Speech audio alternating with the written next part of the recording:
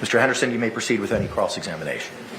Now, in the investigation, or what you're trying to accomplish in the investigation is basically get a basics of what took place. Would you agree with me there? Yes, I would. All right. And you can do that one or two ways, or a combination of ways. One is to take testimony of potential witnesses. Is that correct? Yes, it is. All right. And at that point in time, Ms. Boone did not have to talk to you if she didn't want to, did she? No, she did not. So she agreed to talk to you at that point in time? Yes, she did. Okay. Were there any other witnesses besides Ms. Boone that you talked to on this initial date of the 24th? Just Brian Boone. Also, it's your job, too, to identify potential physical evidence in a case. Yes, it is. All right. Give the jury an idea of how that process takes place, please. So yes, when I initially arrived on scene, I introduced myself to Sarah Boone and explained that I wished to go inside her residence, which she gave me consent to go in and look around. I went in, looked around, and then when my CSIs arrived, they would go in, take pictures, and then I kind of leave them to do what they need to do as far as taking pictures and documenting things and measurements. And then that's when I conducted my interviews.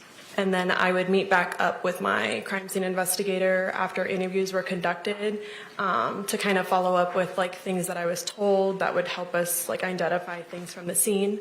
The suitcase was some evidence that y'all agreed on that we need to take this suitcase from the scene. Is that correct? Yes, it was. Okay. How about the baseball bat? Was that done that day? The baseball bat was collected, yes. In your viewing of the suitcase, did you view the suitcase while it was on scene? Yes, I did. All right. Did you notice that if there was any independent loose items in the suitcase? There were, yes. Were those items collected? Some of them were, yes. Who made the determination what items of that suitcase would be taken or collected and what would not be collected? I would say that I have the final say on what is to be collected or not collected, but we do discuss it together to make that determination for me to give the final yes or no.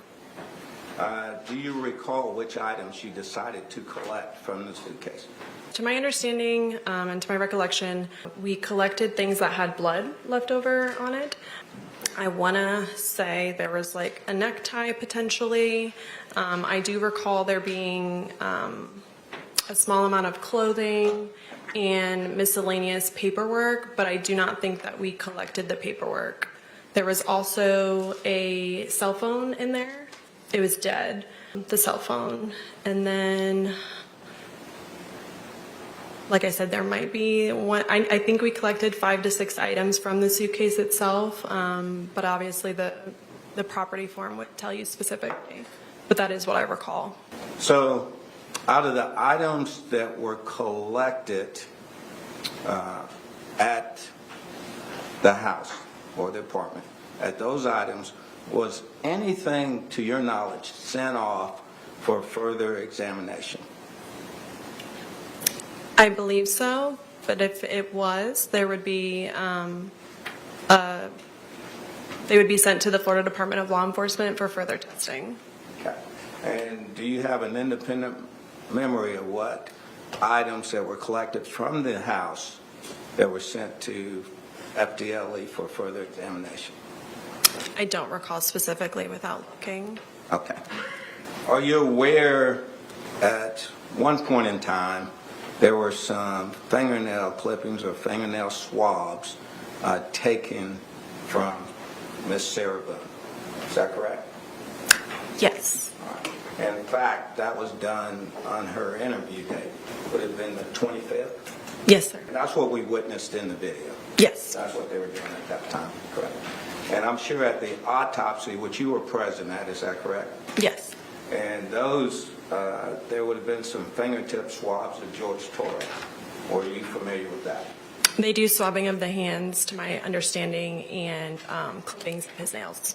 Do you have an independent memory of the fact that Sarah Boone's fingernail swabs were sent to FDLE for comparison?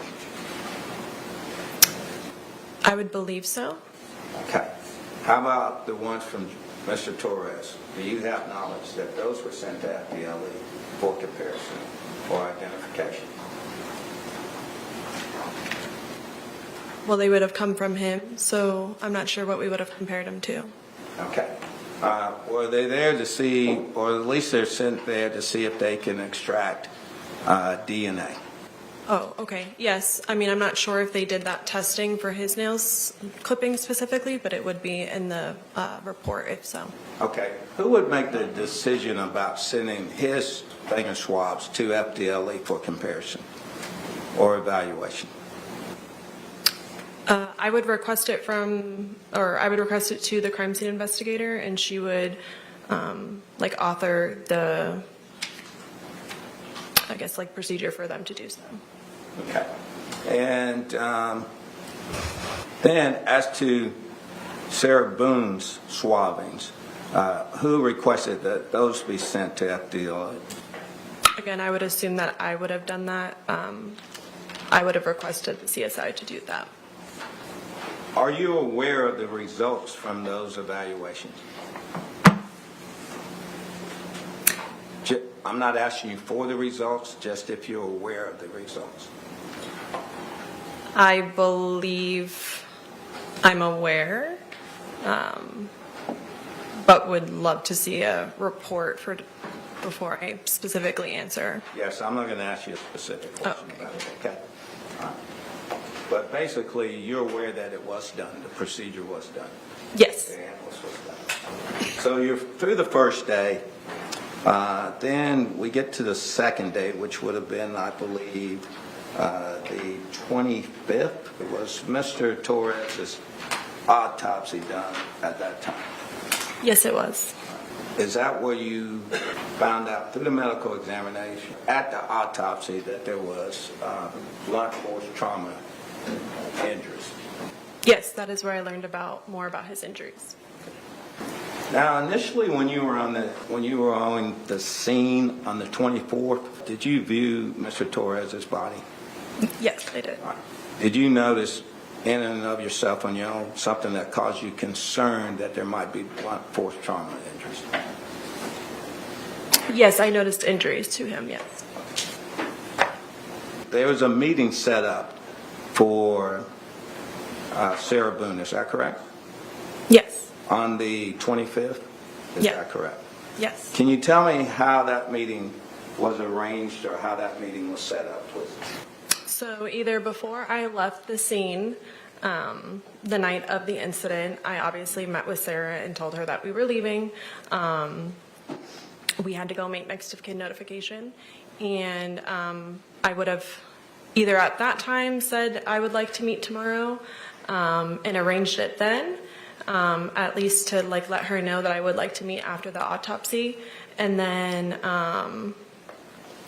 obviously from watching the video towards the end, she said something about recalling a conversation that we had, calling me. So there may have been a phone conversation that occurred later that evening where I either would have confirmed the time or told her the time then. I just don't have that on an audio. But I know it either took place before I left the scene, because I obviously would have, said my goodbyes and told her, hey, we're leaving, we're going to make next of kin notification. She was very concerned about that, so I would want her to know that we were doing that. So it either took place then or it took place on that phone conversation that we had. Okay. The day prior to that, on the 24th, ma'am, did she give you permission to take the phone? Yes. Because at that time, you hadn't applied for any type of search warrant to get or search the phone. Is that correct? No, it was based off of consent. Okay. So she had consented to you for you to have her phone. Yes. Is that correct? She also provided you the code to get in the phone. Is that correct? Yes. So at this point in time, Ms. Boone is cooperating with you. Isn't that correct? Yes. Now, ma'am, do you recall telling her, Ms. Boone, that she could get her phone back the next day? I don't recall specifically telling her when she would be able to get her phone back, but I did say something along the lines of we were now going to be taking the phone. I obviously had digital come out for consent to go through her phone. There was evidence on her phone that I needed to be downloaded, and at the time I was willing to give back her phone before going through it, and then once we had gone through it, and those videos were found, I felt like this was very different, and it changed my perspective on consent, and I decided at that time that it was best to write a search warrant. So consent couldn't be, basically, like, I knew I was going to take her phone, so consent has to be basically given to me throughout the entire period. So she would have had no way to contact me to tell me she no longer consented. So therefore, because there was evidence on the phone, I took the phone. Basically, I potentially told her, you know, maybe we didn't get a full download. I may have said something along the lines of that. As far as me taking the phone, and then I wrote a search warrant. I either started writing the search warrant the night of, but it wasn't signed until, I didn't submit it until the next day, and then it was signed the next day, on the 25th. So basically what you're telling us is that she could have withdrawn her consent at any time prior to that search warrant being received. Is that correct? Well, while I was on scene, but at the end of the day, there was evidence on the phone, so I knew I could go through I knew I could get a search warrant to go through the phone based off there being evidence, like the 911 calls, and her explaining to me that they had spoken to family members, since they had explained to me that they spoke with family members the night prior. So I wanted to obviously corroborate her statement. So I knew that I would be able to get into the phone through a search warrant.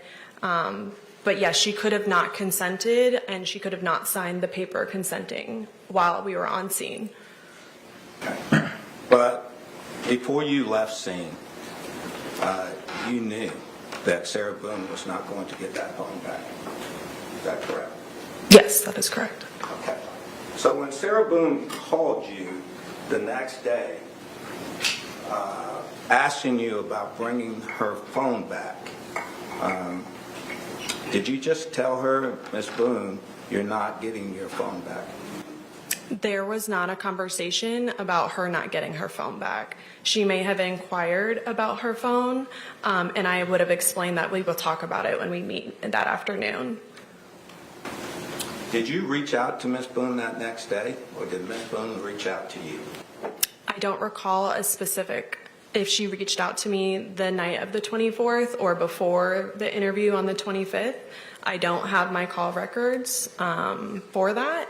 I'm just basing it off of the interview where she had basically said that, yeah, I have your business card and I can contact you like I did. So my assumption would be that we did have some sort of conversation either the night of the 24th or before the interview on the 25th. On the 25th, did you make arrangements with Sarah Boone to meet with her on the 25th? So I either made arrangements on the 24th with her before leaving the scene, and I would have told her I would like to meet with you the next day, or I said, and I may have given her a specific time at that moment, or when we spoke later that evening on the phone, I may have confirmed the time or given her a time then, but she definitely knew that we were meeting at 3 p.m. on the 25th at Orange County Sheriff's Office Central Operations. And ma'am, you just don't remember at what point in time you informed her to set up this meeting with her. Is that correct? It's one or the other. One or the other? Yes. Okay. As to it being one or the other, you did you prepared the investigative report in this case, is that correct? Yes, I did. And the investigative report, you basically summarized everything that took place on this case, up to a certain point. Yes, it was a summary, yes. All right. I found your investigative report to be in great detail because it helped me track this case from basically beginning beginning to, not to the end, but to the point where the report stops. And it seems like in your investigative report, you are very thorough about details. Is that correct? I would say I'm a detailed person. Yes, thank you. Okay. So being the detailed person you are, and absolutely doing your law enforcement training, they tell you, they train you that your report should be very much in detail. Is that correct? Yes. Okay? Because you might have to refer back to them at a later time. Is that one of the reasons? Is that correct? Yes, and to prepare myself for depositions and trials. Okay, and just to give an accurate picture of what you did and what took place and what people told you. Is that correct? Yes. Okay.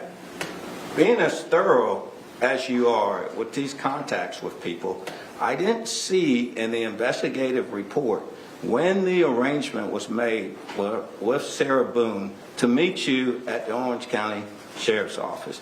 I did not see that in the report. Do you have an explanation why? It's not typically something I would put in my report. Okay. Do you remember in having the conversation with Miss Boone about this meeting that was supposed to take place, that you said that you could not return the phone to her that day because you were not feeling very good? You remember telling her that? That never happened. Okay. Ma'am, during this time frame, were you pregnant at this time? Yes, I was. Okay. Miss Boone, there was a meeting arranged. Is that correct? For the 25th at 3 p.m., yes. Yes, and Miss Boone showed up for that meeting. She did. 25th. Yes. That we saw. Okay. I'd like to talk to you about some other investigation on witnesses, other witnesses that you took their testimony or statements, recorded statements at different times. Okay? Do you remember Abraham Moreno? Yes. Okay. Did you take his recorded statement? Yes, I did. All right. At the time that you took Mr. Moreno's recorded statement, was there anyone else with you? My partner should have been with me, Detective Scott Lowe. Okay. Ma'am, as to who was with you, would it help refresh your memory if you were to see your investigative report as to that interview? Your Honor, I would object. She hasn't said that she needs any aid in refreshing her memory. Objection sustained. Ma'am, was Detective Scott Lowen with you during that interview? Yes, I believe so. May we approach? Yes. Ma'am, do you have an independent memory of Detective Scott Lowen being with you at that interview? I believe my partner was with me on the interview. Yes, I typically wouldn't go and do some follow-up without my partner being with me. Thank you very much. Now, ma'am, what date did that interview take place on? I believe the 26th, February 26th of 2020. Okay, thank you. Ma'am, was that interview recorded? It was audio recorded. Was the entire interview audio recorded? Yes, the entire interview was audio recorded. Ma'am, are you familiar with a witness by the name of Brandon Moats? Yes, I am. On February the 27th of 2020, did you interview Brandon Moats? I believe so. It was either the 26th or 27th, yes. If you were to see your investigative report, would that help refresh your memory? All right. I would again object. She hasn't indicated that she needs assistance with her memory. Approach. Objection sustained. Ma'am, if it was the 27th, you would not disagree with that, would you?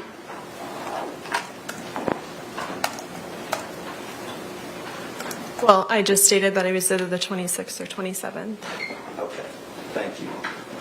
Mr. Moats, he was the neighbor living in the apartment, or the connecting apartment, wall apartment, with Ms. Boone and Mr. Torres. Is that correct? Yes.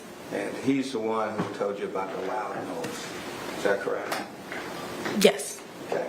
Did you interview anyone else in reference to that loud noise? So I was interviewing Brandon, and then my partner was interviewing Vincent, the other witness, and I came in at the end of the interview with Detective Lowen. Okay, so that's Vincent. And did that interview take place on February the 27th of 2020? I believe so. I interviewed witnesses after I interviewed Sarah. The 26th or 27th would be my memory. Okay, thank you.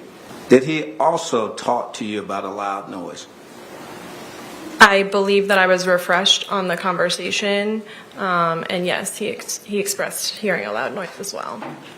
And those interviews were actually audio recorded too, is that correct? Yes, they were. Okay. Now let's go to Ms. Boone's interview. And that would have took place on the 25th, is that correct? Yes. Okay. And Ms. Boone came down. Ma'am, prior to Ms. Boone coming down for the interview, had y'all made the decision that Ms. Boone was going to be arrested? Yes, I plan to arrest Sarah Boone. Okay. Did you tell Ms. Boone in arranging the meeting that when she came down there, she was going to be arrested? Your Honor, I'm going to object this for relevance. Approach. Objection's overruled. So, ma'am, at that time, you did not tell Ms. Boone prior to coming down there that she was going to be arrested. Is that correct? No, I did not. Okay. Why did you not tell Ms. Boone that she was going to be arrested? We plan to meet at 3 p.m. and go over the autopsy and have another interview. So, I mean, I'm not sure why I would tell her that she's going to be arrested. That would potentially cause her to flee, not come, and then we have to go find her and make it more difficult for everyone. Or potentially get an attorney to come with her? She was read her rights that said that she has a right to an attorney, and if one cannot be provided for her, she will be appointed one. I understand that. You read her those rights when she got there. Is that correct? Yes, I did. You didn't read those rights to her before she got there, though, did she? I wasn't in contact with her, like physical contact with her. Okay. So, but you said potentially for fleeing. My question was, potentially she could have got an attorney, too, to come with her. Is that not correct? I misunderstood your question. I didn't hear potentially bring an attorney with her, but yes, I guess she potentially brought an attorney with her. So Ms. Boone shows up, and you tell her that some things that we need to talk about. Is that correct? It's specific verbiage. I know I said something along the lines of, obviously the autopsy had been conducted, and there were things that we needed to talk about in regards to that. But prior to discussing it with her and asking her questions, you did read her Miranda warnings. Is that correct? Prior to, I'm sorry, one more time? Before you started asking her questions, though, in this interview, before you started asking Ms. Boone's questions, you read her Miranda warnings. Is that correct? Yes, before I started asking any sort of potentially incriminating questions, she was read her Miranda warnings, yes. Okay. Ma'am, do you remember, as part of the Miranda warnings that you read to Ms. Boone, did you read her the one that states that if you decide to answer questions but want to stop answering and consult with an attorney, you may do so? Do you independently remember reading Ms. Boone that instruction?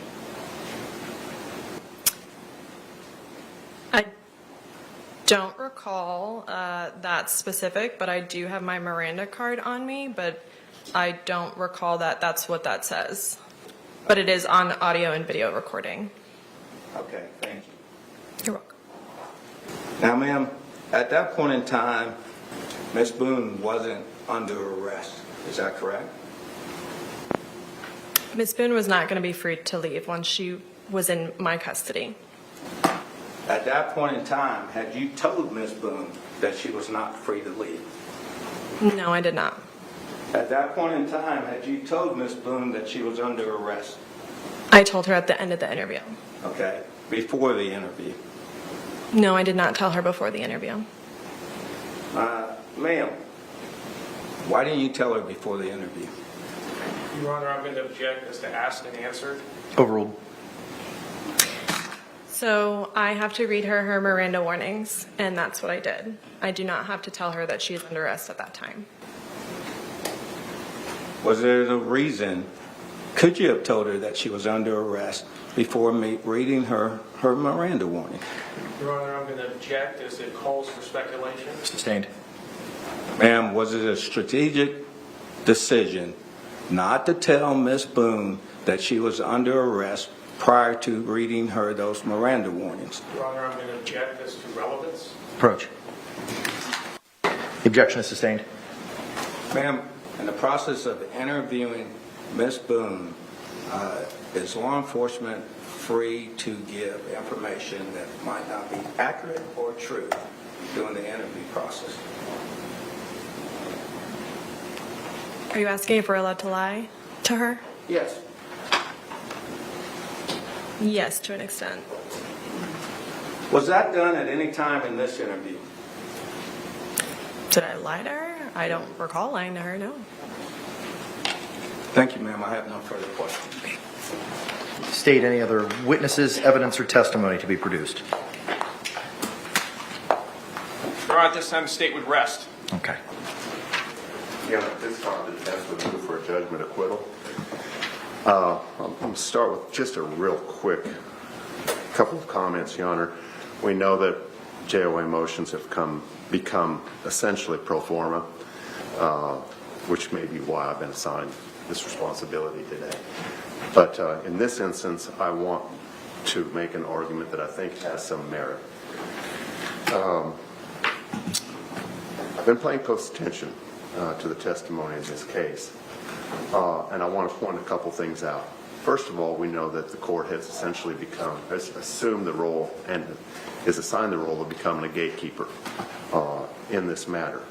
We know from the testimony that's been presented in this matter that not only did law enforcement, but also the Office of the State Attorney had knowledge of these parties prior to the event having occurred. And despite that, the state has proceeded with this prosecution based upon criminal information as opposed to having taken it to the grand jury. That kind of places the court in a special position to evaluate the nature of the evidence that's been presented.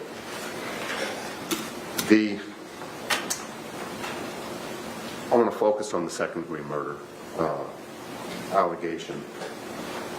And one thing that occurred to me while watching the evidence as it was presented, watching the videos, particularly of the interrogation, was part of the dialogue between Ms. Boone as well as Detective Scott Lowen at the end of the interrogation.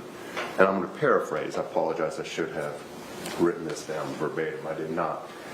But she's advised that she is being placed under arrest. Something to that effect. And her response is, "Why are you doing this?" The detective's response to Ms. Boone is, "Because George is dead." I'm sorry. Because George is dead. That's not enough. It's not enough to support a second-degree murder, prosecution, conviction, or should it even be enough to allow this matter to go to the jury? Now, there are three elements of the second-degree murder information. The first is that the victim is dead, that Mr. Torres is dead. We stipulated to his identity. There has been no argument to the fact or the idea that he died in this incident.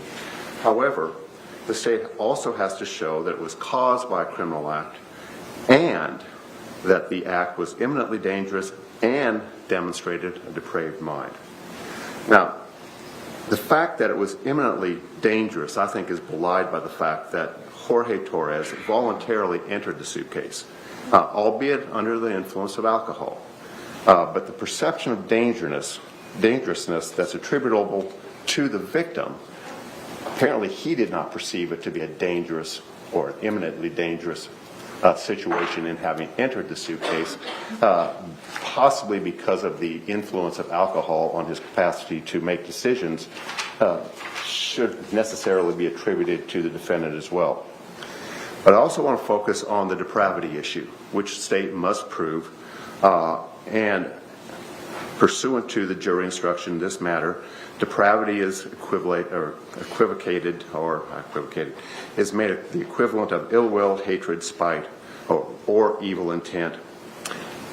And that's not enough. Not only does the state have to show depravity, but it has to show, because it's in the conjunctive, that the act demonstrates an indifference to human life. The state has presented testimony and argument in this matter, not argument, but testimony that in fact George Torres was suffering. Suffering does not equal hatred. It does not equal ill will. And even if they were to establish negligence, that's not homicidal. We know that suffering is something that the courts have been very, very cognizant of and very sensitive to. We know it from the field of capital punishment and incarceration. The idea that somebody suffers is not in and of itself homicidal, nor should it support the idea that there was indifference to the life of George Torres by Sarah Boone. Was she angry? I think there's clear evidence that she was angry. But that's not hatred. And that's the element that has to be proven here. And I don't think that there is a prima facie case that in fact she demonstrated hatred so much as she demonstrated anger. Doesn't establish a prima facie case of second-degree murder. It's for those reasons, Your Honor, that I think that this matter should be, the motion for JOA as to second-degree murder should be granted, and this matter should be allowed to proceed solely on a manslaughter charge, because in fact they have not established prima facie elements as required by law. Thank you, Your Honor. Thank you. Response. Yes, thank you. Standard at this time is just a prima facie case. Whether any trier of fact, in taking all the facts in the light most favorable to the state and the inferences drawn from them, establish the elements of the crime. There are three elements to this crime. George Torres is dead has been established by a prima facie case. The death was caused by the criminal act of Sarah Boone that has been established. There was an unlawful killing of George Torres by an act imminently dangerous to another and demonstrating a depraved mind without regard for human life. An act is imminently dangerous to another and demonstrating a depraved mind if it is an act or series of acts that a person of ordinary judgment would know is reasonably certain to kill or do serious bodily injury to another. It's not Miss Boone's subjective statements on February 25th. I had no idea you could die from being zipped into a suitcase for 13, 15 minutes before she goes to bed. 2, is done from ill will, hatred, spite, or an evil intent. We heard what she said. The 2-minute video starting at 11:12 p.m. 45 seconds would be linked in Merriam-Webster's digital dictionary for the definition of depraved mind. Fuck you, I don't care, laughing, is of such a nature that the act itself indicates an indifference to human life. Sarah, that's my name, don't wear it out. Judge, there's no question that a prima facie case has been laid. In addition to the 2-minute video and then the 22-second video 11 minutes later, we also have the defendant's inconsistent statements that she has made in regards to these events, and therefore we have that factual issue for the jury to decide. She made statements on the 911 call and to law enforcement both on the 24th and 25th that I have no idea what happened. I just went to sleep, everything was good. And then when confronted with her video on the 25th, we see that there are two distinctly different sets of statements that were made. So this is sufficient at this stage in time for a jury question. Thank you. Thank you. Thank you both for your arguments. The court, in viewing the light most favorable to the state, the court finds that the state has presented competent but rebuttal evidence to establish each of the elements of the charge contained in the information to the required level of a prima facie showing. As such, the defense's motion for a judgment of acquittal is denied. Ms. Boone, I have a couple of questions to go over with you. So far, you've been present throughout the entire trial process. You've been seated at counsel's table. You've had the opportunity to observe the evidence presented by the state, as well as the direct and cross-examination of the state's witnesses. Are you satisfied with your attorney up and until this point? Yes. Have you had the opportunity to discuss with your attorneys whether or not you would like to testify as a witness in this case? Yes. Do you need any additional time to discuss that matter with your attorneys? No. Have your attorneys discussed with you the potential benefits and potential harms of testifying as a witness in this case? Yes. Are you satisfied with your counsel's advice so far in this case? Yes. Are you making this decision freely and voluntarily? I am. Did anyone force you, threaten you, or coerce you to testify in this case? No. Would you like to testify or not testify as a witness in this case? Testify. Okay. Number one, of course, I've got a lot of photographs about the prior violence that George Torres committed on Sarah Boone, and there's a dispute about whether or not I have to establish an overt act that she responded to, that she considered an imminent threat, and that she took evidence or she took action to either block or physically restrain George Torres from committing an act of violence on her. But Judge, if you'll remember, during the 2-hour interrogation, the officers make mention that they are aware of the prior incidences of violence. So I believe the door has been open that I can go into that based on those statements by the two detectives. If you remember, they introduced this 2-hour video. She says, he comes at me all the time. I think eventually Sarah Boone realized that they had her phone and they were going to see pictures, they were going to see videotapes of evidence that George Torres committed acts of violence on Sarah Boone. I think at that point she changed her tone about George. She was trying to protect George, but then she realized she would have to disclose some of the acts that had been committed on her by George Torres, and so she did talk about him coming at me, and we've had issues before, and the officers gave, I can't remember exactly what they said, but yeah, we're well aware of, I don't know if they said the prior acts or we're aware of the domestic violence, whatever the case may be. I submit that opens the door. That was during their case in chief. They chose to play that entire video. And so I think I can talk about the prior bad acts before the event in question chronologically. And I've got a bunch of photographs that go into physical evidence of her injuries as a result of George's violence. Okay. Response, if any. Judge, we're asking for the court to maintain its ruling. We already read an instruction that the police are allowed to tell her things to try and get reactions from her. She affirmatively denied there was an overt act that night to the police. And the court, in its ruling pre-trial, I'm trying to get some guidance on this, reviewed Ms. Boone's most recent statements on the matter, and there is no overt act thus testified to. So we are hopeful that we will maintain that ruling, and I don't know how it prejudices her or her team in any way to establish an overt act on February 23rd, 2020 before we go into reputation evidence, prior instances of violence, or matters of house income evidence. Any other further argument, Mr. Owens? All right.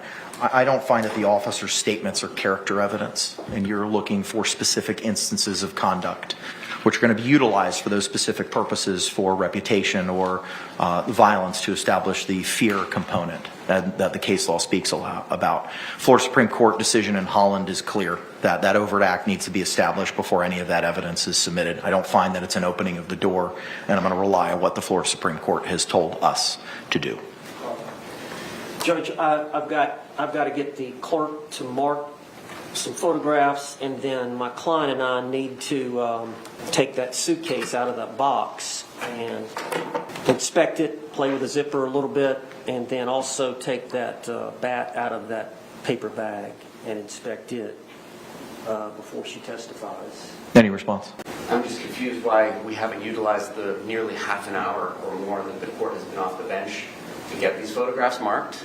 The defense team has been on board for quite some time. They did not request a second evidence view of the physical evidence that Ms. Boone already had an opportunity to do while she was pro se. For the record, I'd like to make 2 points about this issue, about whether or not I can bring in evidence of prior acts, prior bad acts, prior to the overt act. And there's 2 reasons that I believe I should be allowed to do so. One is, Judge, in that 2-minute video, Sarah Boone makes a statement, "That's how I feel when you choke me." And then some moments later, "That's how I feel when you cheat on me." And she's angry at him, and she's talking to him. She's talking to him in an intoxicated state, and she's expressing her anger and why she is angry. And I ought to be able to elaborate on what that is that she's angry about as it relates to when you choke me. Okay, response. Judge, I don't disagree that they should be able to bring that in once they've established an overt act that is imminently dangerous to an objectively reasonable person. I believe that's the law in our home. Any other further arguments, sir? Not on that issue. Motion's denied. Court, again, is going to rely on the Supreme Court's guidance in these situations based on Holland 916-7-2nd-750 at point 760 through 761.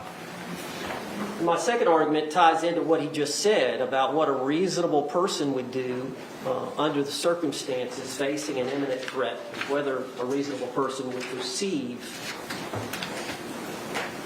the overt act on the part of George Torres that was witnessed by Sarah Boone. Would that be perceived by someone as an imminent threat? And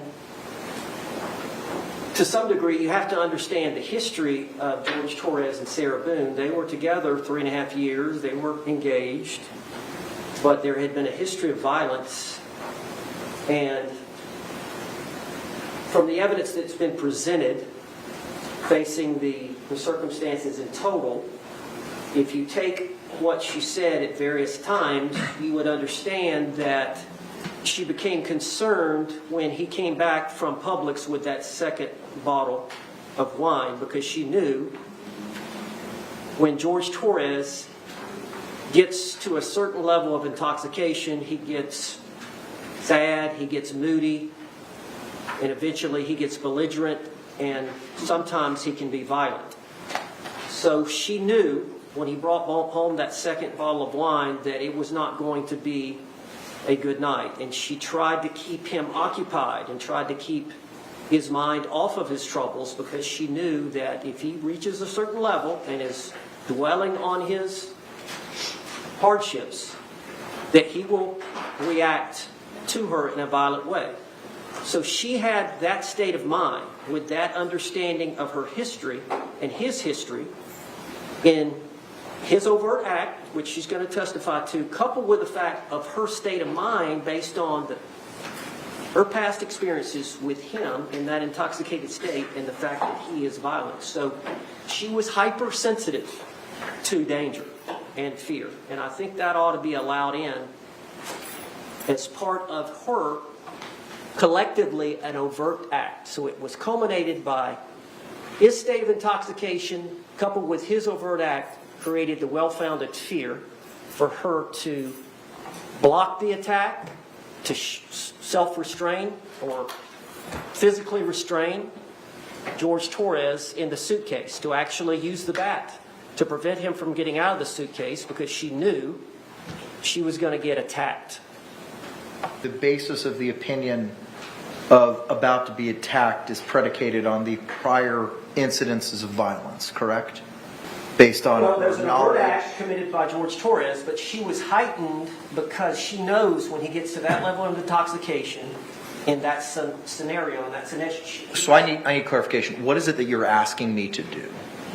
For me to be able to elicit from Sarah Boone that she was concerned once that second bottle was brought, and that's why she tried to placate him over the course of the evening, and that's why she had a heightened sense that he was capable, Judge, due to his degree of intoxication, that he may act violently towards her. And the problem is, a lot of the problem is, Judge, he doesn't remember battering her the next day. That's part of the reason that she videotapes him and photographs him. She starts to document what happens so that she can show him. She loves the man. She adores the man. She wants to marry him. She wants a life with him. But she's tired of being beat on, and so that all ties into her behavior, her sense of nervousness at that point. The reason she was so confident during that 2-minute video is because she knew, okay, this is my chance. He can't get to me. I can tell him exactly what he does that bothers me, that hurts me, and how I feel. And so that's all tied together with then he starts to try to get out of the suitcase, and she reacts the way she does. Response. We held these arguments already. The court has ruled. There are no new arguments being made. The court understands exactly what Sarah Boone, the defendant, said to Dr. Werner on October 2nd. The court knows exactly what the defendant said to Dr. Harper over the period of a number of months and years. And there was no overt act. The overt act has to be something that is objectively reasonable to cause a reasonable person to believe there's an imminent fear of great bodily harm or death. What the testimony is not that that's what has occurred, that there's her new testimony is this generalized fear, but you've already read that and you've already ruled on that. And I'll just remind the court that her previous testimony is, it's all fun and games, we're laughing, I zipped the suitcase shut, we're still both laughing, it's funny, and then the decedent says, I can't breathe, and then she flips a switch, gets angry because it reminds her of all the times before where she is asserting that the decedent made her feel like she couldn't breathe. And then that's when she starts beating and shuffling the suitcase so much that it flips over and hitting him with the bat. And we've covered this ground. Aggravated assault, aggravated battery, 2 independent forcible felonies. She's committing false imprisonment. She is the initial aggressor after there being no overt act. She can't start it and then say, well, I'm in fear of retaliation, because that's what her testimony was, is once I started doing these things, once I wouldn't let him out of the suitcase, I was afraid he would come out and harm me or kill me. Well, Judge, if I pull a gun on you and I say, give me everything you own on you right now, and then you, in turn, you pull a gun on me to defend yourself, and then I shoot and kill you, I can't assert self-defense. I can't say, well, Judge Kranick pulled a gun on me and I was in fear of death, because I was the initial aggressor. I was committing a forcible felony. That's the facts of this case here, according to her previous testimony.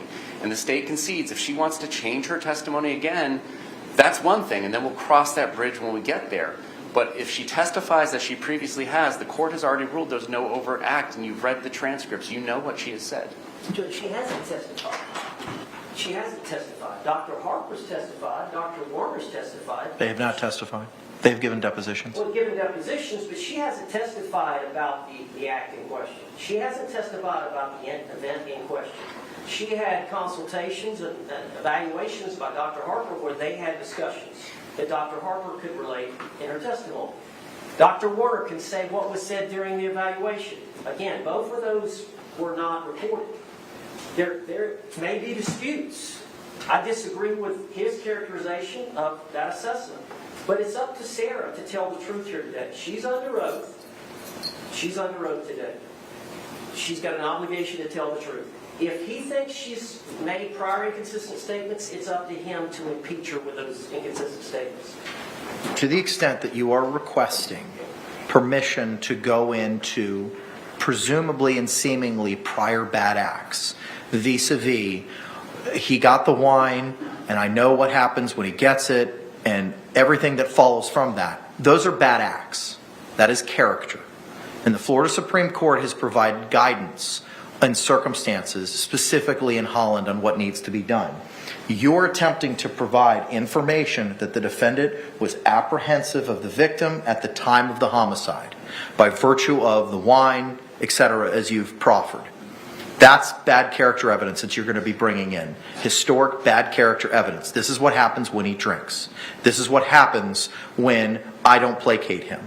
This is the situation that I find myself in, which inevitably may dovetail into prior incidents of abuse. That's all prohibited character under 404, 9404. And the carve out for that is if a overt act is established. It's not a subjective standard, it's an objective standard. The jury instruction, 3.6F, identifies it being an objective standard, and the Akendo case specifically tells us that it's an objective standard. And Akendo, the second DCA in 2023 stated, the conduct of a person acting in self-defense is measured by an objective standard, but the standard must be applied to the facts and circumstances as they appeared at the time of the altercation to the one acting in self-defense. I'm going to rely on Holland. Holland is the law of the land. It is what the Supreme Court has told us to utilize. That's what I will be relying on. The overt act has to be established. Ms. Boone, do you understand that? I do. Okay. Anything else? We cannot talk about any prior bad acts or anything of that nature until we talk about the actual event, the attack. Correct? Mm-hmm. You understand? Do you understand that? I do. Okay. Defense, Mr. Owens, you can call your first witness. The defense would call Sarah Boone.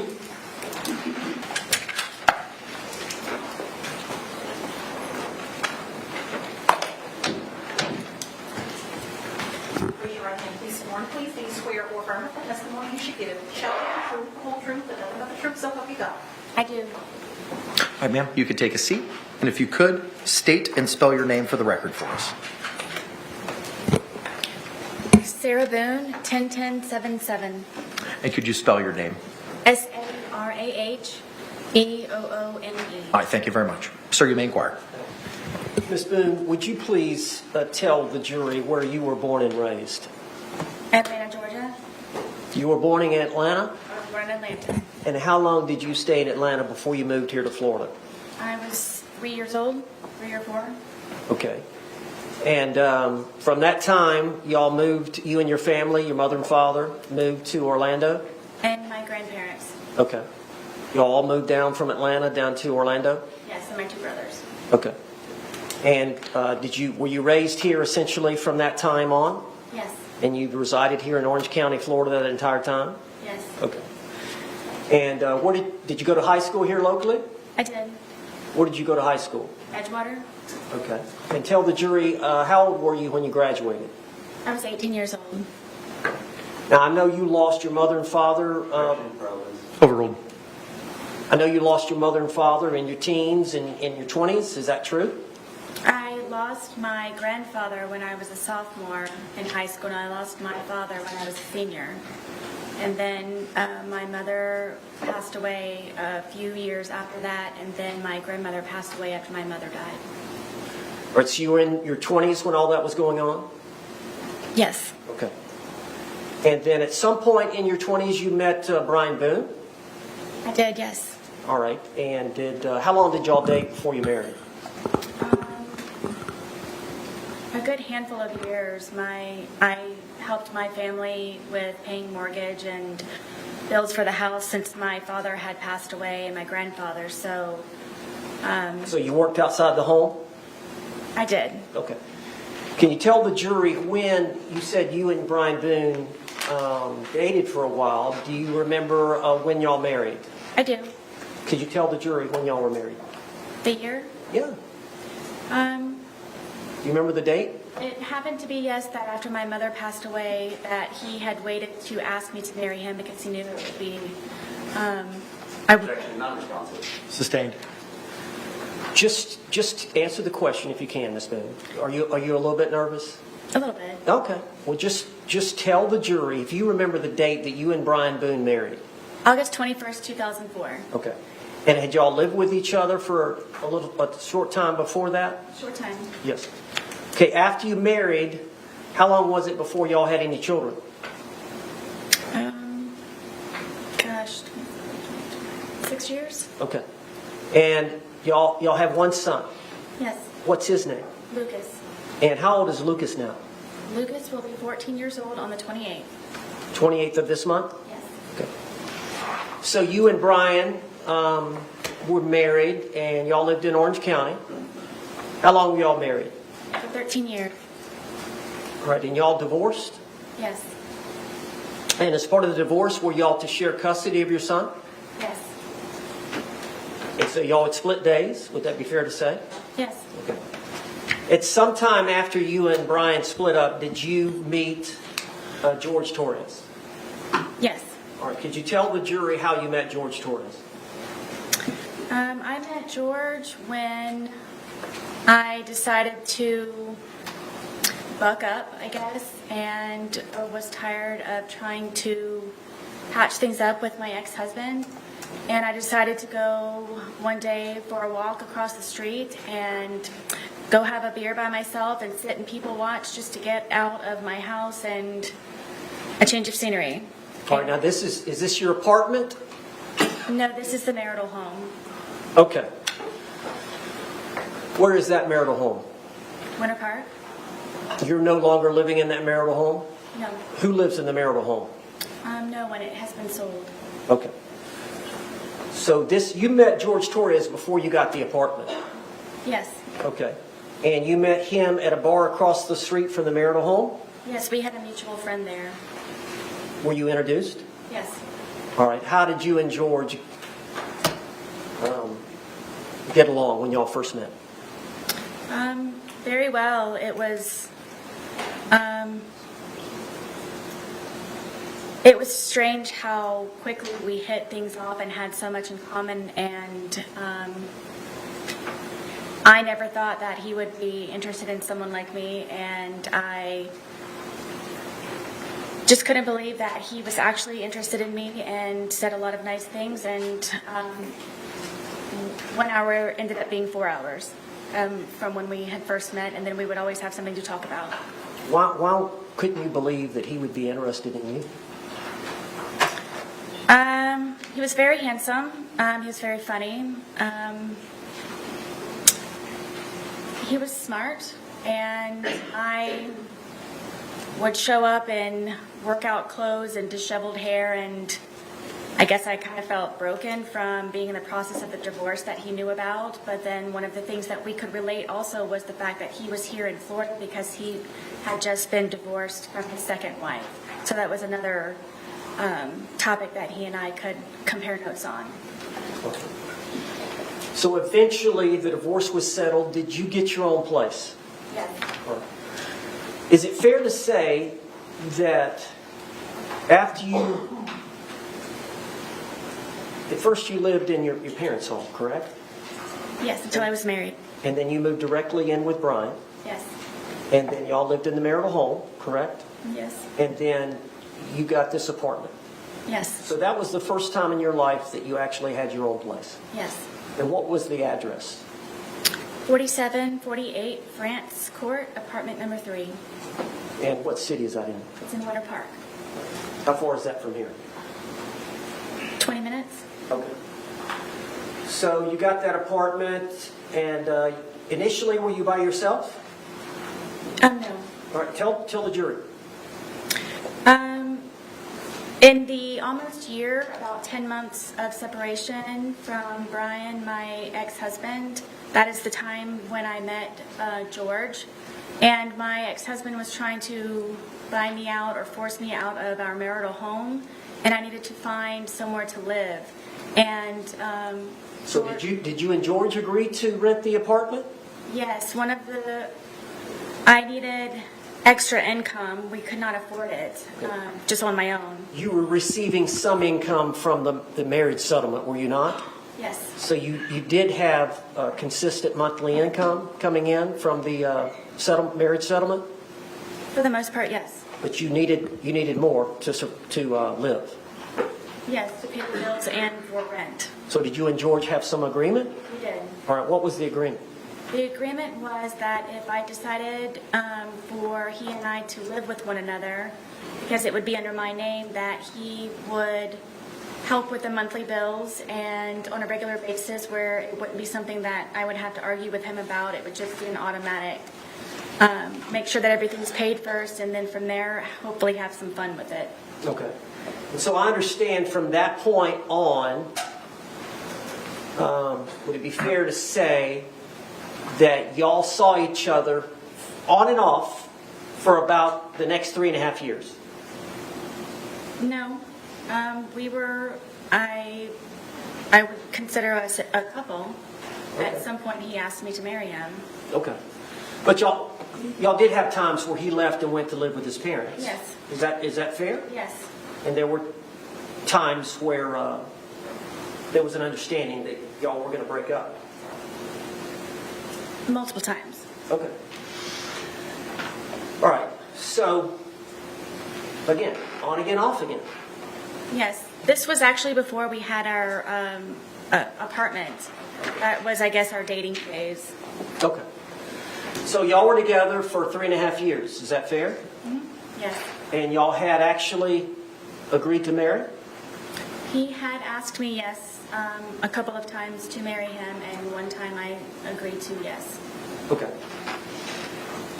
Now, I want to get directly to the date of this event so that the jury can hear your testimony. All right. So tell us, I believe the date is February the 23rd of 2020. Explain to the jury that whole day, from the time y'all got up, the whole thing. Approach.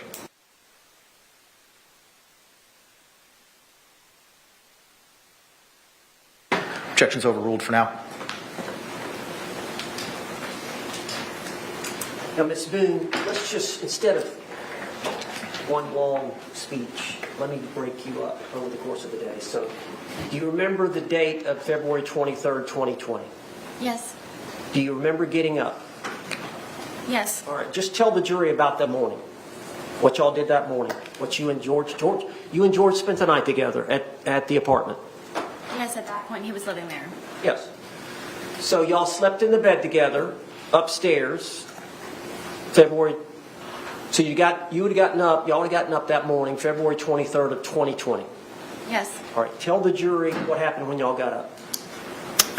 He was already downstairs, and I went downstairs, and he wanted to start the day off by drinking because it was a day off from his job. And I talked him into cleaning and tidying up the house for a sense of accomplishment. So that is what we did for however long that it took.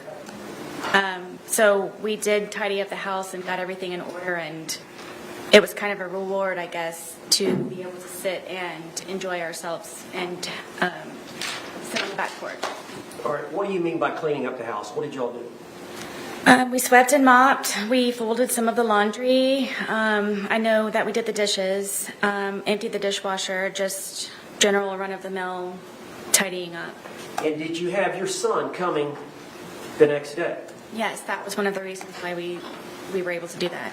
What was the arrangement you had in terms of the next day would have been your day to pick up your son from school? Yes. What time would you pick Lucas up from school the next day? I believe his school ended at 3 o'clock. Okay. So you would have been responsible to pick him up, and he would be spending the night with you that night. Yes. So you wanted to have the house nice and clean. Yes. How many bedrooms are in the home? 2. And you and George had one bedroom? Yes. And who had the other? Lucas. All right. Is that exclusively his bedroom? Yes. All right. So how long would it have taken y'all that morning to clean? I don't really remember what time we woke up, but maybe a good 2, maybe 3 hours. Okay.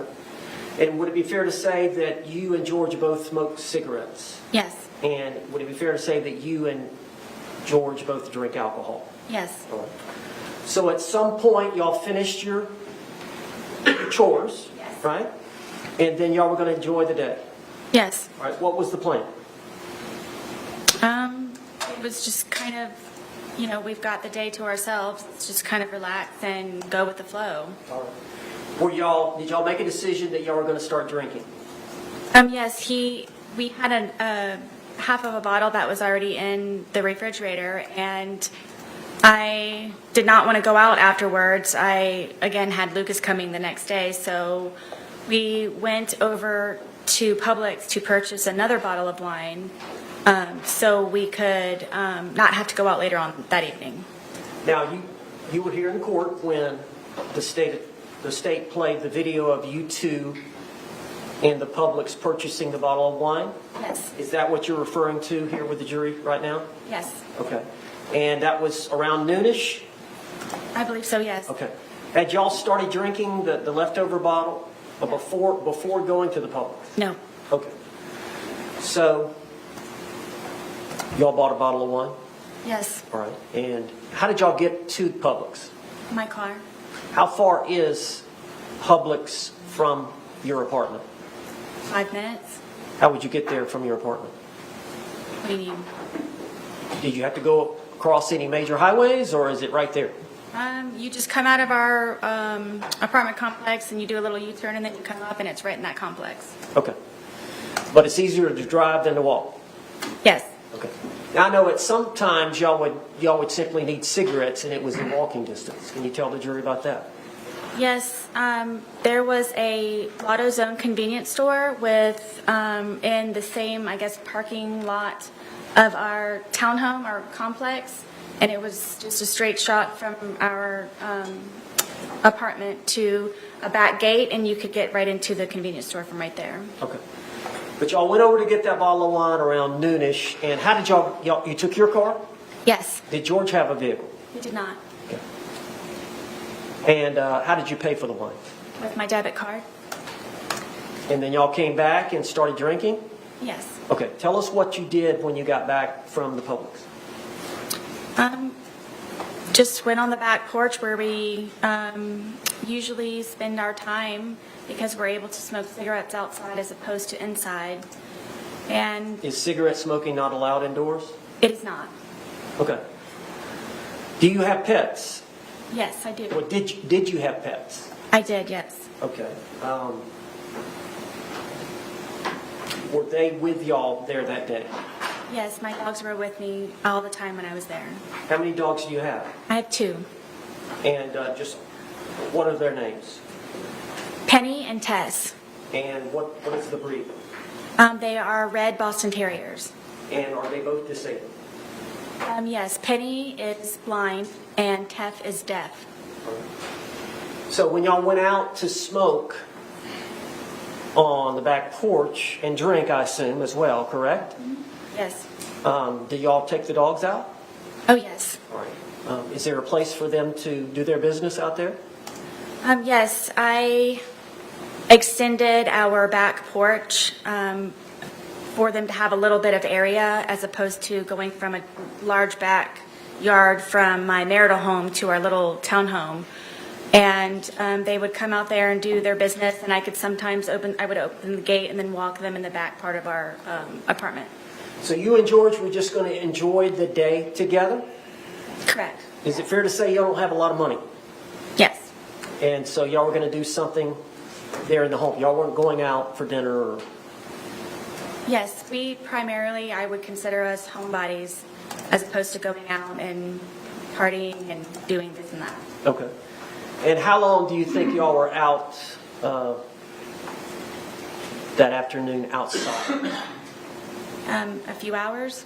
All right. Could you tell the jury what y'all did during that time? We have a dartboard that's out there, and we just had drinks, and we're just really enjoying each other's company and talking about, things upcoming. We both were looking for a job, and just kind of, I guess, encouraging and supporting and planning. And Well, now you said he had a job. Was he looking for a job, a second job?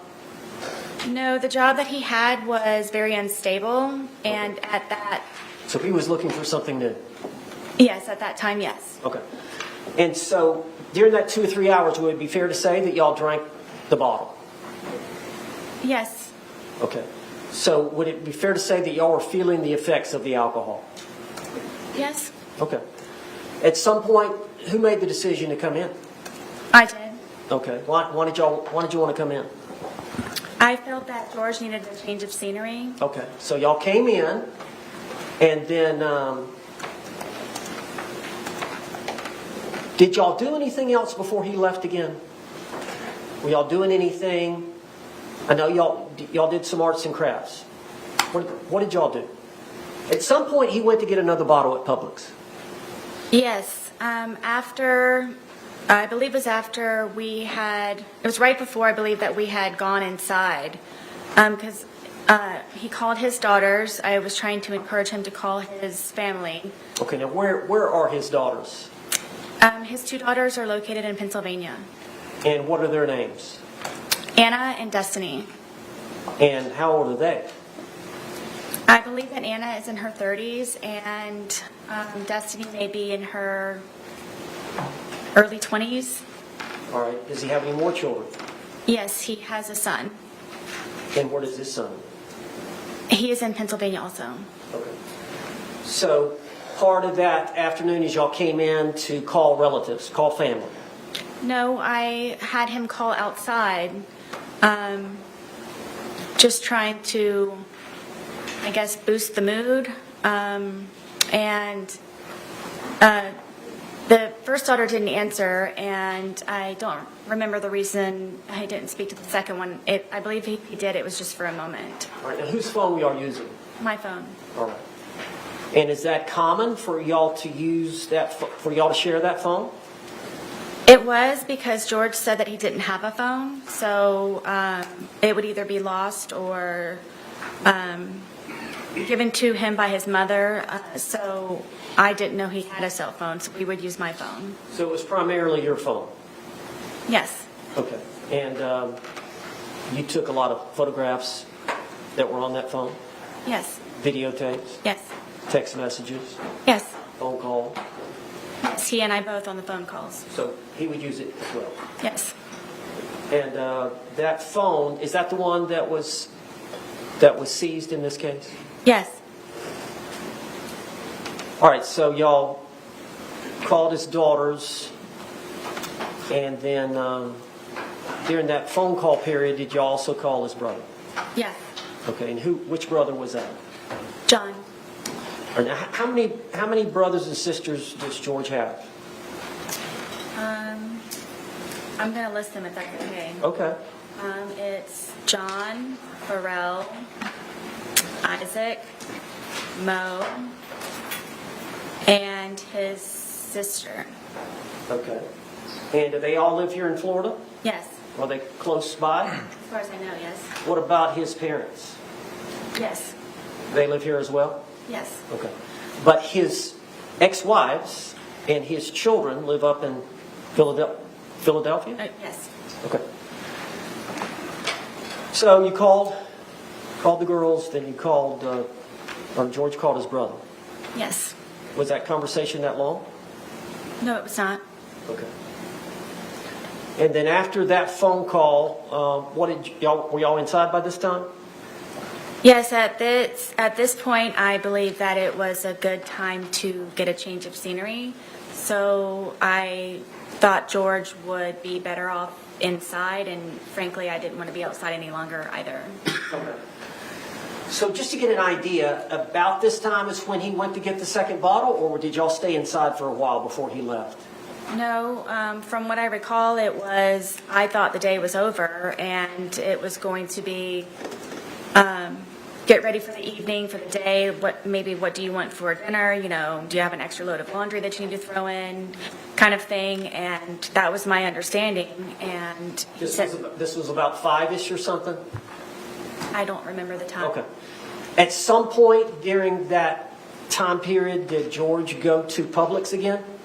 Yes, I thought he was going to be walking to the convenience store, but apparently when he returned, he had gone across the street with my car and my debit card to buy another bottle of wine.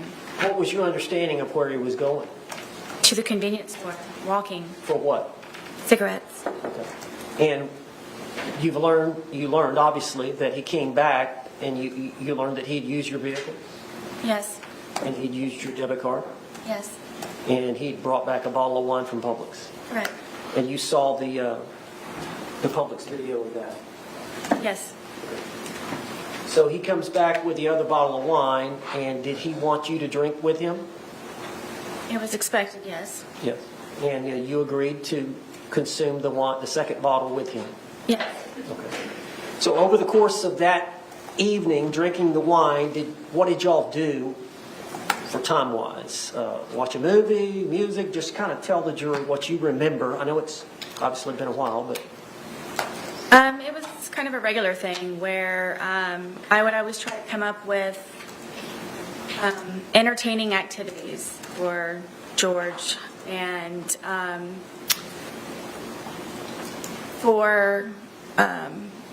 bought a puzzle. We started off at one point doing a smaller puzzle, and then we did that very quickly, so then I purchased a larger puzzle, and I believe it was 1,000 pieces. So I thought to get his mind off of things and to focus on something, it would be smart for us to do the puzzle. So for however long that took, we finished the puzzle. So that was one. Did you every piece was finished, or was it? Every piece was finished. It was strange that we couldn't find one piece, and we thought it was funny that it was in the perfect place on there. But yes, every one but one piece. All right, after the puzzle, what did y'all do?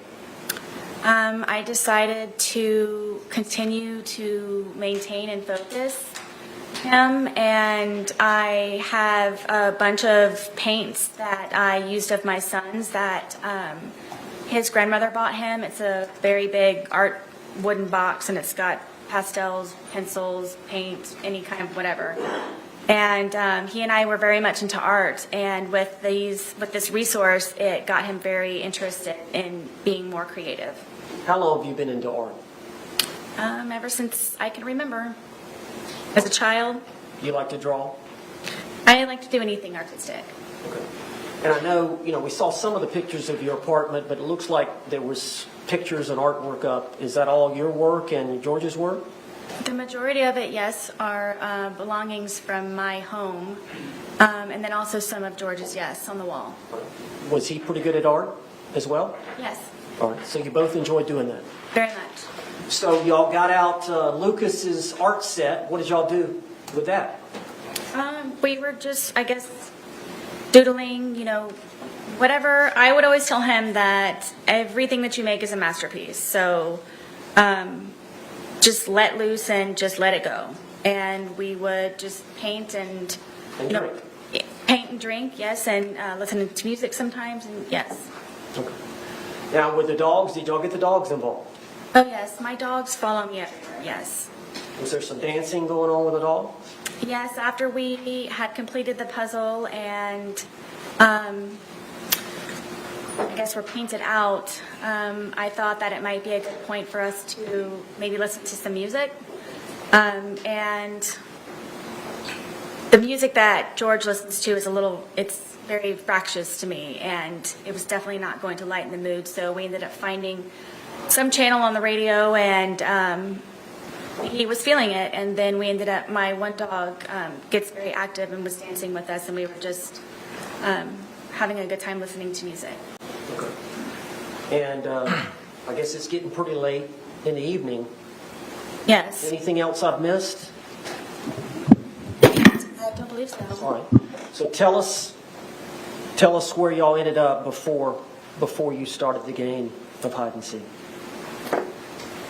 We were I couldn't think of anything else possibly that I had to continue entertainment. But I remember sitting at the end of the couch and him sitting in one of my son's chairs that was in the living room and just kind of doing this. Like, what are we going to do now? Like, I very much would like to go to sleep. Had y'all finished off the that bottle that he had bought? I don't remember, to be honest with you. Bless you. Would it be fair to say that as the day wore on, the more y'all consumed? Yes. And would it be fair to say that as the day wore on, the more you consumed, the more effects you felt from the alcohol? Of course, yes. Oh, both of you? Yes. Okay. So you would agree, would you not, that at the time y'all were trying to figure out something to do and you put your head down on the couch, that y'all, would it be fair to say that y'all were intoxicated? Yes. Tell the jury what happened. At one point, I guess he knew that I couldn't come up with anything else, tapped me on my knee and said, "You're it." So from there, I ran up the stairs and hid into our shower, just waiting for him to find me so we could hopefully go to sleep soon at some point. And And your shower, is it a tub or just a walk-in? it's a tub, but it's in the master bedroom, and you have to go all the way upstairs, you have to go in the bedroom, and then you have to go into the bathroom part, and then there's the shower part. So did you lay down in the tub? At one point, yes, I was. Okay. So you were hiding? I was trying. Okay. And did you believe that he was going to come try to find you? Yes. Did you wait? Yes, for quite some time. All right. Then what did you decide to do? That I decided that I need to go to sleep. I'm picking my son up the next day, and we need to start wrapping up the evening. And I went downstairs to find where he was. And what? I think the jury has seen pictures of your. Would you call it an apartment or It's considered a townhome. a townhome? So you walk down the stairs, right? Mm-hmm. And at the bottom of the stairs is a bookshelf here? Yes, at the very end of it, yes. Okay. So you walk down the stairs and you turn and look in the living room. What did you see? I don't even think I made it all the way down the stairwell because I was just looking for him as soon as I could to hopefully go upstairs as soon as we could. And I looked over and I saw him settling himself in the suitcase. All right, tell us about the suitcase. How long? Is it an older suitcase? Yes. Whose suitcase was it? This is George's suitcase. All right, and did he use it for traveling back and forth to Philly? Yes. I had recently taken him on a trip to go see his children in Pennsylvania, who he hasn't seen in years. And we took that with us. And because of how dilapidated it was, how broken it was, in the end, after that trip, we decided that we would donate it. All right, and I understand y'all kept the suitcase upstairs. Yes. How long did y'all keep it upstairs? Since we had moved in. Is there a closet up there you kept it in? Yes, it was in the master closet, the master bedroom closet, all the way in the back because of the size of it, and there was nowhere to put it, so it's all the way in the back. So when did y'all decide to move it down from upstairs to downstairs? Was it that day or sometime earlier? No, it was maybe a week or so prior. Okay. And so what, y'all were going to donate that to Goodwill or? Yes, we were going to do, I guess, a spring cleaning. Anyone who has children understands that they grow quickly, and there was a lot of clothes that I needed to go through of my sons, and then also from George and I moving in and just kind of putting everything in there, at one point where we just needed to actually go through it and organize it and get things more in order. So is that the reason it was downstairs? You were going to donate it and a bunch of things that you were going to put inside of it? Correct, yes. Okay. So it had been down there a week, so it was already down there? Yes, George brought it down. Okay. So you said that you got down there, you're looking for him, you see him settling into the suitcase. Yes. What did you do? my head, I said, oh man, we're obviously not going to be going to sleep anytime soon. And I walked over, and he was trying to get himself flat, so I couldn't tell that he was in there. And then Now, let me stop you there. The suitcase, is it the suitcase over here in the yes, box? You've seen it. You saw it. yes, It's a pretty big suitcase. yes. How big is George? George was my height. And How tall are you? I'm 5'3". Okay. And how much did George weigh? I thought it was 100 pounds. Okay. And how much did you weigh? I was 98 pounds. All right. Do you agree you put on some weight? Since I've been incarcerated, yes. Well, at the time, though, y'all were pretty skinny. Yes. So from the pictures, it looks like y'all were both pretty thin. Yes. All right. So because of his thinness, is that how? And he's a small man. Yes. Okay. So he was able to get in the suitcase on his own. Yes. Did he willingly get in the suitcase? He was already in there. Okay. When you got to him, did he see you? Yes. All right. Tell us what happened. I mean, I zipped him up. We thought it was funny, and we're joking about how he was, I guess, small enough to fit inside of the suitcase. All right. So what happened then? From there, it was just, we were laughing about it, and it was just strange that he was small enough to fit in there. And then I kind of moved it around a little bit with him in the suitcase still. It was still funny that he was still in the suitcase. Just, I think he and I were just kind of couldn't believe that he could fit in the suitcase. Did you eventually close the top? Yes, the top was already closed. As he was settling himself in there, that's how I knew he was in there, was because the top was kind of flopping a little bit. Okay. So he had got in there to hide, and he pulled the top Yes, on top of it. But you could tell he was in there. yes, You saw him right away. yes, All right. So at some point, did you zip him up? Did yes. you? And what was he saying or doing when you were zipping him up? We just thought it was funny. Were you both laughing? Yes, And so you zipped him up. Were y'all still laughing once you zipped him up? yes. Okay. Tell the jury what happened then. From there, I moved the suitcase around a couple of times, just kind of on the wheels, and moved it around. And at that point, it was funny. We were joking and laughing about it. All right. Now, eventually, did you go sit down on the couch and get your phone? Yes. Did I miss something? Well, the suitcase had, from me moving it around, was flopped over. So while it was like that, I thought at that point I had a moment to, I guess, take the time to talk to him while I guess he was not able to get out for a moment. So you flipped it. You got it on the top, right? Yeah. It gets in, but at some point you flip it over so the zipper is on the bottom. Well, it was just kind of how I was moving it around that it ended up kind of flopping, so. It was upside down. Yes. So after you did that, what did you do? That's when I went over and decided to videotape to just see the, I guess the jest in it, for him to understand that right now I feel safe, and right now I have the ability to actually speak to you in a manner that normally I would not have the ability to do. And you were intoxicated, Yes.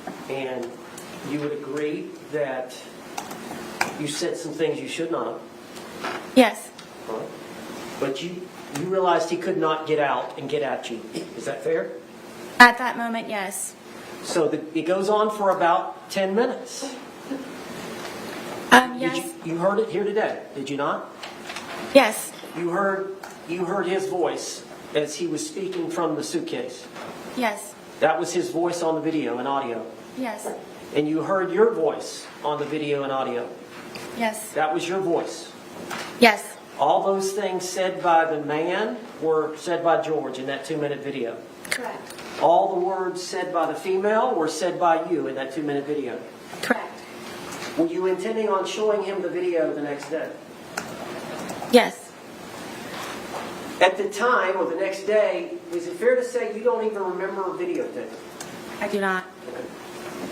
So, from what you can tell from watching it, did that refresh your memory about that event? It did.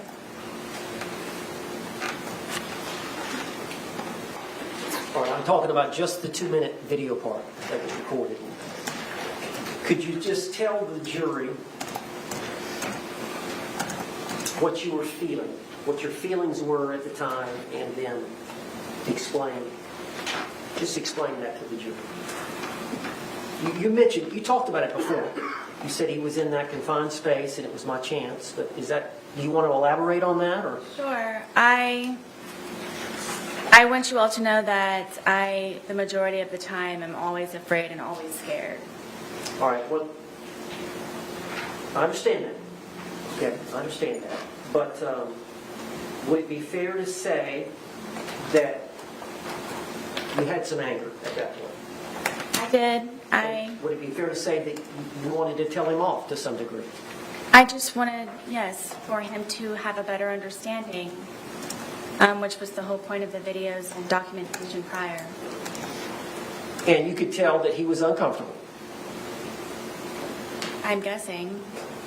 And did you want him to feel some uncomfort? I did. Okay. Now, at some point, you turned off the video. Yes. And then we saw a second video, which was approximately 11 minutes later. And you've seen that video that was played to the jury. It was 22 seconds long. Yes. And I don't think you speak in that video. You hear George say Sarah one time. Yes. Is that fair to say? Yes. So between the 2-minute video and the 22-second video is an 11-minute period. Would you tell the jury what happened? We continued to, I guess, speak to one another, and his tone changed, and I knew the tone, and we ended up, I guess, arguing back and forth with one another, and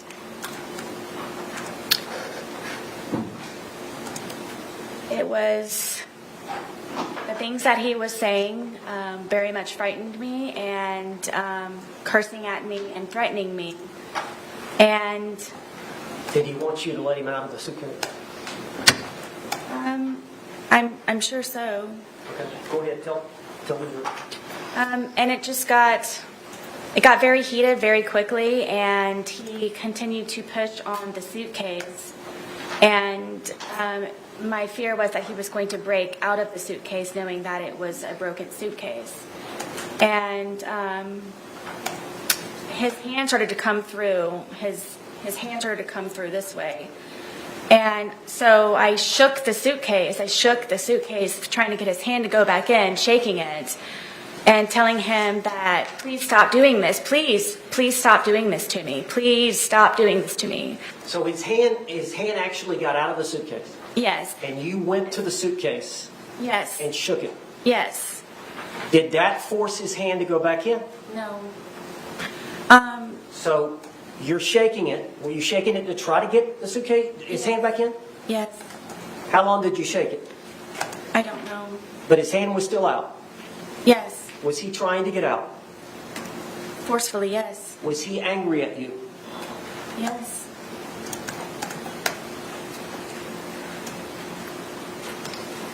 Were you in fear? Always. If he would have gotten out of the suitcase, what would he have done to you? Like he used to tell me, he probably would have made me unrecognizable, or I would have lost my life. Did you lose the grip on the suitcase? Yes. Where was the bat in relation to the suitcase? It was leaning up against the dining room table, right there. How far was the bat from the suitcase? 3 feet, 2 feet. Was his hand still out of the suitcase? Yes. And was he getting out of the suitcase? He very much was trying, yes. And so what did you do? For the split-second reaction that I had, I happened to see that, and I grabbed the baseball bat and was trying to poke his hand to go back in to please don't break through, please. So I hit his hand. Did you hit the outside part of his hand? Yes. We've seen the photographs of his left hand. Did you cause the bruising there? I'm guessing yes. Now, you've seen the bat. It's a youth bat. Yes, I bought it for my son. Is this the bat you used? Yes. And you said you poked him with it? Yes, I kind of pushed, like I held it with the skinny part here and then So the grip here, prodded at it, yes. you grabbed it with both hands here, Yes, and then the barrel of the bat, the big part of the bat is here. correct. And you thrusted it into the different areas of the suitcase? I started with his hand, and his hand, he was still trying to get out. He was still trying to do that. So I started to push on the suitcase around it, hoping to have his hand retract and go back inside.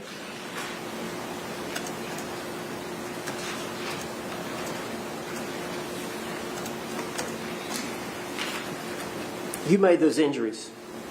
I did, We've seen the photographs. yes, We see the bruising. Is that from that bat? yes. Eventually, did his hand go back inside from you doing? Yes, finally, he had subsided and retracted his hand. So in your mind, did you prevent him from attacking you? Absolutely. Split-second decision. Now, once he retracted his hand, do you remember zipping it up some, or what did you do in relation? Because he was upside down, was he not, at that point? Yes, At some point, you flipped him back up. I did. Tell how that happened. He wasn't cursing, he wasn't threatening, his hand was inside foremost. There was no more of him trying to break through the suitcase. So I felt safe enough to turn it back over. It wasn't happening anymore.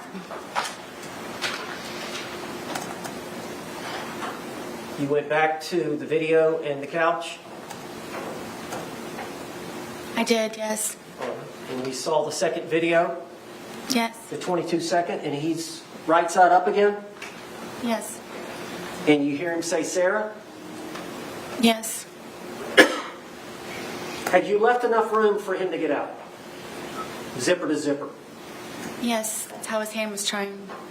That suitcase has 2 zippers, doesn't it? And they meet at various places along the line? Correct. How much room, when you flipped it over, how much room was between zipper to zipper? I don't know specifically. I mean, it was enough to where his hand was coming out. After you had hit him with the bat, was he not trying to get out anymore? No. Did you believe that he could breathe in there? Yes. Did you ever believe he could die in there? No. At all. Were you trying to kill him? Never. Did you want to kill him? I did not.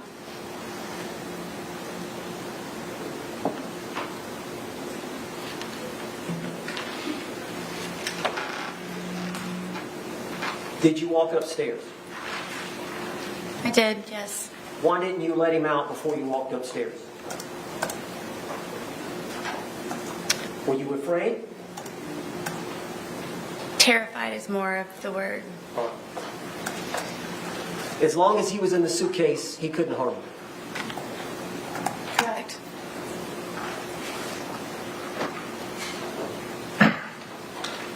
When he's...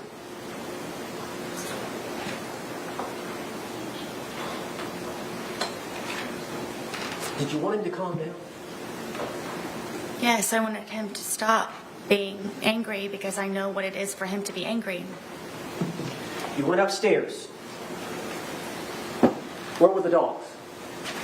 The dogs ran upstairs with me. And where did they go? On the bed.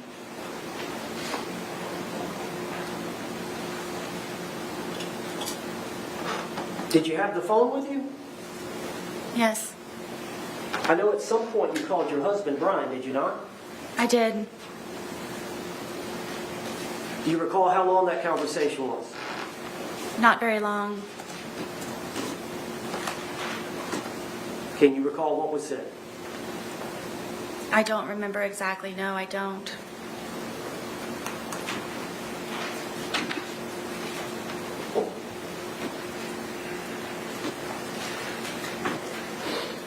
One minute.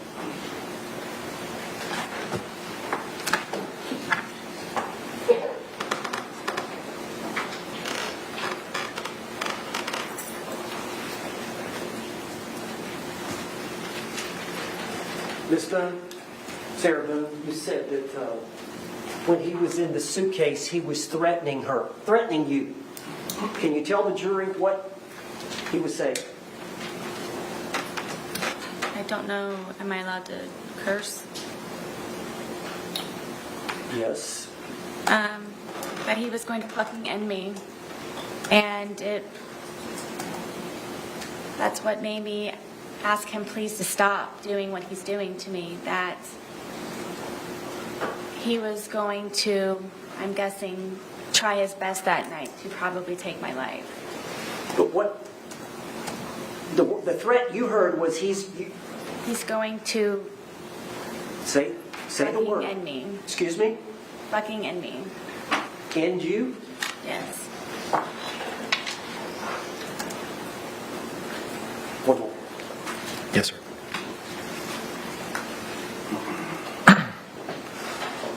State, you can proceed with any argument at this point in time. Judge, I believe that's pretty close to what we already knew from the deposition testimony, from the doctors relaying what she said for the proffer. What we have here is testimony from the defendant. Her timeline is she comes downstairs after having gone up to the shower and hiding, laying down, after being declared to be it. She comes back downstairs, and before she gets back to the bottom of the stairwell, she can see that the victim is in the suitcase trying to get flat because the lid is flopping and he's not hidden just yet. And so she comes over, and I believe she testified she was moving it around before actually zipping the lid shut, but moving it around, everybody's laughing, it's all fun and games still, and then she zips it, and it's still fun and games, and everybody's laughing, and then at this point she testifies that this is now her opportunity to get on her pulpit to express her true feelings about everything. And that's when she sits down on the couch and opens up her phone device and begins recording what later turns out to be IMG _1062.movie at 11:12:45 for 2 minutes and 3 seconds.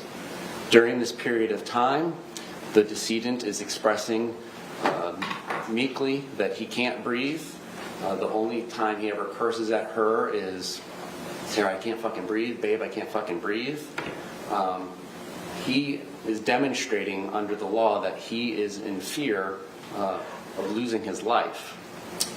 She has committed an aggravated assault. She has committed false imprisonment. She was the initial aggressor. There was no overt act to justify these actions that she took against her boyfriend. She then goes on to say that during this period of time between the end of the movie at 11:14:48 seconds and before the next one starts at 11:23, that it's now at this time, while he's still constrained and clearly unable to get out under his own power despite having his hand out, she begins beating him with a bat, poking his hands, poking the suitcase with a deadly weapon. A bat is used for baseball, but it can also be used to harm another person. And according to the medical examiner's testimony, there was great harm caused to him, deep ecchymosis bruises. She can't start to do this out of fear, like the analogy I gave earlier. If I pull a gun to rob you, Judge, and you pull a gun, I can't shoot you in self-defense. She started this. She started this. There was no overt act, and therefore we're asking for you to prevent, under the case law, any prior instances of violence, any reputation evidence, and any battered spouse syndrome evidence, because that's simply just what the case ended up being. Thank you. Response.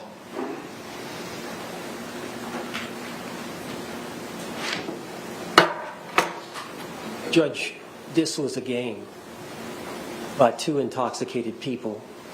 When people are drunk and intoxicated, they do silly and stupid things. The evidence is uncontroverted that George Torres willingly, by his own choice, elected to hide in the suitcase. By their interaction between the two of them, giggling and laughing at each other, he consented to her zipping up the suitcase. And the playful nature of what was going on during those few minutes prior to the video. When the video is turned on, there's a 2-minute period where they're talking. He's saying, I need to get out, I can't breathe. She's not taking him seriously. As you've seen from the videos, I thought it was the boy crying wolf. She did not appreciate the fact that he could be actually having trouble breathing. And this was a chance for him to be heard by her about how she felt about some things involving their relationship. A short time later, the video was turned off, and then that period has been testified to by my client. And that period is uncontroverted. That's a second period of time. We've got that time for the video. We got the 11 minutes. We got the 22 seconds. And there's no video, there's no audio, there's no eyewitness, there's nothing but Sarah Boone's testimony. And she's testified here today that they had words, there were threats, he got his hand out of the suitcase. She knew by the threats and him getting his hand out of the suitcase that he was about to get out of the suitcase and he was going to hurt her.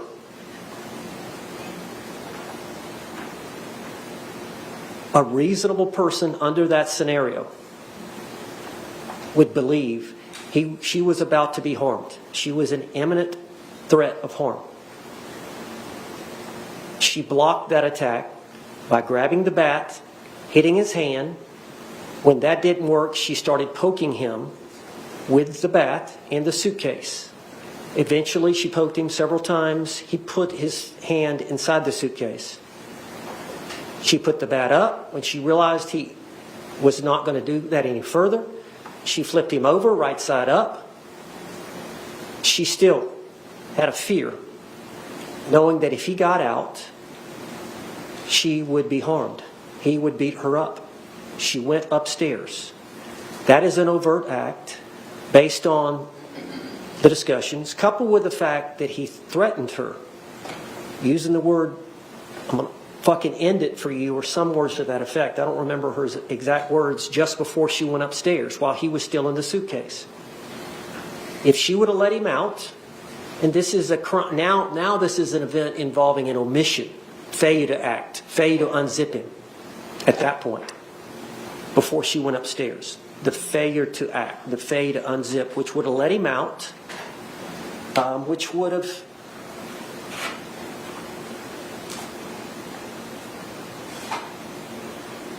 created a situation that she believed was imminent bodily harm to herself.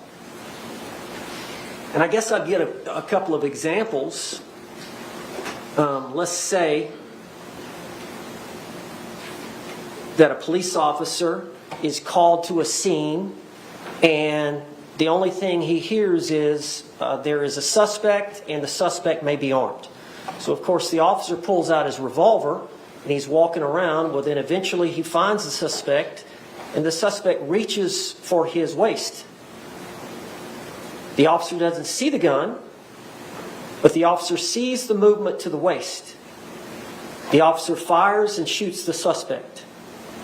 The officer is justified because there's an immediate threat of harm. The officer has to react instinctively. There's no time to think. Similar to the actions that Sarah Boone had to take. Another example, you're in a bar with your buddies and you've had something to drink and another group has had something to drink and one of your buddies gets into an argument with one of the buddies on the other party. And one of your friends, seeing that it's being escalated and the guy that's arguing with your buddy is aggressive, more aggressive than your buddy is. Your buddy's trying to settle the thing, but this other individual, maybe he's had too much to drink and he's more aggressive. So you go around behind this individual and before he's able to strike your buddy, you grab him. You lock him up. That's physical restraint to block an attack. Or you grab him by the neck and you choke him. Physical restraint to block an attack. That's what she was doing with the suitcase. If she let him out of the suitcase, she was going to be harmed. Based on him trying to get out with his hand, based on the threats he made while he had his hand out, and based on the threats he made while he had his hand inside just before she went upstairs. Thank you. Thank you. The court has the opportunity to review the case law, review the arguments provided by both the state and the defense. The court finds that an overt act has been established. The case law is clear that a scintilla of the providing of an overt act is sufficient to provide the self-defense jury instruction. An overt act is not something that's specifically defined in Florida case law. It's something that's from the totality of the circumstances, seemingly under the authorities that the court has reviewed. As such, the court is going to find that under Holland, a overt act has been established and will allow the defense to proceed with evidence of reputation and specific instances of conduct and battered spouse evidence, so long as the necessary predicates are established for those items. Ms. Boone? So I think we left off, you had called your ex-husband? Yes. All right. After you called your ex-husband, what happened after that? I ended up falling asleep. Okay. Do you remember waking up the next morning? Yes. Did you sleep in? Not intentionally. Okay. But you didn't get up at 8 o'clock, did you? No. Did you wake up closer to noon? I believe so, yes. Did you check the time? No. Now, did you hear your phone ringing? Yes, my phone was ringing. And did you answer it right away? No.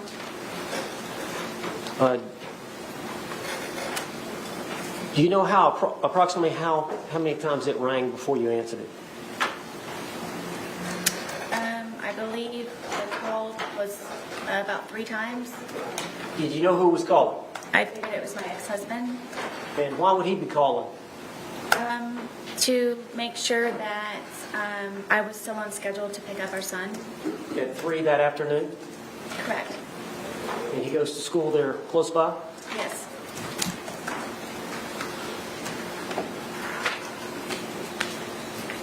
All right. When you woke up, did you stay in bed for a while? For a little while, yes. All right, tell the jury what happened when you got up. I knew it was my ex-husband calling repeatedly. I didn't answer right away because one of our problems is that he doesn't understand that I'm doing things around the apartment and looking for jobs and so on and so forth. So I inevitably just let it ring, and I laid in the bed, and I figured that George was downstairs either drinking or looking for jobs, or may have just left. And so eventually I decided to get out of the bed and start moving to go downstairs. I was motivated enough to go downstairs, and when I went downstairs, it was very quiet. So I had the understanding, I believed that he had left. And Did you check to see if he was, where would he be looking for a job at? usually on the couch, he would have my son's laptop, and he and I, which we would share. Y'all only have the son's laptop? Correct. And the TV was not working at this time? The TV was not there. Okay. So you thought he would be in the living room on the laptop? Yes. He was not there? No. Where else did you look for him? I looked on the back porch. I went through the front door to see if my car was there, thinking maybe he had taken my car. I checked the bathroom, and when I was checking the bathroom, I saw the suitcase, and I remembered about the night prior, and I unzipped the suitcase and... Let me stop you there.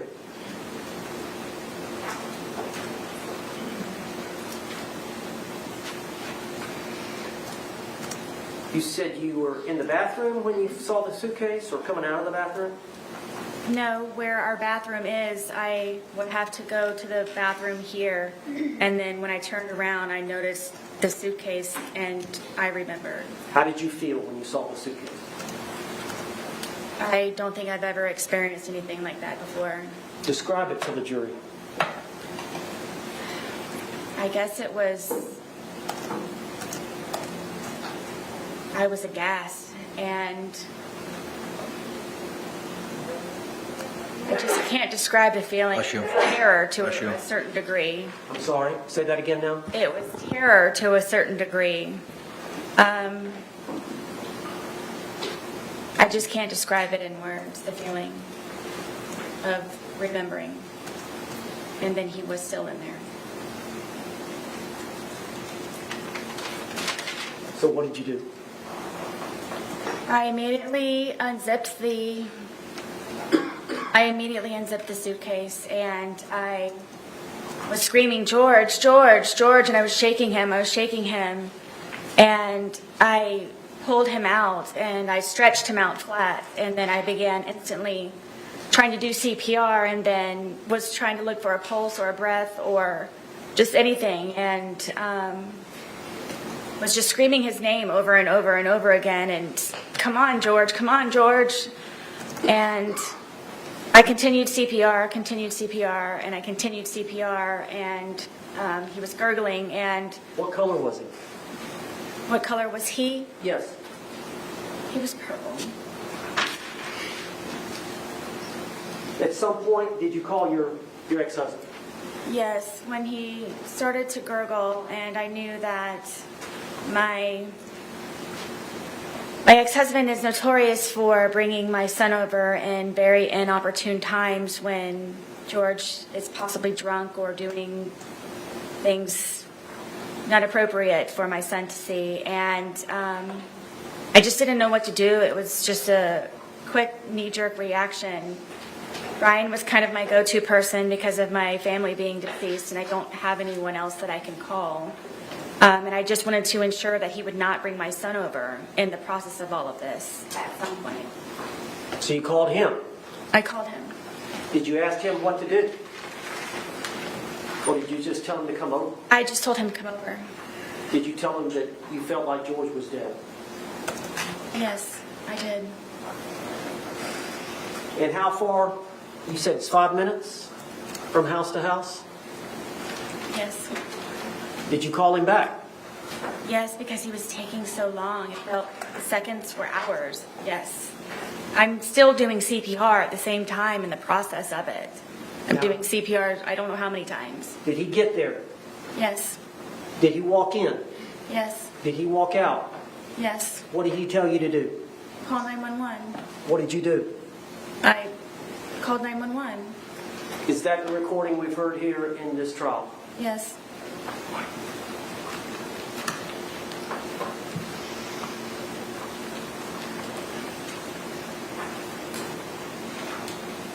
Did you love George? To this day. Why did you love him? George was very passionate. George was a very real person. George was nice to me on the good days. George complimented me. George and I were two bodies with one soul, he and I would always say. I don't believe that I've ever had a connection with anyone like I have with George. Did you have that connection with your ex-husband? I did not. Was it even close? No.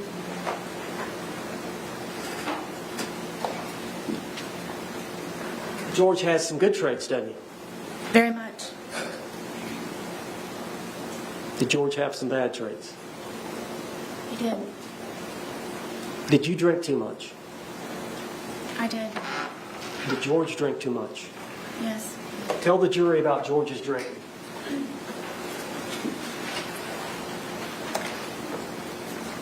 If George was able to, he would drink from sun up to sundown. And me having my son and trying to work and maintain the home and just have a life, a normal life as best as I could, somehow that upset George. And because I had a certain dollar amount from my divorce settlement, at one point it was from wine we could afford vodka, so a lot of the times he would take my card, my debit card, and go buy the large, we call them handles, of vodka, which is the big bottle. And sometimes he would finish that all off on his own throughout an entire period of a day into an evening. That's honestly where I thought that he was going to be that morning when I came downstairs, because he's notorious for just automatically already being outside from drinking all the time. All right. And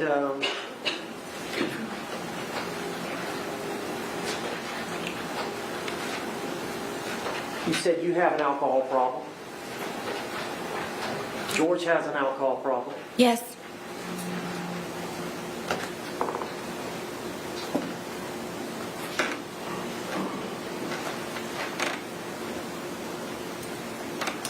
How did George's drinking adversely affect you?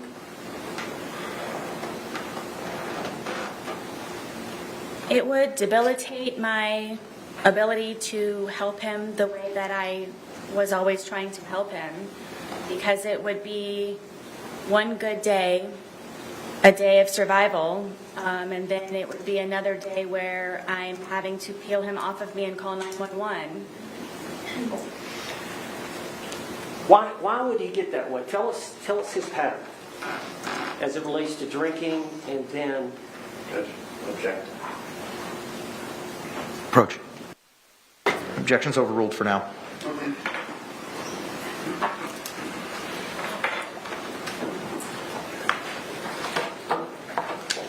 you already together 3.5 years. Yes.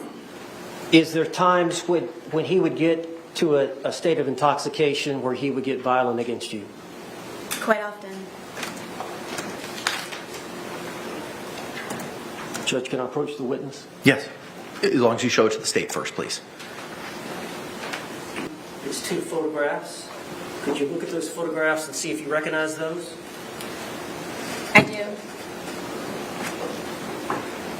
Are those two pictures of your body? Yes. Did they show injuries to your body? Yes. Were those injuries caused by George Torres? Yes. Are those photographs a fair and accurate depiction of the injuries you sustained at the hands of George Torres?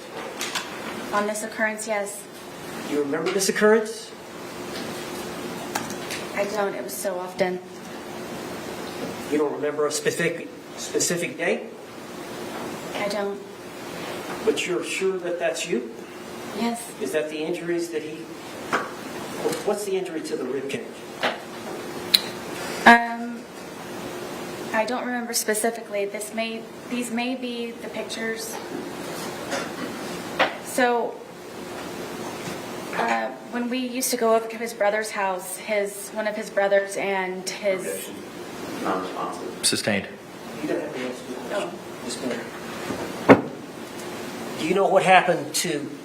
Did George cause these injuries? Yes. All right. Were y'all both drinking at that time? I don't remember on this instance. Judge, I'd like to move this exhibit of evidence. Okay. Thank you.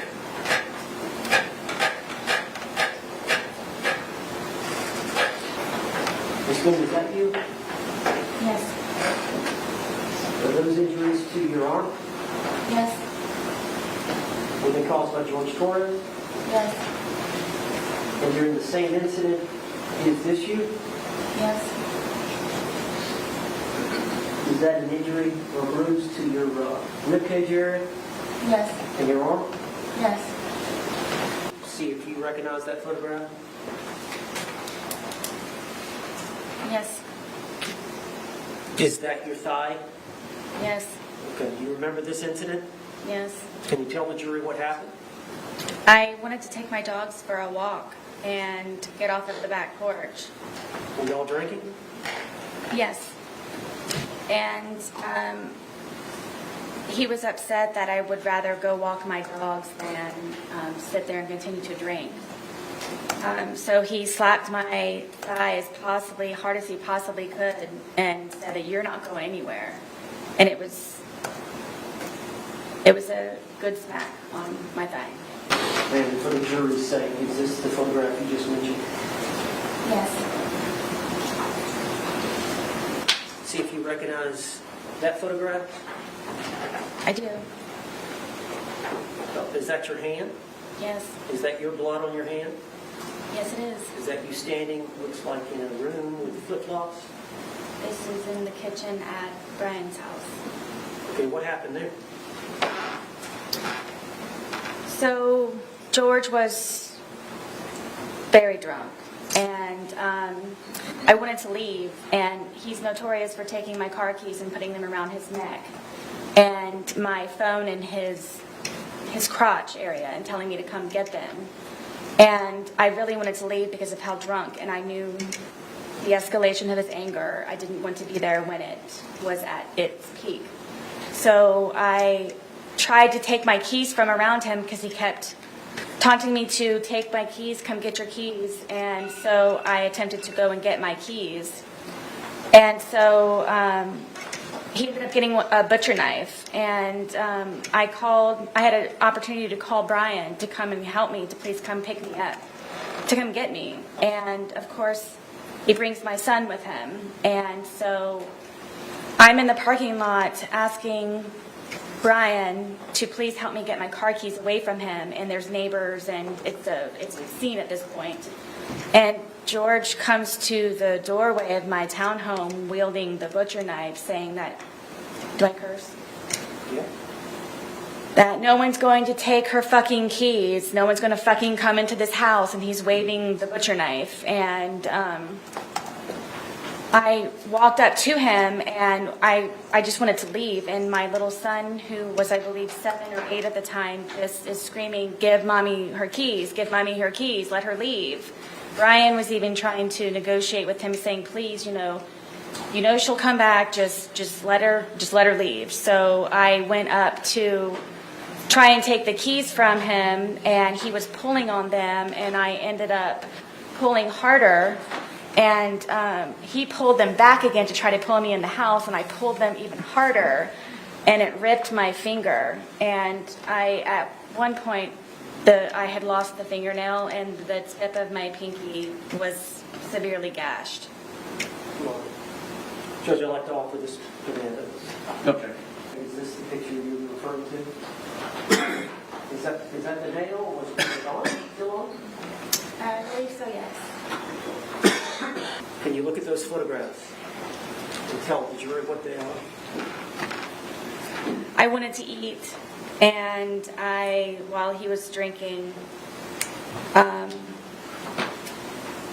went and made myself, as quickly as I possibly could, a microwave bowl of, I believe it was broccoli and cheddar soup, and I didn't get it out enough time, and he came up behind me and he slapped it out of my hand, and it was a second-degree burn. I went to the hospital for it. You had to go to the hospital as a result of these injuries to your thigh? Yes, it was Okay. extremely painful. Is that a depiction of the burn? Yes, Is that your thigh? it's my thigh, yes, And your knee? yes. Did you look at those all four before commenting? This is a longer story, isn't it? Go ahead and tell.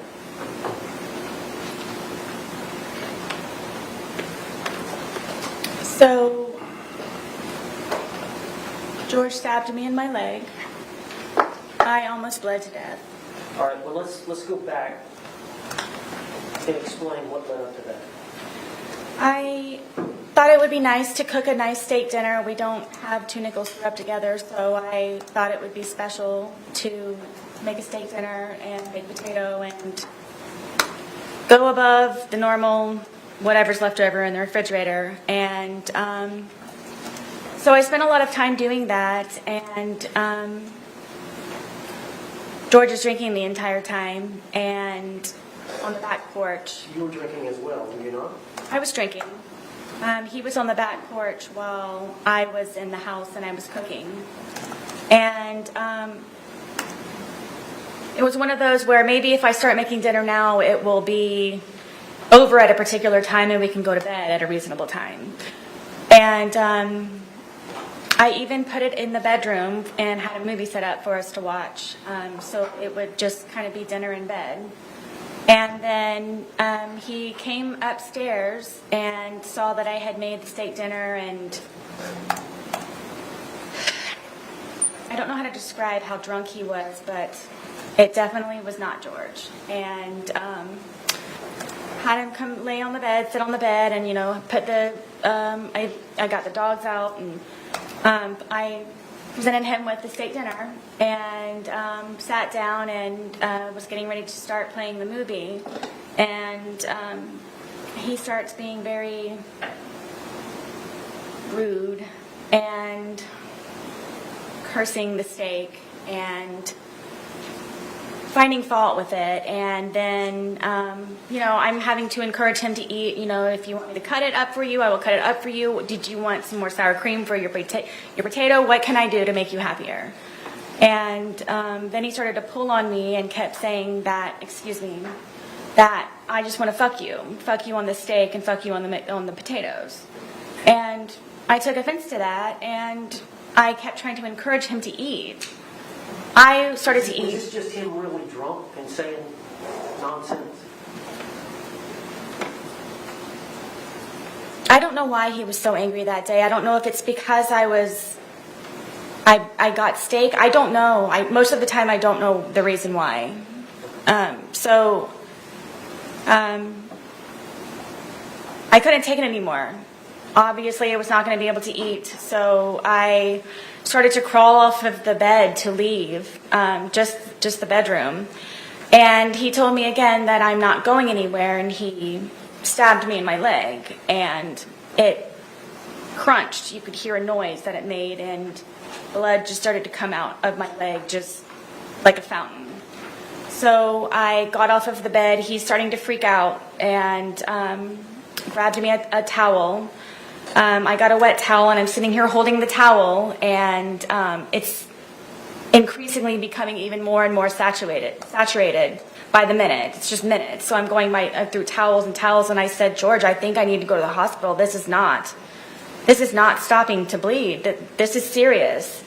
And he got on his knees and begged me, please don't call the police. Please don't call the police. Please don't call the police. And inevitably, he went and got my car keys and put them around his neck again, and my cell phone. So I was not able to call anyone, and I wasn't able to leave in my car. So I figured I would just go downstairs, and I'm just going to go downstairs. And I had propped my foot up on the glass table that we had, and blood is just everywhere. Blood is everywhere. I can't keep up with the amount of blood, and I'm starting to feel very weak and really weird. And he comes downstairs, and he's still begging me, please don't call 911, please don't call 911. I kept telling him, there's something, this is serious, this is something. Because he knew that he would probably get arrested or something bad would happen to him. So I couldn't take him anymore. He was just all over me, and just, I'm bleeding. I'm bleeding very badly, and he's having me try to console him. And I kept telling him, please, I need to call 911, please. And I said, okay, just give me a moment. And I crawled upstairs to my son's bathroom, which is the furthest bathroom away from everything. And I remember holding onto the sink. And I looked into the mirror, and my lips were blue. And I knew I needed help. I needed help. And he came upstairs looking frantic for me, calling my name, and then I turned to him and I said, please, I'm going to die. I've lost a lot of blood. There's something wrong. My lips are blue. Please, we don't have to call an ambulance. If you could just take me, I'll drive whatever I can do, please, to go to the hospital for this. And he said that before anything happens, I had to concoct a story in order for him to not be arrested or be in trouble when we did inevitably get to the hospital. So I'm sitting there with this blood-soaked towel with blue lips, trying to come up with a story of what I can tell them when I go down there so he's not in trouble, and telling him that it's okay. And I came up with the story of that we were sword fighting silly after drinking with our steak knives, and he accidentally punctured my leg. And from there... How did you get to the hospital? Originally, he told me to drive, and because of the amount of alcohol that he drank, and I couldn't. So he got into the driver's seat and drove me, and the entire time he's barking at me to make sure that I get the story straight. We're sword fighting, okay? We were drunk, Did you go to being the silly. emergency room? Yes. All right, and did you get treated there? Yes. I was bloody, and All right, let me show you the photograph. Can I show you these? yes. All right, is this a fair and accurate depiction of the injury to your leg? Yes. I had to go to 2 different hospitals for it. And you lied to medical personnel about how this happened? Yes, they brought in sheriffs and everything. Was it consistent with, they brought in sheriffs? Did you have to answer to the law enforcement officer? Yes, Did you stick with the story that you and George had agreed? I did. And is this you at the hospital? Yes. Is this the stab wound to your leg? Yes. Never. Is this a close-up of the stab wound? Yes. And was that, did you hurt your foot? No, due to the injury, I had other problems with the surgery. Okay. But you eventually recovered? Eventually, yes. Do you have a scar to that effect? I do. All right, I don't know how best to do this, Judge, because we've got this bar. They can probably see it from there. Is this the injury here? Looks like there's an indention.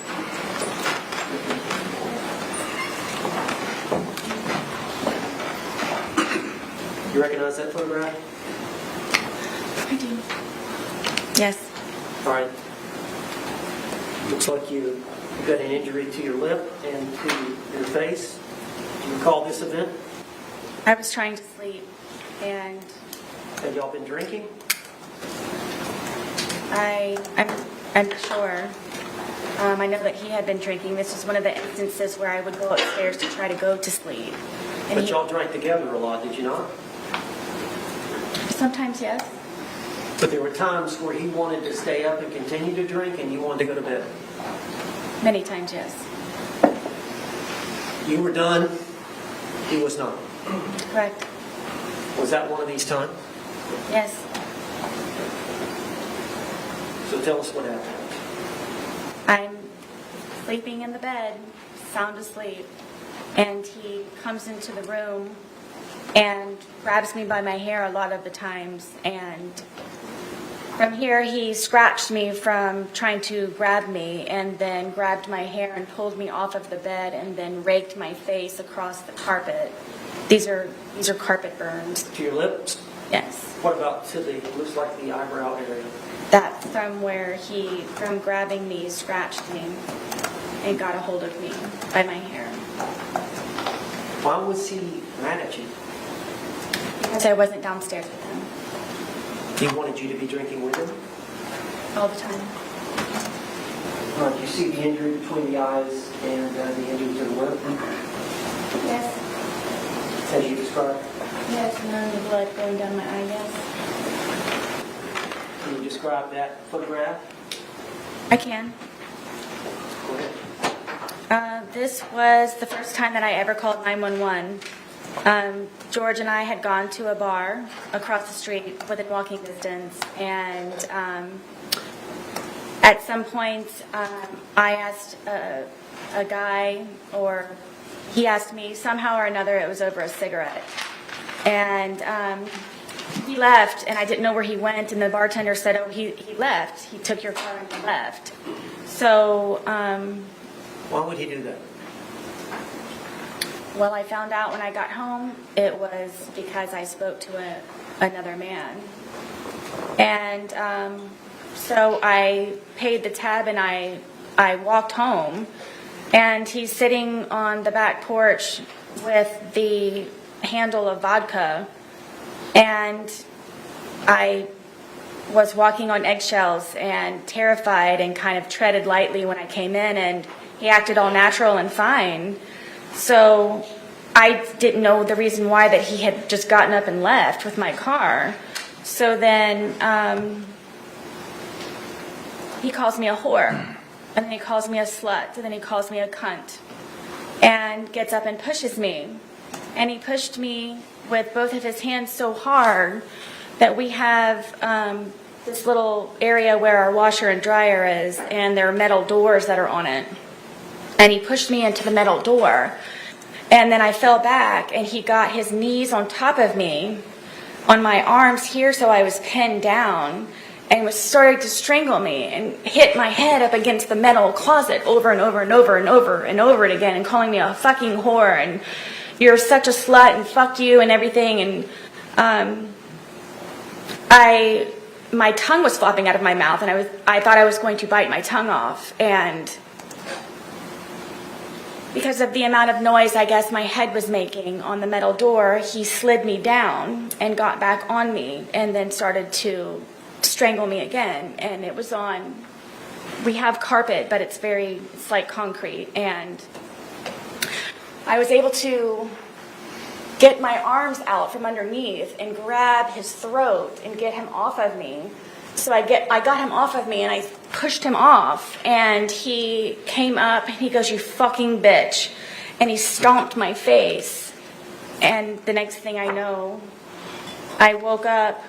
I obviously blacked out. I'm obviously, I guess, yes. And he was passed out on the floor, and I woke up frantic, looking for my phone, and I immediately called 911. Okay. The police arrived on that incident? Yes, they did. Is this a fair and accurate depiction of the injury you sustained as a result of him kicking you? Stomping, yes. It was a stomp? Stomp. With his All I heel? saw was his heel.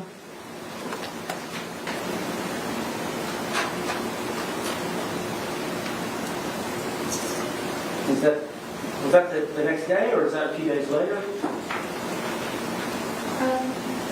That's a couple of days later. And that's the bruising from the kicking of the eye? Yes. Now, the police were called, and we'll talk about that in a minute. Let me go through the reserve. Can you identify that picture? Yes. Is that your leg? Yes. And is that was like the injury to your knee? Yes. Is that a fair and accurate depiction of the injury you sustained to your knee? Yes. Do you remember how that happened? Yes. Did you tell the jury? I was trying to get off of the back porch, and he grabbed me and pushed me, and it was a rock or a really sharp piece of mold from him grabbing me and pushing me onto the ground, and I guess I just happened to hit my knee just right on whatever it was. Were y'all drinking? Yes. Why did he push you? Because I wanted to get off of the back porch. And he wanted to stay out there? Yes. He wanted you to be with him? What's the deal with him wanting to be with you all the time? Insecurity, I guess. I don't know. I don't know. Did you do your best to please him? And then some, yes.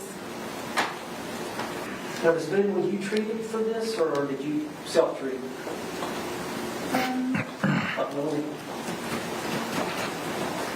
Show the jury now. No, that was just, I got the first aid kit that I had for my son, and I just cleaned it up. You what? I said I got the first aid kit that I had for my son, and I just cleaned it up and put a Band-Aid on it. What is that a photograph of? This is a photograph of my arm. And is that a fair and accurate depiction of your arm with some type of injury? Yes, Do you remember this event? multiple times, yes. Well, I'm talking about this isolated event where this photograph was taken, the injury you sustained. Yep, Who injured your arm? George Torres. Do you remember this event? Yes. Did you tell the jury about it?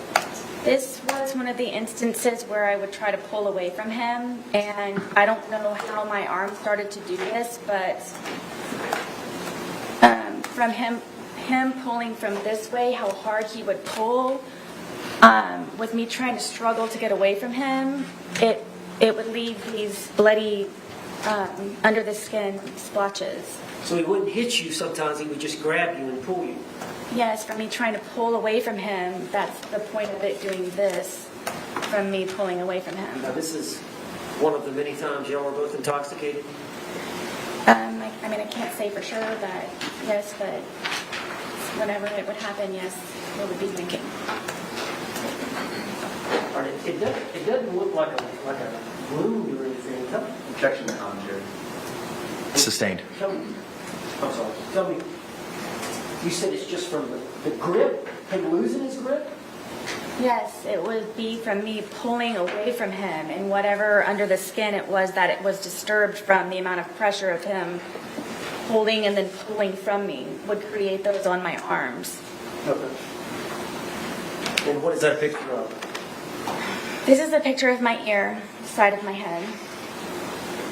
Is that a fair and accurate depiction Yes, of the injury you sustained by George Torres? yes, Do you remember this event? yes. Were you drinking? I at the time was not drinking alone. On this event, you had not consumed any alcohol. I mean, I may have earlier. This was another, I was in the bed trying to sleep. Where was George? Downstairs drinking. All right, and so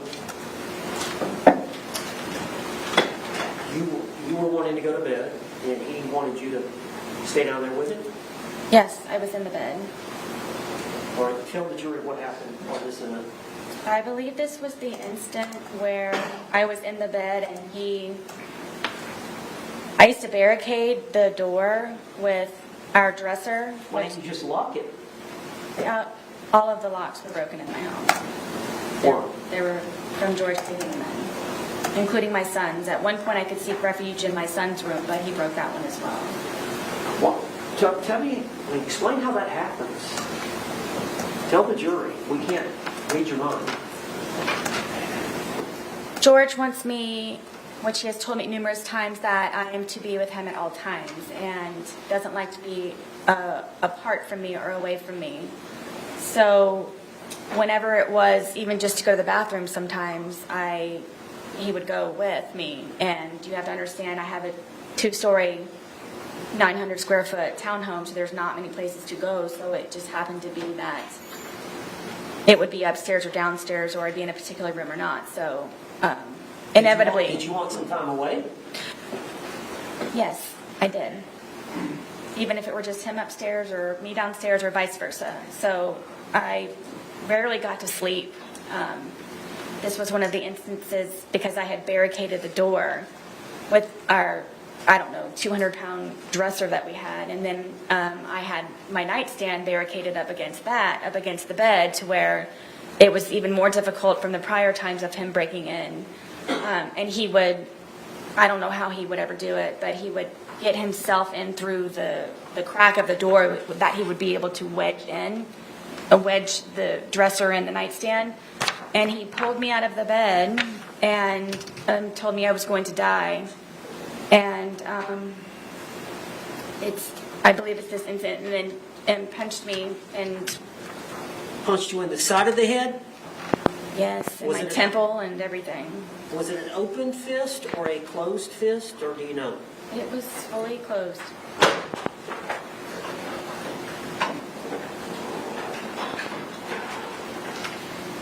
Did you get any treatment for that? Medical treatment? I know the police came, but I don't remember. I remember it hurt for a good solid 2 weeks after that. Was this one of the incidents where the police were called? Yes. Now, do you recognize this photograph, which is identification Y? Yes. Was that the date of the incident? The date of this event? No, it happened prior. But this picture that was taken of the... This picture was taken, would have been taken February 24th of 2020. What's the significance of this picture?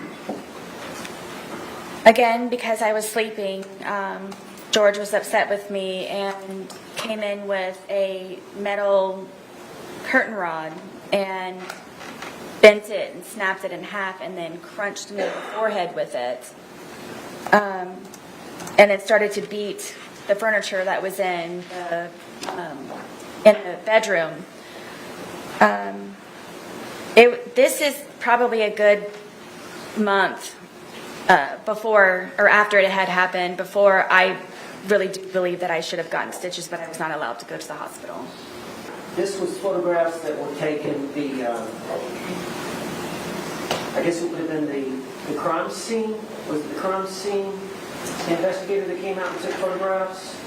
I don't remember who it was, but yes, someone did on the day of the incident. Was it different from the extraction, the phone extraction expert? Was it somebody different?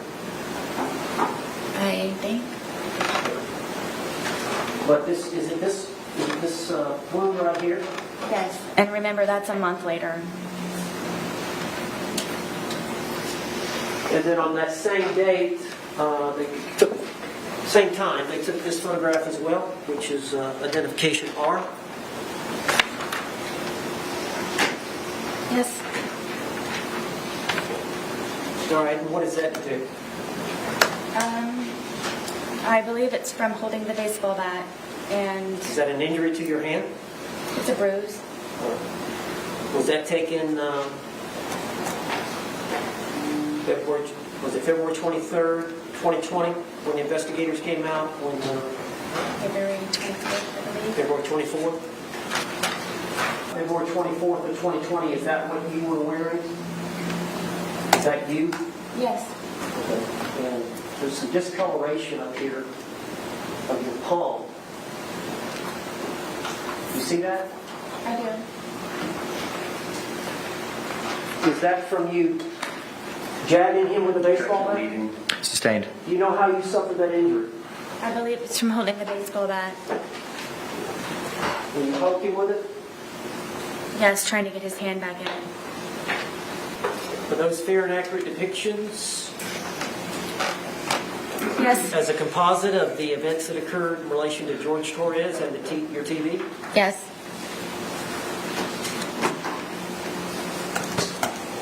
Yes.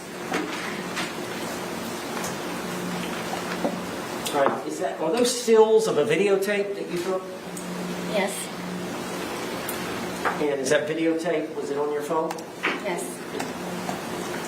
So when law enforcement seized the phone, they would have had access to this video?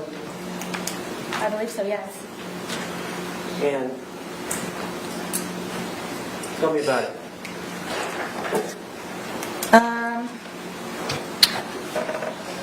Lucas liked to watch cartoons and play video games on the big screen, this is the big screen, and I would have to call Brian to come over sometimes to help me figure out the Fire Stick and whatever platform or whatever it was that Lucas was trying to view his shows and video games on. And I don't remember how George found out that Brian had come over. I believe because it was actually fixed and he knew that I didn't know how to do it. Found out that Brian had come over to fix it, and Was he jealous of Brian? I don't know if he was jealous of Brian. I think that he had a fear that I somehow would go back to Brian. So I think by Brian helping me with things for Lucas, he just didn't want him to be interacting with me at all. So Lucas wasn't over here this day, was he? No. Brian wasn't over here this day. He may have been, I can't remember when he actually fixed the television for Lucas. But y'all were drinking this day. I know he was for a fact, yes. Chances are you were. Probably so, yes. Okay. I would agree. So how did it end up badly? He accused me of sucking Brian's dick and told me that he was going to break my face with the bat and that he was going to make me unrecognizable to my son with the bat. And then told me that he's going to destroy my fucking television, and then I was going to remove it from the apartment. And if I didn't, I was going to be, again, unrecognizable to my son. So did he grab the bat? Absolutely. He already had that in his hand, and he told me that I had to videotape it. Did you videotape it voluntarily? All right, but there is a video, but I'm going to go ahead and ask Judge if I could introduce this identification of these 5 photographs with the evidence. Okay. This was George that particular day holding the bat. Yes, telling me that I'm going to take the television out once he destroys it. He wanted you to take the television out? That or I was going to help him, but either way I was taking it apart and removing it. This picture of it. In the process of him destroying my television. While you're videotaping. Correct. Is that the result? No. After that, he ripped it off of the TV stand. Did you later pass out? Yep, like he usually does.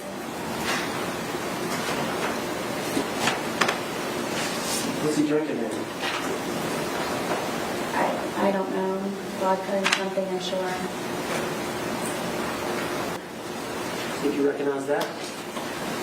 It's my living room in the stairwell. Or were those, was that a photograph taken by a crime scene? Correct. Is that a fair and accurate depiction of your living room and stairwell? Yes. Can you tell us a little bit about this room? This is my living room. This wall that we have over here with the hearts, that's where we would display all of our artwork. We were in the process of taking it down to add more, so he could continue to be entertained. The bookshelf over here is my son's bookshelf with all of his toys and little guns and musical instruments. He's got a little karaoke machine down here, his guitar. The stand right here with the red bucket on it, that was the television stand. And then my back porch area and the dog bed here. And then most likely in front of the bookshelf at the foot of the stairs is that a doggy? It's a baby gate, but my dogs would wander upstairs sometimes and go to the bathroom sometimes when we couldn't get them out. So I would, at nighttime, or whenever we weren't home, make sure that they didn't go upstairs. And plus, Penny was blind. There's an allegation that you pushed George down the stairs? Apparently. Or got him in a suitcase upstairs and pushed him down the stairs? Supposedly. Did that occur? Absolutely not. Is that bookshelf disturbed in any way? No, nor the plant next to it. I'm showing you composite, 2 photographs, identification M. Did you look at those 2 and see if you recognize them? Yes, this is me sitting on the back porch with my dogs. And as you can see that we are both drinking. All right, who's taking the picture? I'm guessing George is, or maybe it's one that Lucas, Lucas wasn't over here, so it had to be George. How can you tell y'all are drinking? Because there's a cup here and then he has a beer. All right. And there's 2 dogs. There's one sitting next to you. Who's that? That's Penny. She's the blind dog. I used to have to pick her up to put her somewhere so she would stay there because she was unfamiliar with the area, especially since we moved from my marital home to the townhome. So most of the time Penny would be close or next to me. Who's next to the film? This is little guard dog Tess. She was the deaf dog. And this is the fence here. Well, I'll show them. Okay. But this is Tess, and then this is deaf, blind. Penny and Tess. All right, and the second one. This is Tess on the back porch, taking a nap. She was never far from me. All right, when George was sober, how did he treat the dogs? Nice. I don't know if he was a pet person, but I mean he was nice. If I needed him to feed them, he would feed them. Were there times when George was drinking where he would threaten to harm the dogs? All the time. We're going to have to tell the jury. One of the worst threats was Penny being blind. He would actually leave the gate open in the back. He wouldn't threaten me to do it. He would actually do it on nights that I had to go up to sleep or I fled the night before or something. And would tell me that he hoped that I would come back and find her bloated body dead in the pond across the way from our townhome. And Tess was notorious if I wasn't there to go look for me, and would say that he would hope that I would have to scrape up her dead body from the street that was out in front of our apartment complex. Why was George upset with you? Why would he threaten to harm the dog? Anything that he could get to try to have some type of hold over me. Control? And he knew I loved my dogs very much, especially that they were handicapped. Were they afraid of him? Yes. Penny would hear his voice and instantly go underneath the dining room table that we had. Tess was always fractious and very, very quick with his movements, but she was never far away. They never showed their teeth. They never growled. Tess would occasionally bark, but it was very rare. And he used to kick them and just... For what reason would he kick them? Penny would try to find me because she's blind. Speculating in the mind of the dog. Sustained. I'd like to move identification in and the evidence. Any objection? Can you describe this for the jury? This is again is our back porch, and this is the fence that I made for the dogs to have a little bit extra space. Penny is next to me. She's the blind dog, and then Tess is down here guarding the gate. Are these fake rabbits? Is that Yes. here? I used to call my son when he was a baby. He was my bunny rabbit. That's relevant. Overruled. He was my bunny rabbit, so I used to collect bunny rabbits, and so I have rabbits here and there throughout my house and in my little garden area. All right, this is the alcohol you are consuming, Yes. and this is a close-up of which one? This is Tess, she's the deaf dog. How old were these dogs at that time, 2020? Gosh, maybe 9, maybe 10. I'm going to go back to the night earlier in the evening when I think y'all may have been out on the back patio, and you had suggested to George to call the children, but then he called his brother, or his brother called George, do you remember? George called his brother.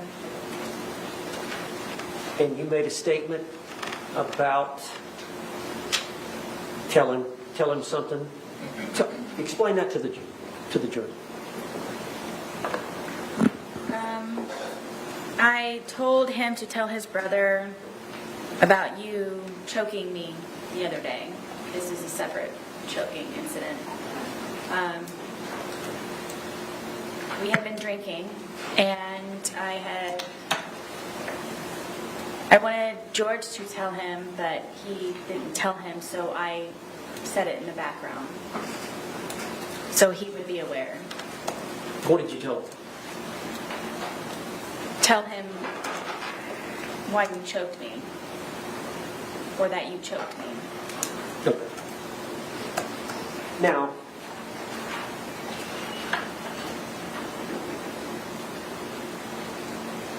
you heard the testimony of the two neighbors, the boys that lived next to you, Yes. and you heard that they were actually questioned. I think the audio, they were audio interviewed. You heard from Detective Koepsell.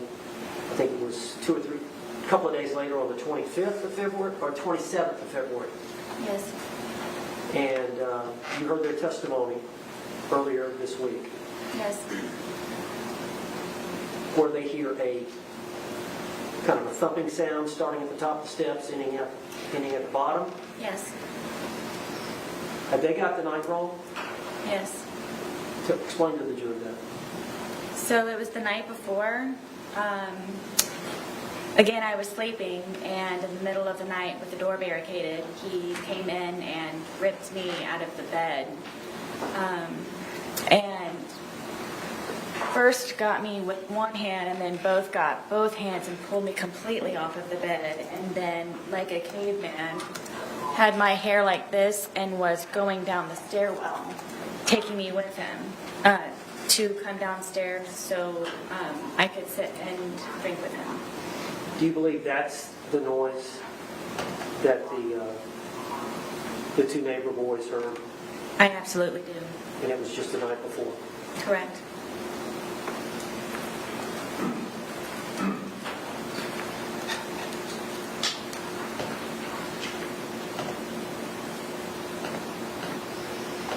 Now, some of the time when this abuse occurred,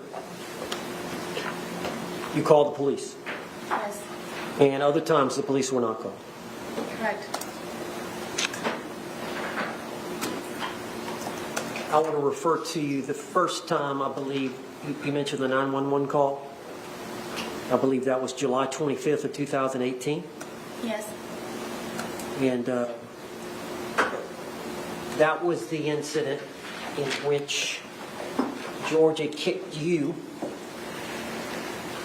in the eye, Stomped me, yes. stomped you in the eye, and you had grabbed his neck. Yes, I was able to get my arms out from him pinning me down with his knees and grab his neck. So law enforcement came and investigated, Yes. and both of you were arrested. Correct.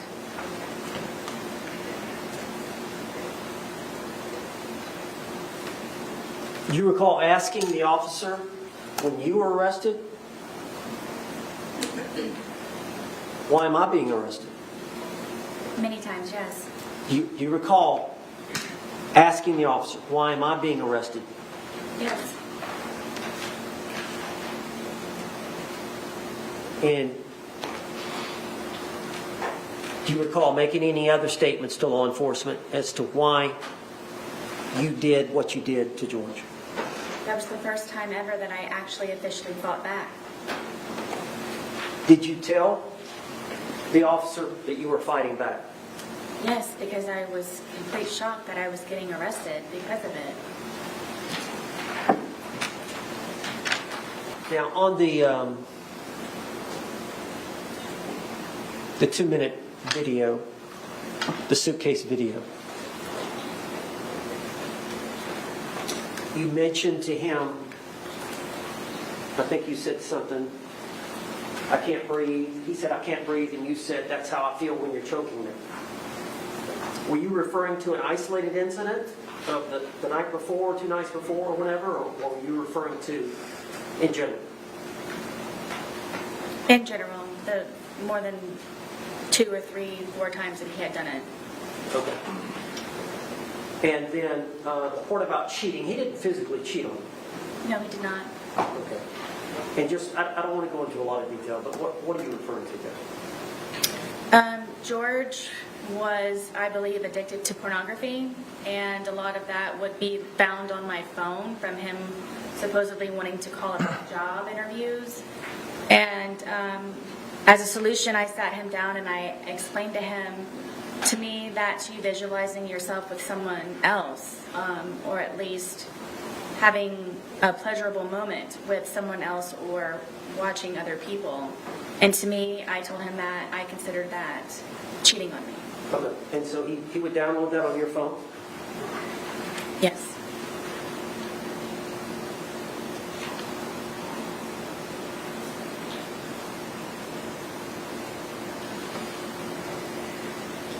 Why did you stay with him? You got to tell the jury. As anyone who has ever been in love, or when you love someone, or primarily someone or something, you go above and beyond, and you tolerate and you endure and you persevere, and you try to make that person as spectacular as you possibly can, no matter the sacrifice that you may have to go through to serve someone else in a positive light so they can be better people for themselves, and to just make them a happier person. And love is very strong, and love is very deep, and love, I believe, is not fully understood in a lot of ways for how different people react to it. And I very much, deeply, and passionately love George. I love him to this day. Did you not want to be alone? Beginning through my divorce, it was very nice to have him around, and he was a man to me, and I felt protected, and he's very nice, and as lame as it sounds, he used to compliment me, and it made my day. So, yes. During that period of time, when you first started seeing George, would it be fair to say that you had low self-esteem? Yes.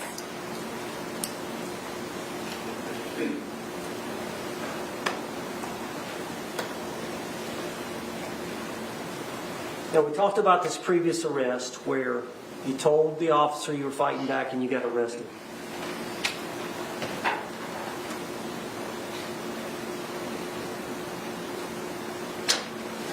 Now, I want to talk about your conversations with law enforcement, but first I want to ask you, why did you go to the police station that day when you were interrogated there? We saw the 2-hour video. Tell the jury. The day of the incident, the detective Koepsell gave me her business card with her personal cell phone number on it and said if I happened to remember anything or anything that I would like to add to the day for me to not hesitate to give her a call.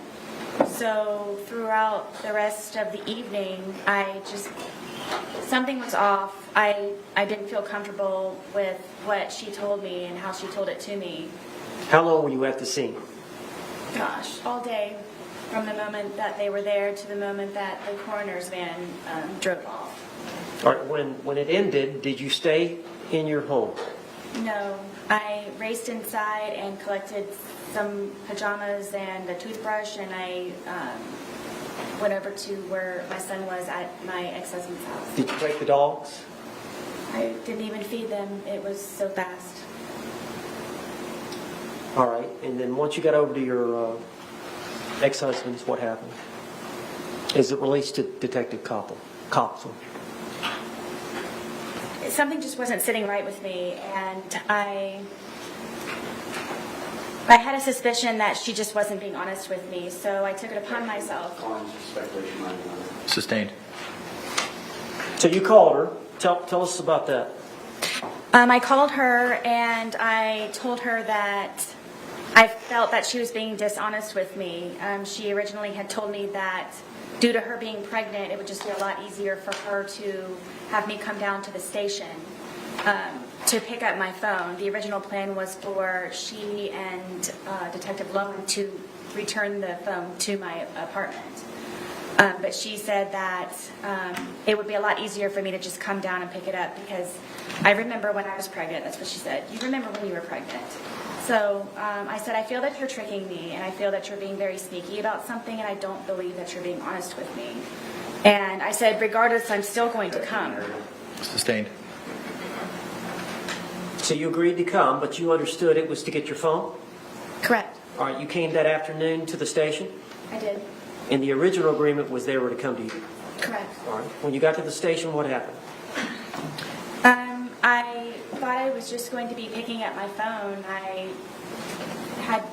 My car was there. I had everything in my car. It was just a regular, I'm just going to go in, maybe sign something and pick up my phone. And there's people that are over here at the windows, and I thought that I was supposed to go over there to get my phone. And Detective Lowen came down and said that my phone was upstairs. So if I would just follow him upstairs, that's where my phone was. And then I was taken into I guess it was an interrogation room, and they told me to sit down, and that then I guess the interview or interrogation began, and I just simply was getting my phone. Sarah, tell the jury why you lied to the police. I lied to the police, basically everyone, because I was extremely fearful of being arrested. I made the first attempt of me calling 911 by telling them what happened, and I thought they were going to help me, but instead I was arrested for calling 911. So you made the decision to lie. I did. Did you stay with that lie? I did. Are you telling the truth today? I am. Now let me take you back to this incident. Is it fair to say that when George Torres is sober, he commits no violence against you? No. Is that fair to say? Yes. Is it fair to say that every time that he's intoxicated or every time that you're hit by him or harmed by him, it's when he's intoxicated? Yes. As a result, when he's drinking, does it change your outlook? Yes. Could you explain that to the jury? I'm always fearful, paranoia. Why? Because I try to protect and defend myself for fear something happens at the last ultimate second. But you're always that way, fearful. Is it because of these prior incidences? Absolutely. Do you try to placate it? All the time. What do you mean? With the puzzles and the painting and feeding the ducks across the way at the pond, listening to music, trying to go for a walk on the trail, anything that I possibly can. I told you I was running out of things to entertain him with. As a result of how he behaves towards you in that intoxicated state, how were you feeling the night of this event? Objection has been answered. Overruled.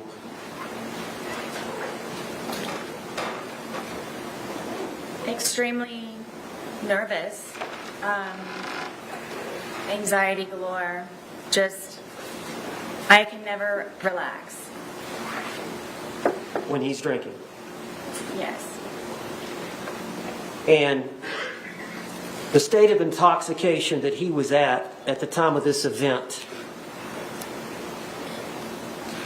is that the state that scares you the most?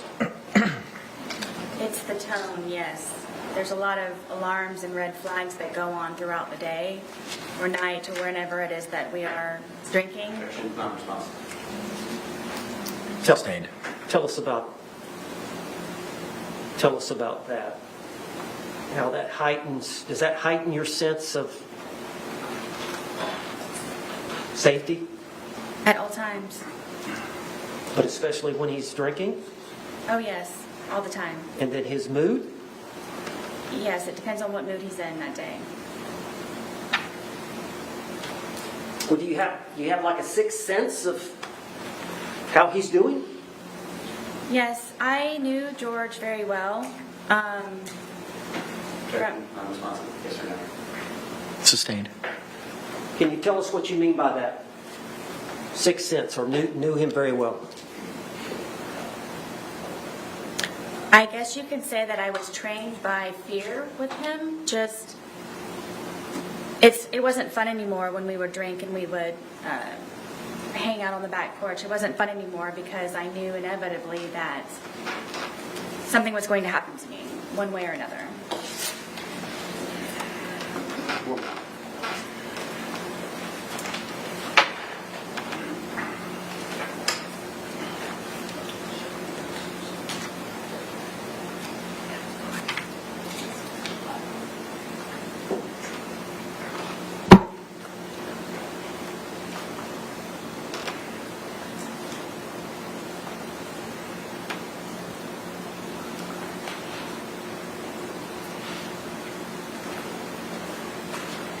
Miss Boone, you know, those bruises that we saw of him, they look pretty deep.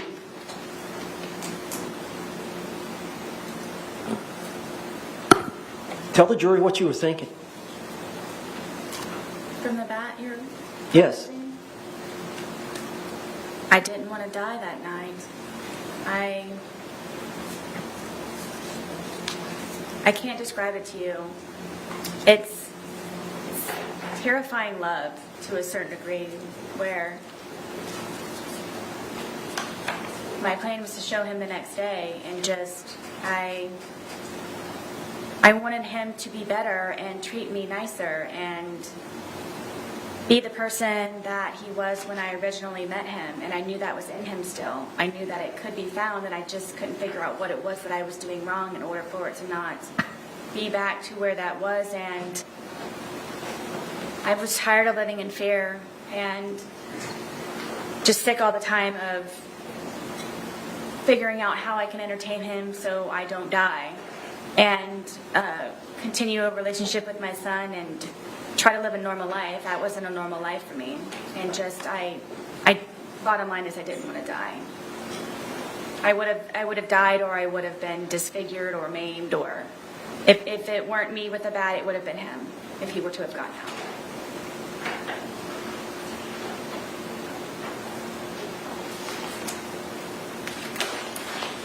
That's all. Any cross-examination?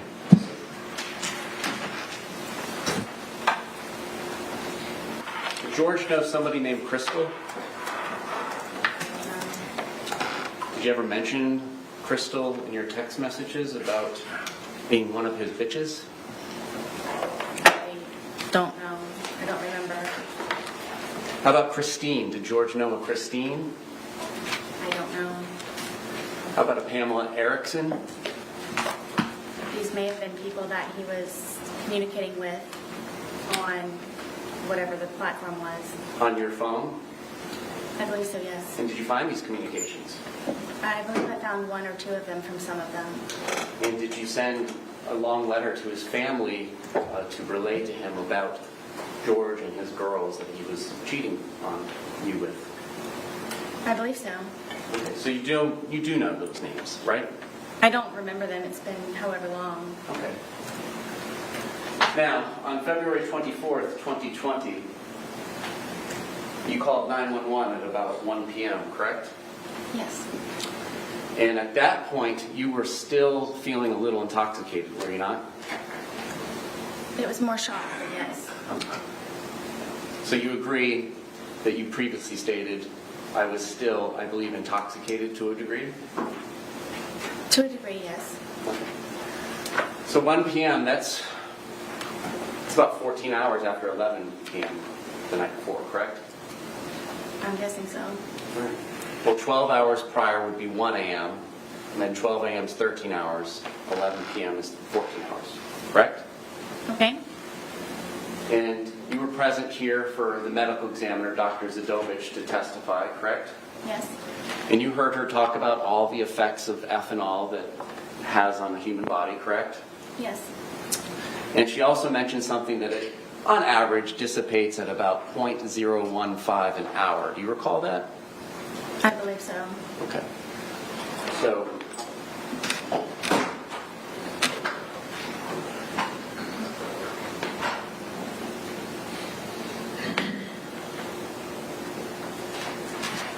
would it be fair to say that if you're still feeling the effects of the alcohol at 1 p.m., so that's 14 hours, 0.015, you were at approximately about a 0.21 at 11 p.m. the night before. Do you feel like you were 2.5 times the legal limit at that time? I don't know how you came to that number. Judge, I'm going to object. Roach. You may proceed. So you testified earlier that you all had about half of one of these bottles left from the night before, correct? Yes.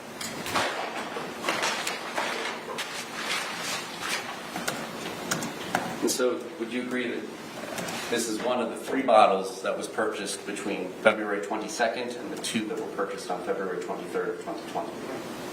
I'm guessing Okay. it is like the bottle, yes. All right, and it's 1.5 liters. Would you agree? Yes. And when you say half, are we talking about to the top of the label was left from the day before? Oh, goodness, no. All right, a little less, halfway through the label? It's too right about. Okay, about halfway through the label. So in addition to halfway through the label, which you began consuming after going to public at about 12:15, correct? So you all would have began consuming around 12:30, is it fair to say, when you got back? I can't tell exactly. Okay. And after finishing what you all had left over from Saturday, the 2 of you consumed 2 1.5 liter bottles, correct? I'm not sure about the second bottle that he purchased, if it was empty or not at the time. Well, you did mention that the police would find 2 empty bottles in the top of your trash, correct? Yes. And we did all see that in the photographs, correct? See that Two. they're empty in the garbage, yes. All right, and you say you were about 100 pounds at the time? Yes. And we all know Mr. Torres was 103 pounds at the time of his death, correct? That's what they say. All right, so that's 3 liters of wine between 200 pounds split between 2 people over the course of a day, correct? Yes. And you testified today that you were intoxicated at the time that this occurred, the videos between 11 and 11:30 at night, correct? Yes, at some level, yes. All right. Now, what does that mean to you? Previously, have you indicated that that means the room is spinning? Do you ever recall saying that? I do.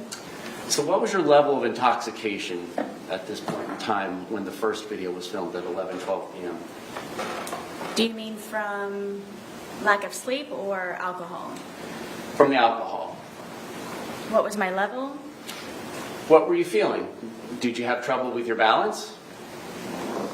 I was more tired than anything. Did you have trouble with your balance? I don't believe so. So you were able to flip a suitcase over with a 100-pound man in it, right? I mean, yes, it happened. Okay. How about your speech? Do you feel like your speech was slurred? Clearly. How about your inhibitions? Do you feel like you were doing things that you wouldn't do when you were sober? I wasn't thinking about that. Well, on reflection, do you feel like this is something you would have done when you were sober? I didn't know me and George. I'm just asking you, looking back on this, when he's in the suitcase and you're telling him how you feel, and then you wait 11 minutes and you film another 22 seconds, and then you go upstairs, upon reflection, is that something you would have done and left him in there had you not been drinking? I don't know. I can't say. Okay. If I was scared, then it would be something. Okay. All right. Now, today you testified about the time frame between the two videos, correct? Yes? So you came down from the shower where you were hiding, correct? Yes? And as you're coming down the stairs, before you even get to the bottom of the stairs, you can kind of see over your shoulder or towards your right that he's trying to hide in the suitcase, correct? Yes. And the lid is down, but it's not closed, and you can tell he's hiding in there. It's not a great hiding spot just yet, right? Correct. And so you come over to him, and you're laughing, right? Yes. And you move the suitcase around some before zipping it shut, right? No. No? You immediately zip it shut? Yes. Okay. And you're both still laughing about it, correct? Correct. All right. And then it's during this course of time, how quickly is it after you zip it shut that you begin filming the first video? I don't know without watching it. I don't know. Okay. I mean, the video's not going to catch you zipping him up because you're like 10 feet away, right? How quickly after you zip him up is it before the video starts, is my question. I don't know. Okay. And then during that 9 minutes and 14 seconds is when he begins to get angry, correct? What 9 minutes? Between the two videos, there's 9 minutes and 14 seconds between the end of 1061 and the beginning of 1062 and 1063. So you got the 2 minute, 3 second video that starts at 11:12:45, correct? I guess. Permission to use state 17? You may. All right, so we're looking at entry 31107. That indicates, according to the phone extraction, 2/23/2020, 11:12:45 p.m. Image _1062 movie begins being captured. And we've seen that that is about 2 minutes and 3 seconds. Entry 31113 indicates that image _1063.move. 31113, a second movie is captured at 11:23:03 p.m. Your testimony was that after that first video was captured by your phone and you, Mr. Torres began getting angry and trying to push his way out, correct? Say it one more time, please. Between these two movies, of which there's about 9 minutes and 14 seconds, Mr. Torres begins to get angry and try and push his way out and get out of the suitcase, correct? He had been angry on and off throughout the entire day. Okay. You didn't tell us that earlier. You said it was a wonderful, fun day all day, correct? That's because I lived. Okay. But you did not tell us earlier today that he had been angry throughout the day. When would I say that? You described your entire day of doing puzzles and arts and crafts and outside by the dartboard, and you said it was a wonderful day and everything was fun until he was in the suitcase. Did you not testify to that earlier today? I did. Okay. My specific question between these two movies is, this is when he begins to get angry and trying to push his way out and to get out of the suitcase, correct? Angry again, yes. Okay. And he was expressing his anger in what manner? How did he say this? At which point throughout the day? Ma'am, you know very well that I'm talking about between these movies. Please answer my question. Between these two movies, how did he express his anger with you? Told me that I was going to fucking die. Okay. Now this is happening after he's already told you several times he cannot breathe in the suitcase, correct? Correct. And he's been in there for whatever brief amount of time it took you to zip him up, and the laughter stops, and then you go over to begin to film, correct? Yes. And you're filming. Your purpose of filming is to kind of teach him a lesson. This is your chance to say something to him when he can't say anything back to you, correct? No. Then correct me. There was no lesson to be learned. It was just I wanted him to try to understand how I felt so maybe he could progress in being a better person the next day. So you wanted him to understand how you felt in the past, and that's not teaching a lesson? I just wanted him to understand. Okay. All right, and so immediately prior to zipping him up and putting him into the movie, you had been upstairs, correct? I'm sorry? Immediately before coming down and zipping him up and then filming the first of the two movies, you had been upstairs in the shower, correct? Yes. I'm going to publish what has been labeled as image_1061, which according to the timeline was captured at 11:03 p.m. 31 seconds with her device.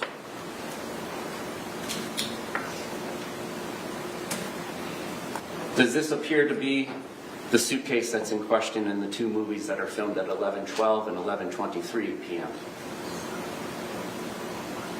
This is image 1061 taken at 11:03 p.m. 31 seconds. Does this appear to be the blue suitcase that's in the two videos that were captured at 11:12 and 11:23 p.m.?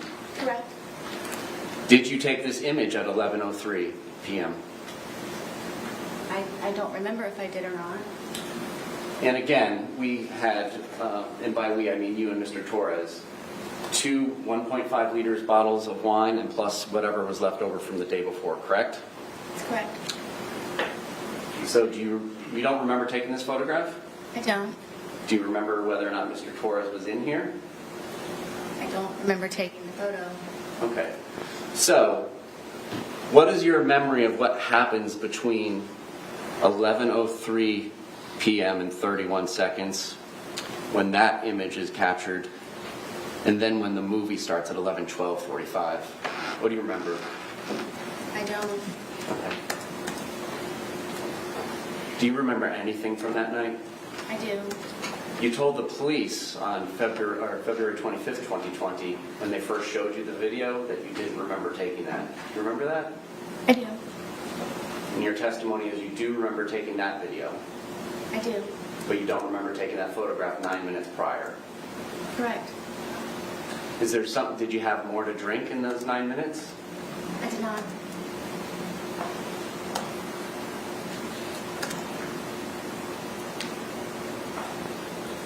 Was Mr. Torres in that suitcase the entire time between 11:03 when that image was taken and then when the second video was taken at 11:23 p.m.?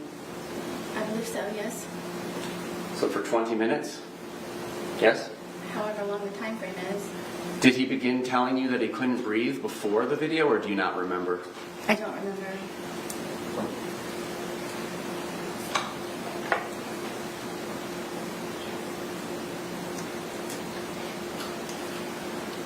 Now, you testified moments ago that your two neighbors must have misremembered which night the loud noise was, correct?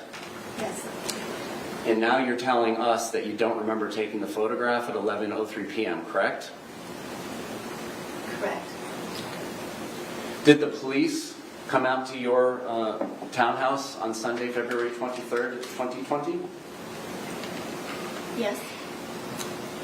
I'm talking about Sunday. This is the Sunday fun day when we're going to Publix twice. Were the police out at your residence? No. It was the day after, Monday the 24th. Correct? Yes. And that Monday morning, you called 911, well, Monday afternoon at about 1 p.m., correct? Yes.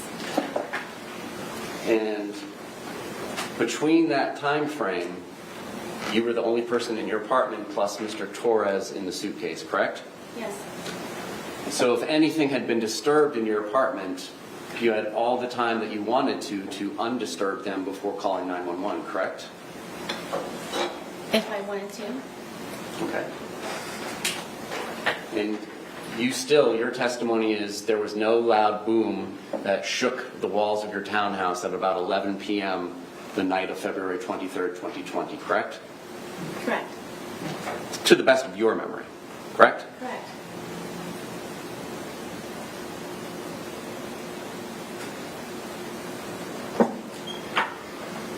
Now, that second video, the 22 seconds where you just hear him say Sarah and you don't say anything, you're familiar with that video, correct? Yes. It's after that that you go upstairs, correct? Yes. How quickly is it that you go upstairs after that? It was pretty quick. Can you grab the dogs?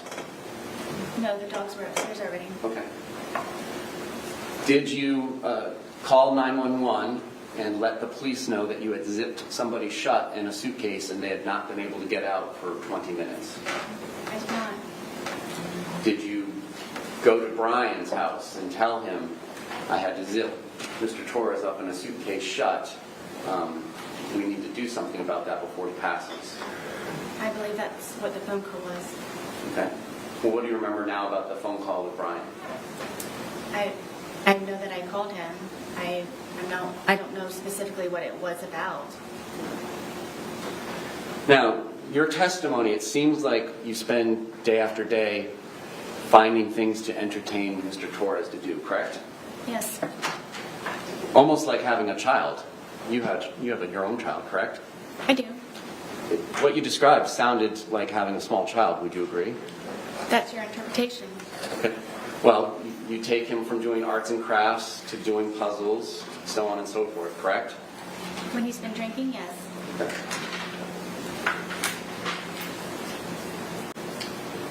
And Mr. Torres was notorious for doing some of these things, correct?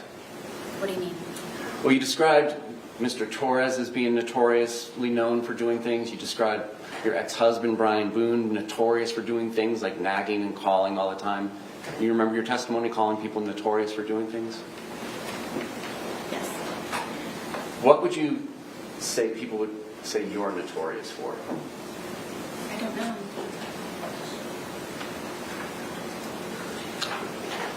And you would not answer Brian Boone, your ex-husband's phone calls just so that you could let him know that you're busy and you have things going on, correct? I knew that at whatever time it was that he was calling me, that he could wait for the few moments of me getting up to where Lucas gets out of school at 3 o'clock. Okay. But you wouldn't return his call. You would let him call several times, correct? That day, yes. Okay. How about other days? Would he have to call to remind you to get Lucas on other days? He wasn't reminding me. He was just making sure that Lucas was covered for a pickup or drop off. All right.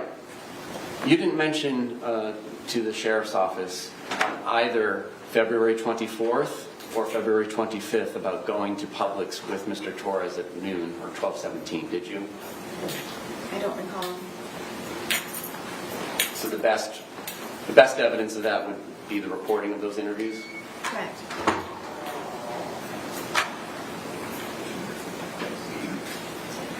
Did you not remember going to Publix with Mr. Torres that day? At what point? At any point? No, I didn't. You had indicated to the police that it was about 4 p.m. that you all had started drinking after doing chores. Do you recall that? I do. And your testimony today was that it was really more after you guys went to Publix at about 12:17 p.m., correct? Yes. And you did not tell the truth to the police, correct? I'm sorry, I didn't hear the question. You did not tell the truth to the police about that, correct? I did not. And when they were asking you about Mr. Torres's injuries, you told them that you had nothing to do with it, correct? Yes. And that was not the truth. Correct.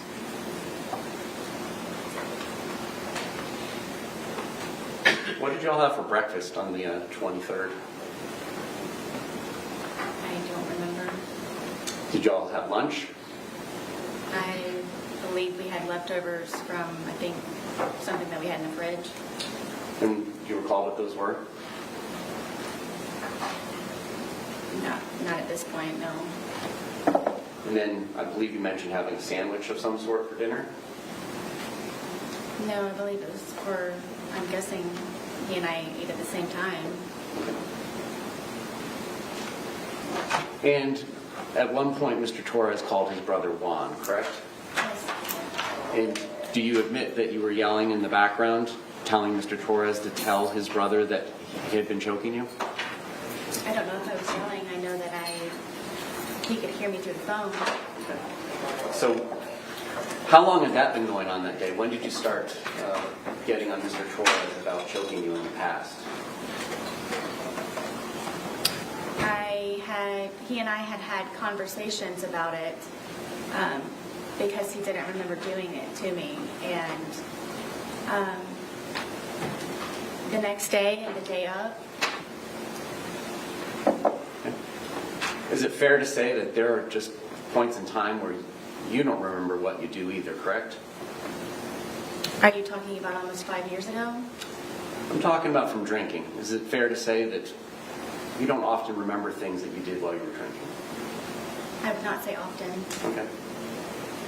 In the course of your relationship with Mr. Torres, are there things you don't remember happening that happened the night before between you and him? I can't say that at this point. But you said that you don't remember taking that photograph at 11:03 p.m. on February 23rd, correct? Yes.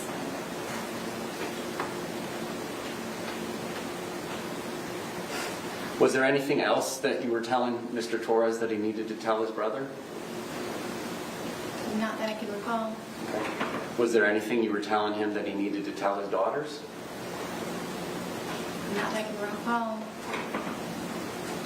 Now, you indicated that Mr. Torres would use your phone to look at pornography. Correct. Were there ever any points in times when it was you that was used looking at pornography? If I was, it was to go back and look to see.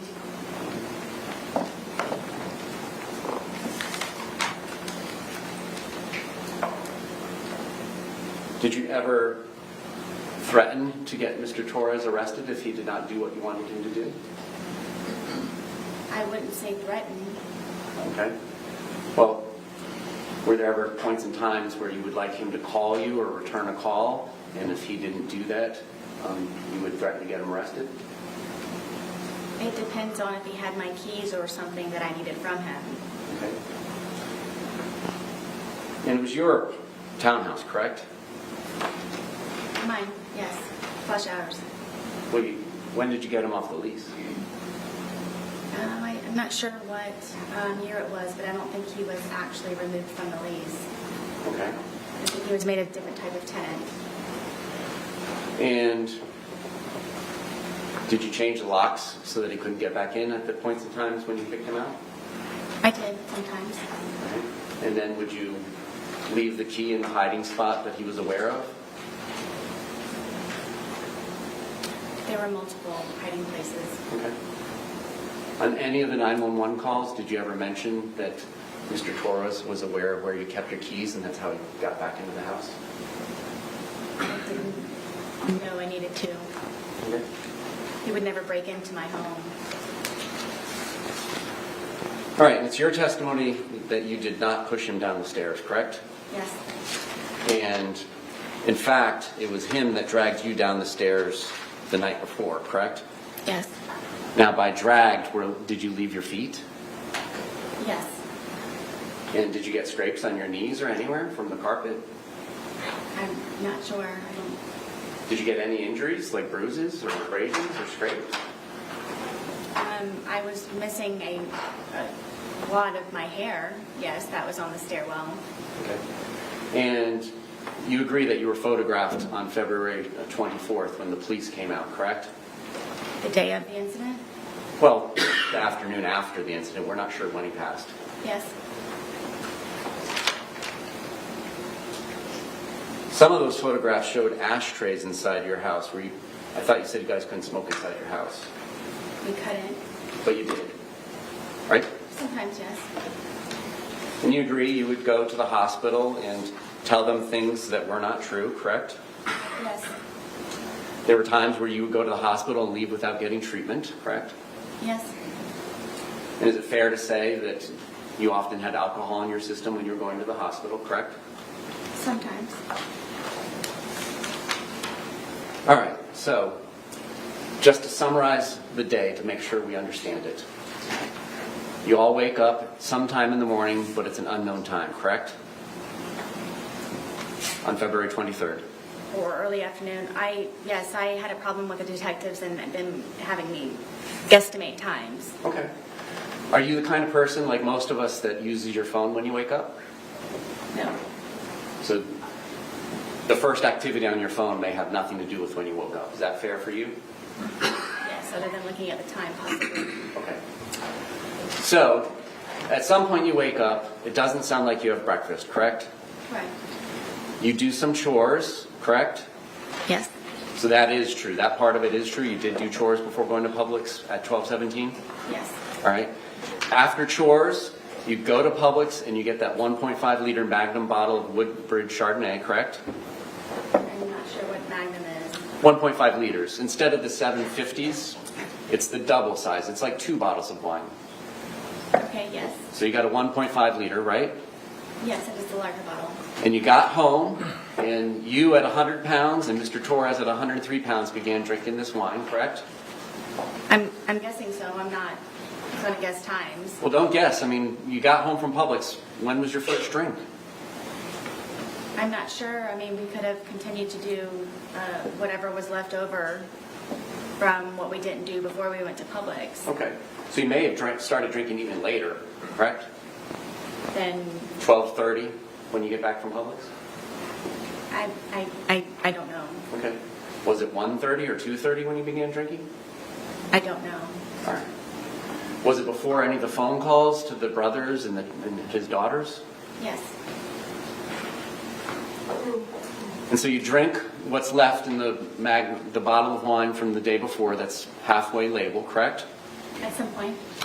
And then you drink 1.5 liters of wine, and he goes out and gets another one on his own without your permission or suggestion about 5:30, correct? Correct. And then you all consume that one as well, and it ends up in the trash can at the end of the night, correct? Apparently. Okay. At what point in the night does your memory tape stop? Because you've described that it wasn't on at 11:03 p.m. when that photograph was taken. What's the last thing you actually do remember prior to these videos being made? I don't recall it at this point. I don't remember. Okay.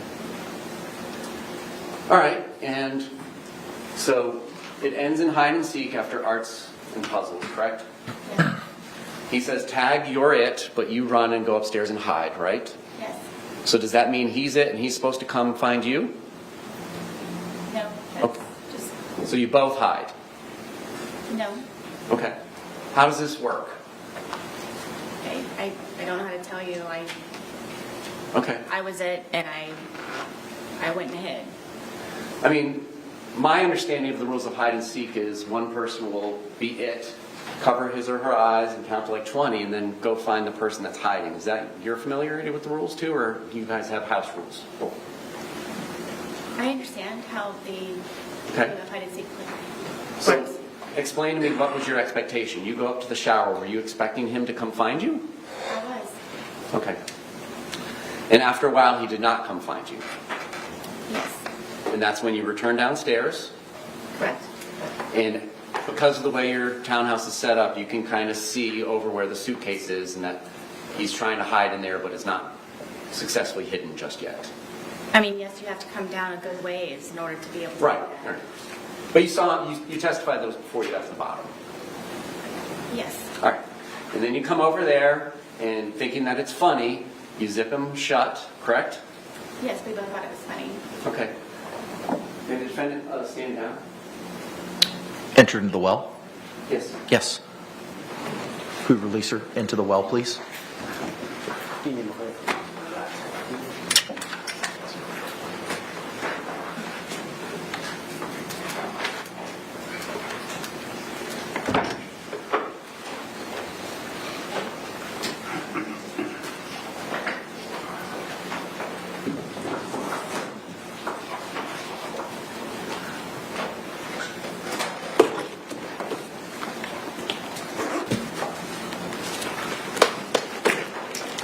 All right. Ms. Boone, can you demonstrate for the jury where Mr. Torres' head was and how his body was positioned in the suitcase, if you don't mind? His back was this way and his head was here. All right, and then is it fair to say his feet are kind of down here, which would be the front left corner from their perspective in the jury box? Yes. And then his knees are kind of tucked up towards his face. If I remember correctly, yes, that's the position. Okay. All right. Can you help me understand how it was that you zipped it shut? Can you show us where you say you left an opening that his hand got out of? Would it be easier to put it down here? I didn't want to make you go down there. If you're happy doing that, I'll let you. Hold on. Does she need to be wearing gloves? Yes.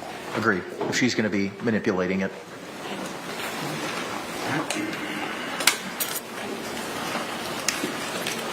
What do you want her to do? Just demonstrate how she zipped it shut. Okay, well, where's the paperclip? And do you remember which one it was in? This side.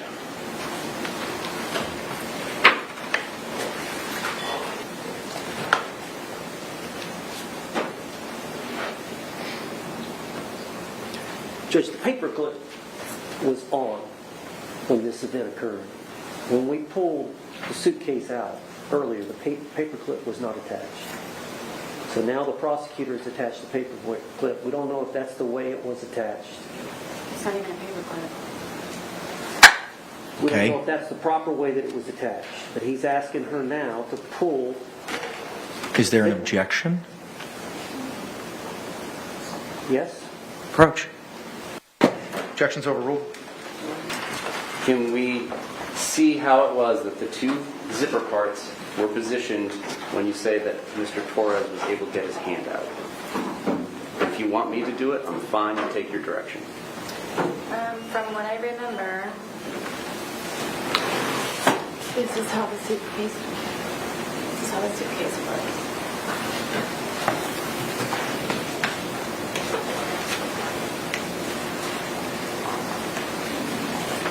This was up here.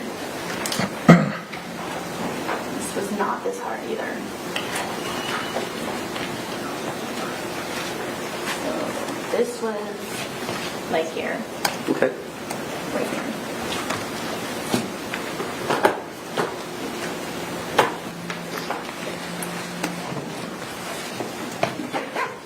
About right there, ma'am? Sure. I assume this one was much closer? It's not over there? Where do you... You asked me where I zipped it. When you say that it was zipped shut, show us. Are you talking about how I zipped it, or When you're done zipping Like it a hole. shut and he's inside of it, where are the zipper components?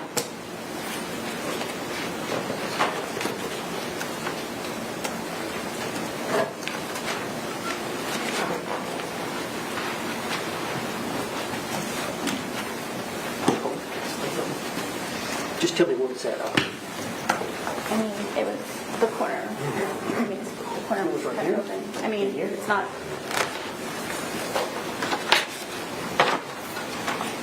Yes, Yes? this one was already pretty much, yes. From what I can remember. That's how he was coming with his hand out. It was like this from the corner part. Okay. Thank you. You can return to your seat.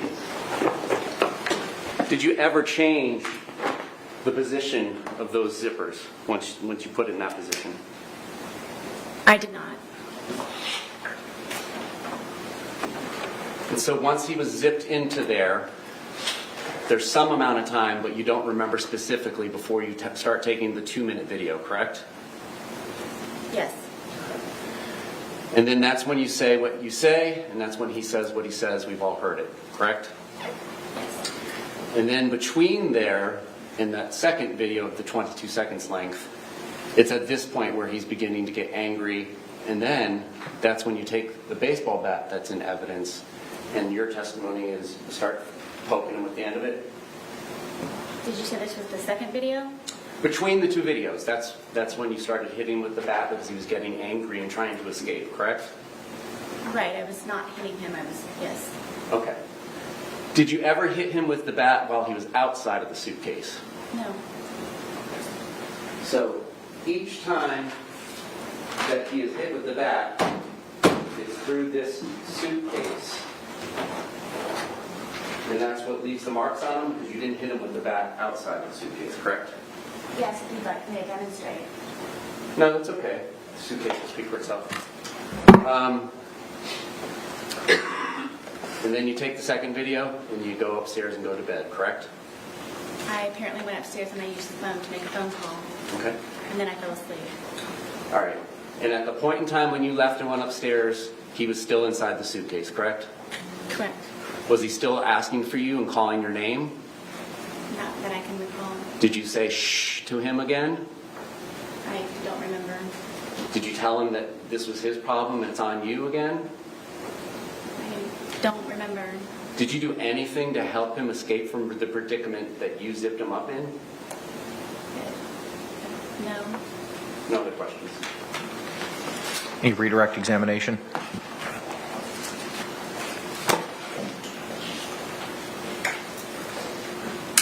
Ms. Boone, he just asked you the question that you poked him and you didn't poke it. You poked, every time you poked him hard with the bat, he was inside the briefcase. The suitcase, yes. The suitcase. But you remember when he put his hand out, did you not hit him in the hand outside the suitcase? Yes. Okay. So that was the only time the bat touched Mr. Torres's body outside the suitcase, Yes. was when you hit him with a hand. But all the other injuries were with you poking him pretty hard. I mean, you bruised your hand, correct? Doing that. Thank you. That's all I have. Ma'am, you can return to counsel's table. Judge, can we approach you? Just a moment. Let me get her situated at table, and then we can approach.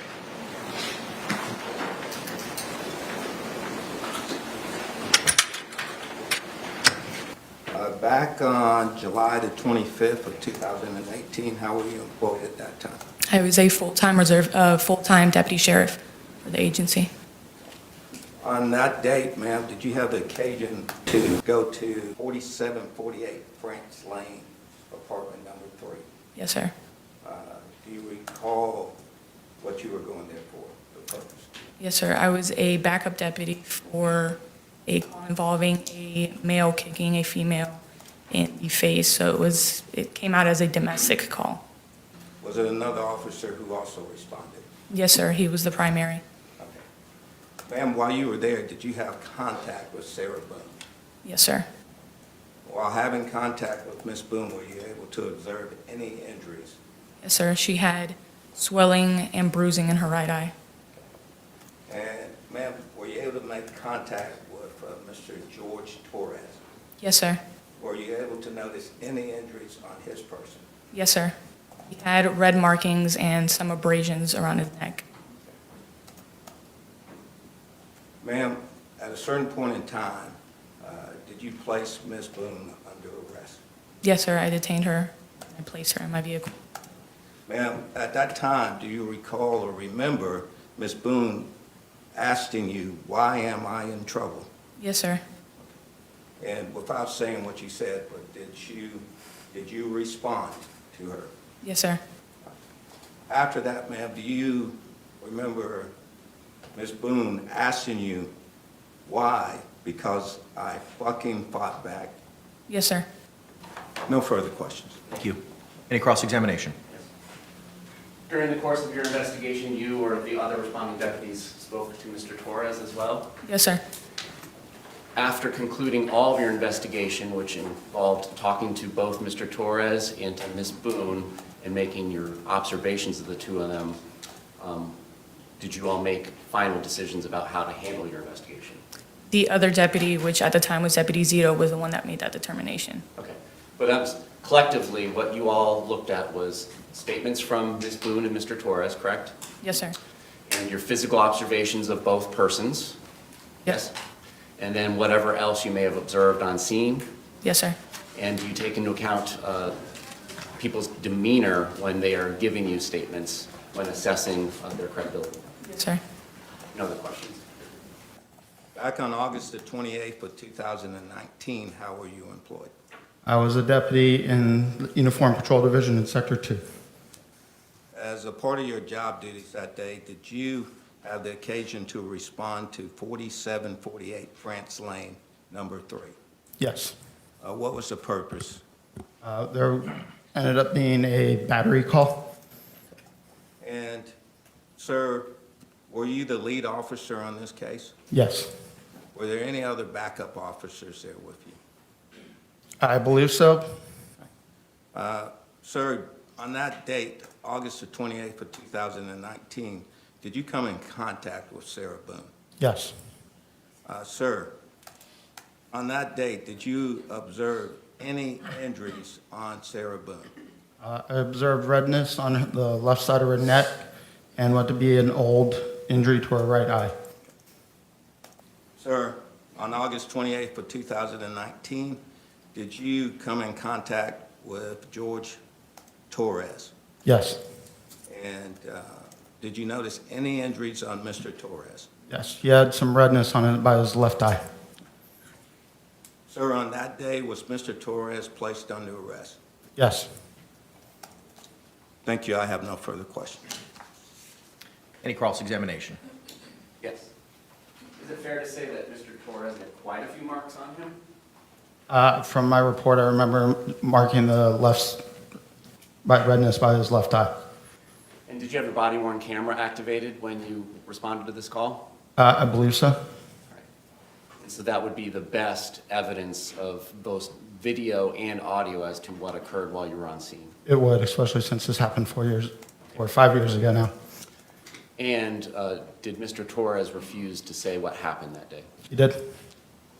Based on the conclusion of your investigation, which involved talking to Ms. Boone and attempting to talk to Mr. Torres, as well as your visual observations of both them in the scene, is that how you all reach your conclusions?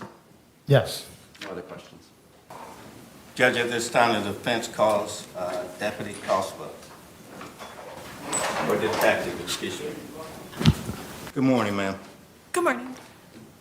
In relation to this case, on February the 26th of 2020, did you have the occasion to interview Abraham Marino? Yes, I did. Was that interview recorded, ma'am? Yes, it was. You remember as part of that interview that Mr. Marino tell you that he had had contact with Sarah Boone on February the 24th of 2020? Are you asking the night of the incident when police were called out? Yes, the next morning, The day that we were called? that you were called out, Okay. the 24th. So, yes, he did have contact with her, but it wasn't in the morning. It was while we were there. While you were there? Yes. Okay. What time did you get there? That's probably what's throwing me. I got there around 14:20 hours, which would be 2:20 in the afternoon. Okay. So the afternoon on the 24th. No, it was later. I recall, I believe I was doing paperwork in my vehicle, so it would have been at some point during the investigation, but it wasn't, I didn't notice him until, I'm not sure if I noticed him until before or after Sarah was interviewed. All right, but to his interview part, the interview, did he tell you in the interview that he had had contact with Miss Boone on that day? Yes, he did. Did he tell you at that time that Miss Boone had made a statement to him? Yes, he did. Do you remember what that statement was? I don't wish to quote what he stated. So I don't know the exact verbiage, but he basically replayed what, I'm not sure if he replayed what exactly occurred that day, but I do know he mentioned something about, she mentioned being dragged down the stairs a couple days prior. Did he say to you during that interview that Sarah Boone told us that a couple of days ago they had gotten into a fight where he grabbed her by her hair and dragged her down the steps? I would assume that he's reading my report, and that does sound similar to what my report should say. So this statement was given on the 27th of February. I'm sorry, the 26th of February. Would you Yes. agree with that? Yes, I would. Okay. When Mr. Moreno was saying that Miss Boone came up to him and made this statement that we just talked about, Yes, that was on February the 24th. Is that correct? that is correct. So when she said a couple of days ago, that would have brought it back to February the 22nd. Is that correct? Potentially, yes. Ma'am, during that interview with you, did Mr. Moreno ever indicate to you that when he had contact with Miss Boone on the 24th, that Sarah Boone told him what happened was an accident? Did he say that Sarah Boone stated that she was teaching him a lesson and things got out of hand and that she fell asleep? I don't recall the entirety of that being accurate. Yeah, I don't recall the entirety of what he just said being accurate. Do you remember him saying that at all? He did say that she had, I believe he said on the recording, passed out.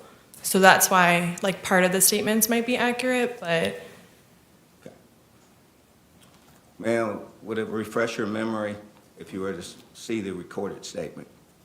his recorded statement, Yes. transcription? Yes. Sure, yeah, great. May I approach the witness? You may. Ma'am, take your time. Okay. I don't recall all the statements that you asked, or the way you asked it, but Would it help if I repeat it? sure, yeah. Okay. You asked, like, you said multiple statements, so Yes, ma'am. this was a, like, 11-minute interview. All right. The statement would be that Sarah Boone stated to Mr. Moreno that she was teaching him a lesson and things got out of hand and that she fell asleep.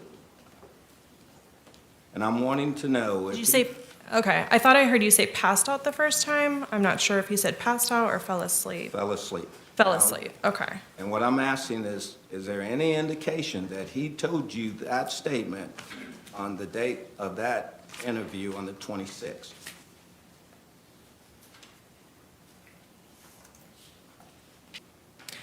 Okay, so like I had stated, there were certain things that I thought was accurate from your statement. Ma'am, and anywhere in that interview, do you see reference to this statement that Sarah stated that she was teaching him a lesson and things got out of hand and that she fell asleep? No to the first two parts of your question. I heard passed out the first time you asked me this question, and that's why I said that part of it was accurate, because he did say that she passed out in his statement. That was what Sarah told him. Okay, did she say she was teaching him a lesson? Is that in there? No, And things got out of hand. Is that in there? no, I don't recall that. May I approach the witness? Yes.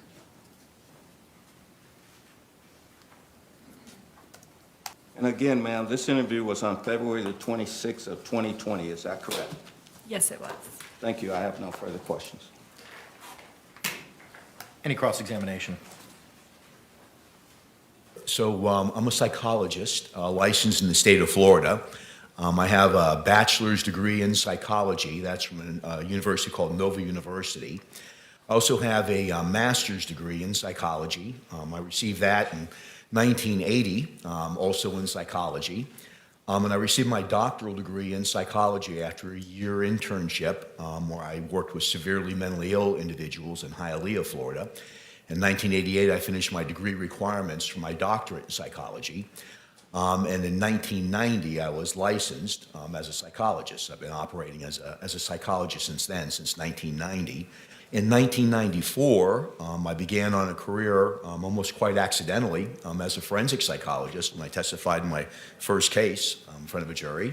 And from that time on, I've been doing mostly forensic psychology. My practice very quickly changed from that time on. I'm currently the co-director of the Institute for Behavioral Sciences and the Law. For the uninitiated, just exactly what do you mean by forensic? But forensic psychologists are individuals who have degrees in psychology who are working to help to answer questions that come up in the legal system. It could be in criminal cases like we're here for today, answering various criminal questions, giving opinions about those questions. What is the DSM or the DSM-5? So the DSM it stands for Diagnostic and Statistical Manual. It's kind of our code book, if you will, to help us to know what the different symptoms are for different mental health disorders, whether it's major depression or schizophrenia or anxiety. So it gives us a code book of here's the criteria you have to meet in order to have that diagnosis. And then we're able to utilize that in terms of either treatment, so even insurance billing, but being able to inform patients too about what condition we think that they're suffering from. You've been asked to testify today in regards to battered women's syndrome. Is the battered women's syndrome identified or located within the DSM-5? So it is not. It is not a diagnostic category. It's not a formal diagnosis that it is contained within that book, that classification manual that I just told you about. Within your field of forensic psychology, however, is there a subcategory that is located within the DSM-5 that experts would recognize as a DSM diagnosis? Yes, sir. And what is that, sir? So that category would be in the trauma section of the DSM-5 TR. There's a whole category on trauma disorders, and it's most closely related to something that we call post-traumatic stress disorder. What used to be called battered women's syndrome, all of it really is more connected to a trauma disorder like post-traumatic stress disorder. You testify on criminal matters. Do you also testify? You indicated also on personal injury cases and emotional. That would be civil, correct? Yes, sir. Okay. And today you're testifying for the defense, or were called by the defense. Do you also testify for the state of Florida or other states within this country?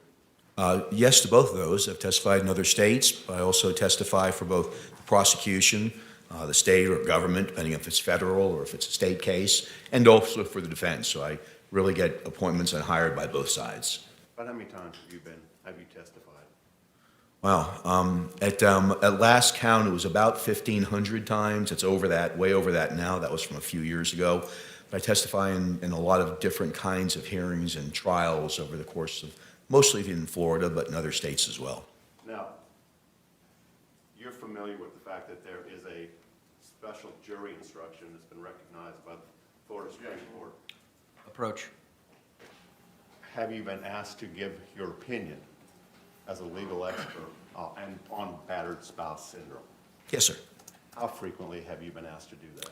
I've been involved in about 100 cases of just that alone. I've been involved in some sort of testimony about 50 times. And you indicated that you've testified for the state, you've testified for the defense, you've testified in state cases, federal cases. Could you break down on a percentage basis the number of times you testified for the state versus testifying for the defense? It's really close in terms of the last time we looked at it, it was about 50-50. On most cases, like for instance, if there's a case that involves battered spouse, potentially battered spouse or battered wife syndrome, I'm usually called by the defense first because they raise the issue. If you're called by the prosecution, whether it be federal or state, what oftentimes happens is it's in response to a defense expert that's been called. So do I agree or disagree with that other expert? So I'm usually, the call usually comes first from the defense, but in terms of who I'm hired by, it's pretty even. It's about 50-50. So battered spouse syndrome is a woman, usually a woman's response. Doesn't have to be, but that's a classic historical research went into how women respond in situations in which there's intimate partner violence, when they've been the victim of violence. Now we know, of course, in other kinds of relationships, men can be a victim of it as well, or whether it's a heterosexual or homosexual relationship, that both men and women can be victims. But we still know the majority of those individuals that are diagnosed with that condition or given that condition, classified with that condition, are women. Bless you. We do know that it's a reaction, a strategy that's developed by the person who's being abused to someone who's abusing them in an intimate partner situation. And essentially what they're doing is they've made a determination that they can't effectively escape from the abuse. They can't just leave for some reason. They feel in danger or they've been threatened if they leave that something bad will happen to them. So it's a cognitive or thinking strategy on the part of the person being abused that I have to develop some coping skills or ways of protecting myself or maybe even loved ones as well from some form of imminent violence or danger or lethality. Something bad will happen to me if I don't develop a way of handling this abuse, this constant abuse that's coming towards me. So the battered wife syndrome is really a way of thinking. It's a psychological change that happens with a victim in terms of the way they cope and strategize to stay safe for themselves and other loved ones as well, oftentimes. I'm going to ask a really silly question, if I may, Doctor. I don't know if you've noticed a bruise across the bridge of my nose this morning. I did see that when I came in. Yes, sir. Okay. This weekend, hypothetically, if an individual was digging around in the garbage, the lid fell down and cut his nose, the bridge of his nose wide open, would you as a forensic psychologist anticipate, or a psychologist in general, anticipate that there might be a physical or a psychological reaction or response to that degree of trauma? So I don't know if it would be trauma or not. It could be, depending on the degree of the injury and the pain and things like that. But certainly you'd view that garbage can differently as you approached it. So it changes your psychology or the way that you look at that particular situation or that particular object. So by viewing it differently, you may engage in different behaviors. You may approach it differently. You may have somebody else approach it. You may approach it with both hands up. So it changes your behavior and your thinking about that garbage can. Does that also apply to interpersonal relationships? So it certainly can. No two people always react the same way to every situation. Trauma, one person's trauma is not a trauma to another person. But for people who do develop battered spouse syndrome, they do begin to change the way they view the person who's abusing them and what they have to do in order to maintain either their life or their safety, their physical safety in terms of their behavior and interactions with that person. Now, is there a specific set of criteria that a psychologist, forensic psychologist, would necessarily rely upon in attempting to make a diagnosis or assessment of battered women's syndrome? Yes, sir. And what are those criteria? Well, you'd want to see one if some type of abuse has occurred. That abuse can be physical, it can be sexual, it can be emotional, or it can just be the threat of abuse or bad things that's going to happen to you. So there has to be something bad that's happened or that's threatened to be happening over a period of time. So abuse has to be present in order for this to be underway. Without abuse, there's no battered wife syndrome. But that's not enough. There also has to be what's called coercive control. Coercive control is really keeping the person's social interactions, overseen on a regular basis, controlling money, controlling preferences, even TV preferences sometimes, social media, looking at social media that the person is accessing or looking at, who they're talking to on Facebook, who they're texting.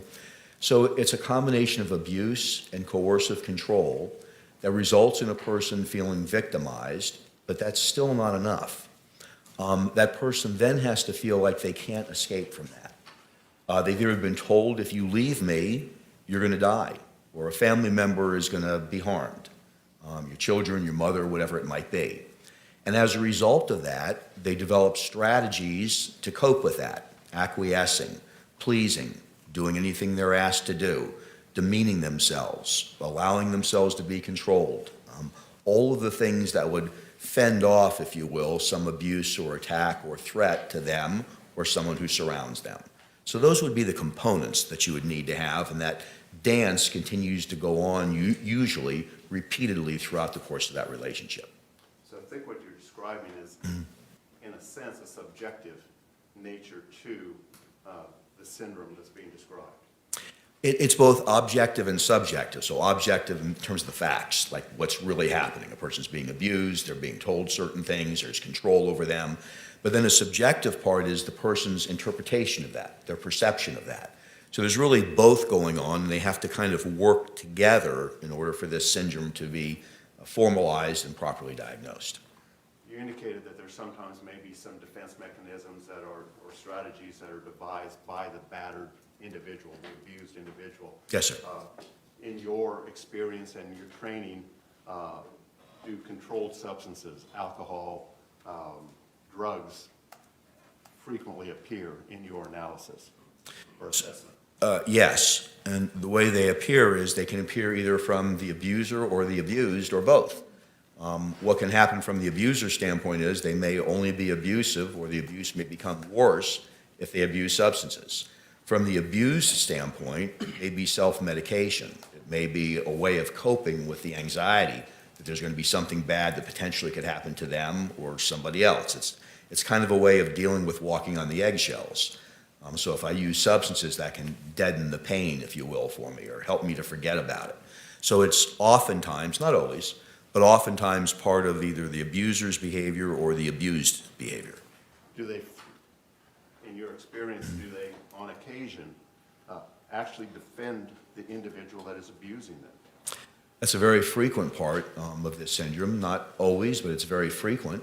It's why interviewing them becomes difficult sometimes, because they're used to explaining away their behavior, the abuser's behavior, my black eye, my missing tooth, his screaming and yelling in the background while I'm talking to mom on the phone. So they're used to making excuses for it. It's part of the coping strategy, trying to explain away this behavior. He's had a bad day. She's, really upset about something else that's going on. She's really never like this at any other time. So defending that person is oftentimes a part of the battered spouse syndrome, and getting the person who's been abused to get them to stop defending them so they can talk about the actual abuse becomes a challenge. Now, the DSM makes reference on occasion to rule-outs, I assume for the diagnosis that's being applied. What is a rule-out? A rule-out in our parlance says that we should consider these things before we look at other diagnoses. So, for instance, if we're going to consider schizophrenia, we should rule out substance abuse first, because oftentimes some drugs can create hallucinations and delusions and psychotic symptoms. So there's always rule-outs, just like there are for medical conditions. So look for this before you consider this, is really what a rule-out is. Are there specific rule-outs for battered woman syndrome or PTSD? Sure. So there's rule-outs for everything, because you're considering a number of different conditions before you make a differential diagnosis, or you pick that's the one that I think best fits this person. So yes, there's rule-outs for both of those. For my sake, what is a differential diagnosis? That's how you decide which one. It's whether it's your medical doctor, your psychologist, whoever. It's how they pick the right diagnosis. So you're going through kind of a card catalog in your head, and you're saying, all right, there's symptoms of this, but that's also consistent with symptoms of that. So is it schizophrenia? Is it bipolar disorder? Now I have to ask more questions. It's a decision tree. And that decision tree helps you to inform the person and either make a diagnosis in a legal setting or help to treat them clinically. Now, if the individual, the psychologist who's doing the evaluation, identifies the presence of certain rule-outs, what is their response professionally to those rule-outs in establishing or assessing the patient? You have to go down a decision tree. And we all kind of do decision trees in our mind every day about what we should do or shouldn't do in certain situations. It happens automatically. It's more structured when you're doing it professionally. So if you have a concern about substances, then you would kind of take that track and you'd have to ask a lot of questions in that area. So you'd want to know what kind of substances, how often are they using those substances, what kind of effect have those substances had on them before. I just picked one of many possible rule-outs there. But every one of them you'd have to explore or ask additional questions because, of course, you don't want to come up with a wrong diagnosis because in a legal setting, that leads you to a bad opinion. In a clinical setting, it leads to bad treatment. Now, I want to go back just a second. We talked about the subjective nature of the abused individual's understanding of what's happening.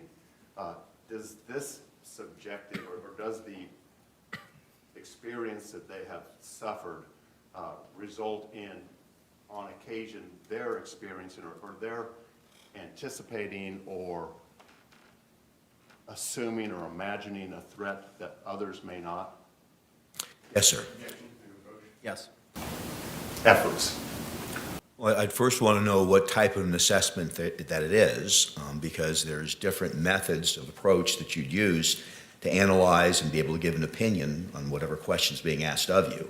So the very first goal for me as a forensic psychologist is to isolate what the question is. So what are they asking me to do? Because I want to know, A, can I do that? Am I qualified to do that, or should I refer that to somebody else? Or B, is that something I'm going to have enough time to do and enough resources to do? And the next thing I would do is start asking questions about specifically what do you already have or what can you get to help me answer this question.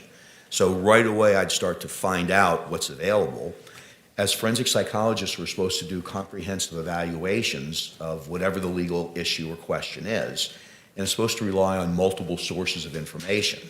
So depending again upon the question, I'm trying to then define early on what are those multiple pieces of information I'm going to need to help to try to give an opinion and an educated opinion about that matter.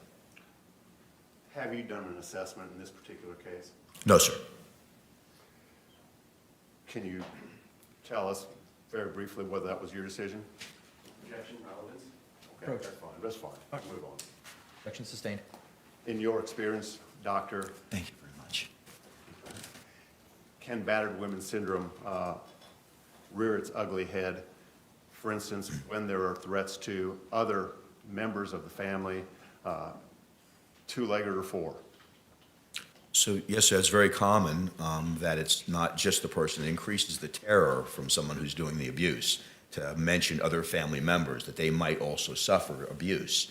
So whether it's emotional or physical, those type of things are very common. Not always, but it's very common in the course of domestic violence cases or intimate partner violence cases.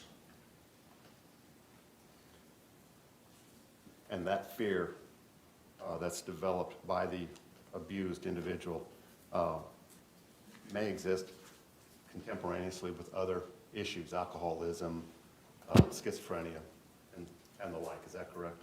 Yes, sir. They can all be combined together, and certainly that increases if there's other family members that are threatened or live in the same home or close by.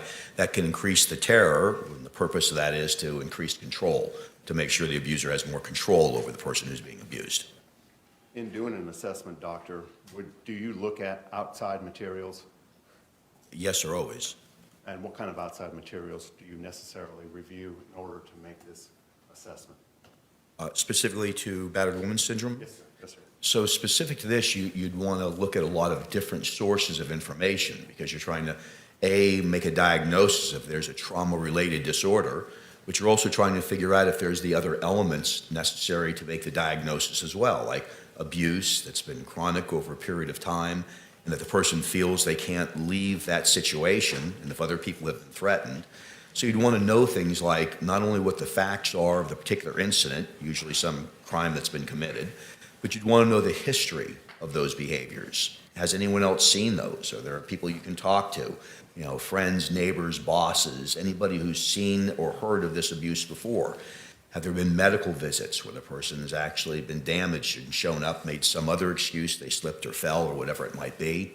You'd want to do psychological testing as a forensic psychologist because we have very good tests that help us to determine whether someone's suffering from a trauma-based disorder or not. You'd want to know if the person who'd been accused of the crime for this type of evaluation made any statements to the police. If they did, you'd want to hear that statement. Or has there been a 911 call or calls? If that's happened, you'd want to hear that too. So any evidence you could collect, and these are some of those questions I was talking to you about before, you'd want to ask the person who's trying to hire you in the beginning, well, tell me what you have, because you'd want to see whether or not you're going to be able to make this analysis or not. So it's not good enough just to talk to the person, because that's just one form of information. It's almost like being a behavioral detective, if you will, as a forensic psychologist, because we're trying to get as much evidence wrapping around our interview with the person as possible to be able to guide our questions, but inform us and see whether there's what we call convergent validity. It's a fancy way of saying, does everything agree with each other? Does everything connect in a way that it all sort of makes sense? Or are these strange conflicting pieces of evidence that we need to explain away, or it just doesn't fit the criteria? So it's a rather comprehensive and complex evaluation that has to be conducted to come up with this. And the final piece I'd say about it is that because oftentimes the abused person is defending still the person that they've oftentimes committed a crime against, it takes a bit of time to get to where you need to go. With all victims of trauma, whether you're talking about situations where you're doing therapy or you're doing an analysis in this type of setting, a criminal setting, it usually takes some time to break through that and get them to trust you to talk about the trauma, but to stop defending the person and talk about the abuse and how they felt about the abuse. Your goal, if you will, is to be able to see what's happening in that situation through the abused person's eyes. If you look at it through your eyes, often it doesn't seem to make sense. But if you look at it through their eyes, if it meets the criteria for a battered spouse, then you can better understand their world and what they were dealing with. And real briefly, some of the things that you are evaluating when you examine, particularly the individual themselves, you're looking for anxiety and or fear? Yes. Low self-esteem? Yes. Are you looking for depression? Yes. Are you looking for any form of social or interpersonal withdrawal? Withdrawal, especially if it's forced withdrawal, controlled withdrawal, if there's consequences to socializing with my family, my friends, calling them on the phone, texting them. So especially in that context. Stockholm Syndrome. Sure, that can be part of it.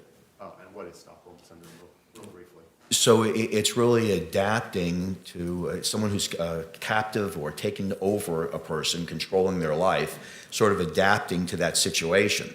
The famous model of that would be many, many decades ago, a woman called Patty Hearst, who was kidnapped. But it's taking on the beliefs and taking on an acceptance, if you will, of a kind of a captive situation. And in these situations with women who have been abused, who meet the criteria for battered spouse syndrome, they oftentimes adapt, defend, and take on in an acquiescent way that this is okay and I'm part of this situation as opposed to opposed to the situation. Will this syndrome exhibit itself in physical attributes? It can, at times, even physical illness at times. Inability to sleep, inability to keep food down, and those type of things. Sure. Yes, sir. Would that individual potentially experience hypervigilance? Well, that's a large part of it, of any trauma-based disorder is hypervigilance. What changes when you've been traumatized, any kind of trauma, not just abuse, but what changes is your perception of danger. So whether it's the lid of the garbage can hitting you on your nose, or whether it's someone being abusive towards you, those situations change your perception of danger. So you no longer see that object or that person in the same way. You have a foreboding sense of danger could occur. So other people may not perceive it with that person. He's so nice at work, or he's nice in these other settings, or he's so great on the softball field, but at home he's different. So that person who's being abused, their perception changes. Does that include denial?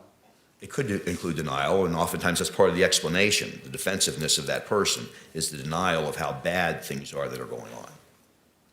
Any cross-examination? Yes, sir. Morning, doctor. Good morning. Nice to see you in person. Good to see you again. So there's a subjective component to trauma, is what I understand you're saying, correct? Always. Yes, sir. And so hypothetically, a couple could be in a 3.5-year relationship with physical violence, emotional violence, even sexual violence, but either or both of those partners may or may not believe that is a traumatic experience for him or herself, correct? Yes, sir. People mistake the stimulus about what happens as the trauma.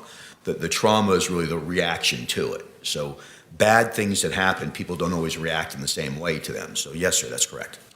So for instance, a homicide detective or a homicide prosecutor may go out to a scene and see a freshly dead body, and their perception of that environmental stimulus may be very different from somebody who works at Dunkin' Donuts and just gives us muffins in the morning coming across a dead body. Is that fair? Yes, sir. That homicide detective may be able to go eat lunch right after it, and the other person who works at the donut restaurant may not be able to eat for a couple of days as a result. So yes, perception is a big part of how trauma occurs.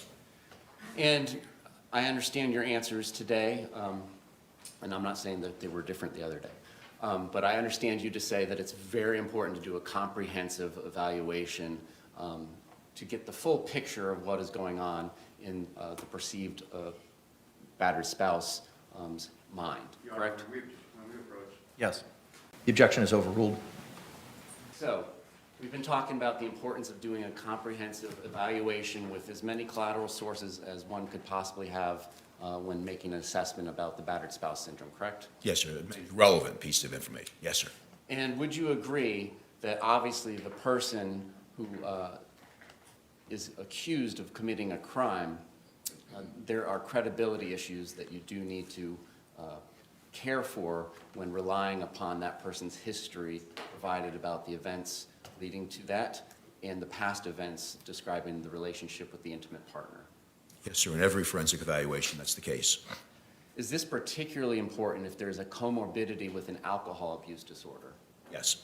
And can you tell the jury what alcohol abuse disorder means in the DSM-5 TR? Sure. It's the biggest part of it is it's not just the use of alcohol, it's impairment that happens as a result. So it's the excessive use of alcohol, but that could mean something different, just like the excessive use of marijuana might mean. But it's the use of alcohol to the degree that it impairs or affects a person's life.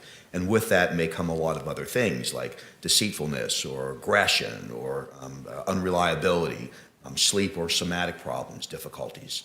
So, but the important thing to remember there is that it's the use of a substance that impairs or affects a person's life.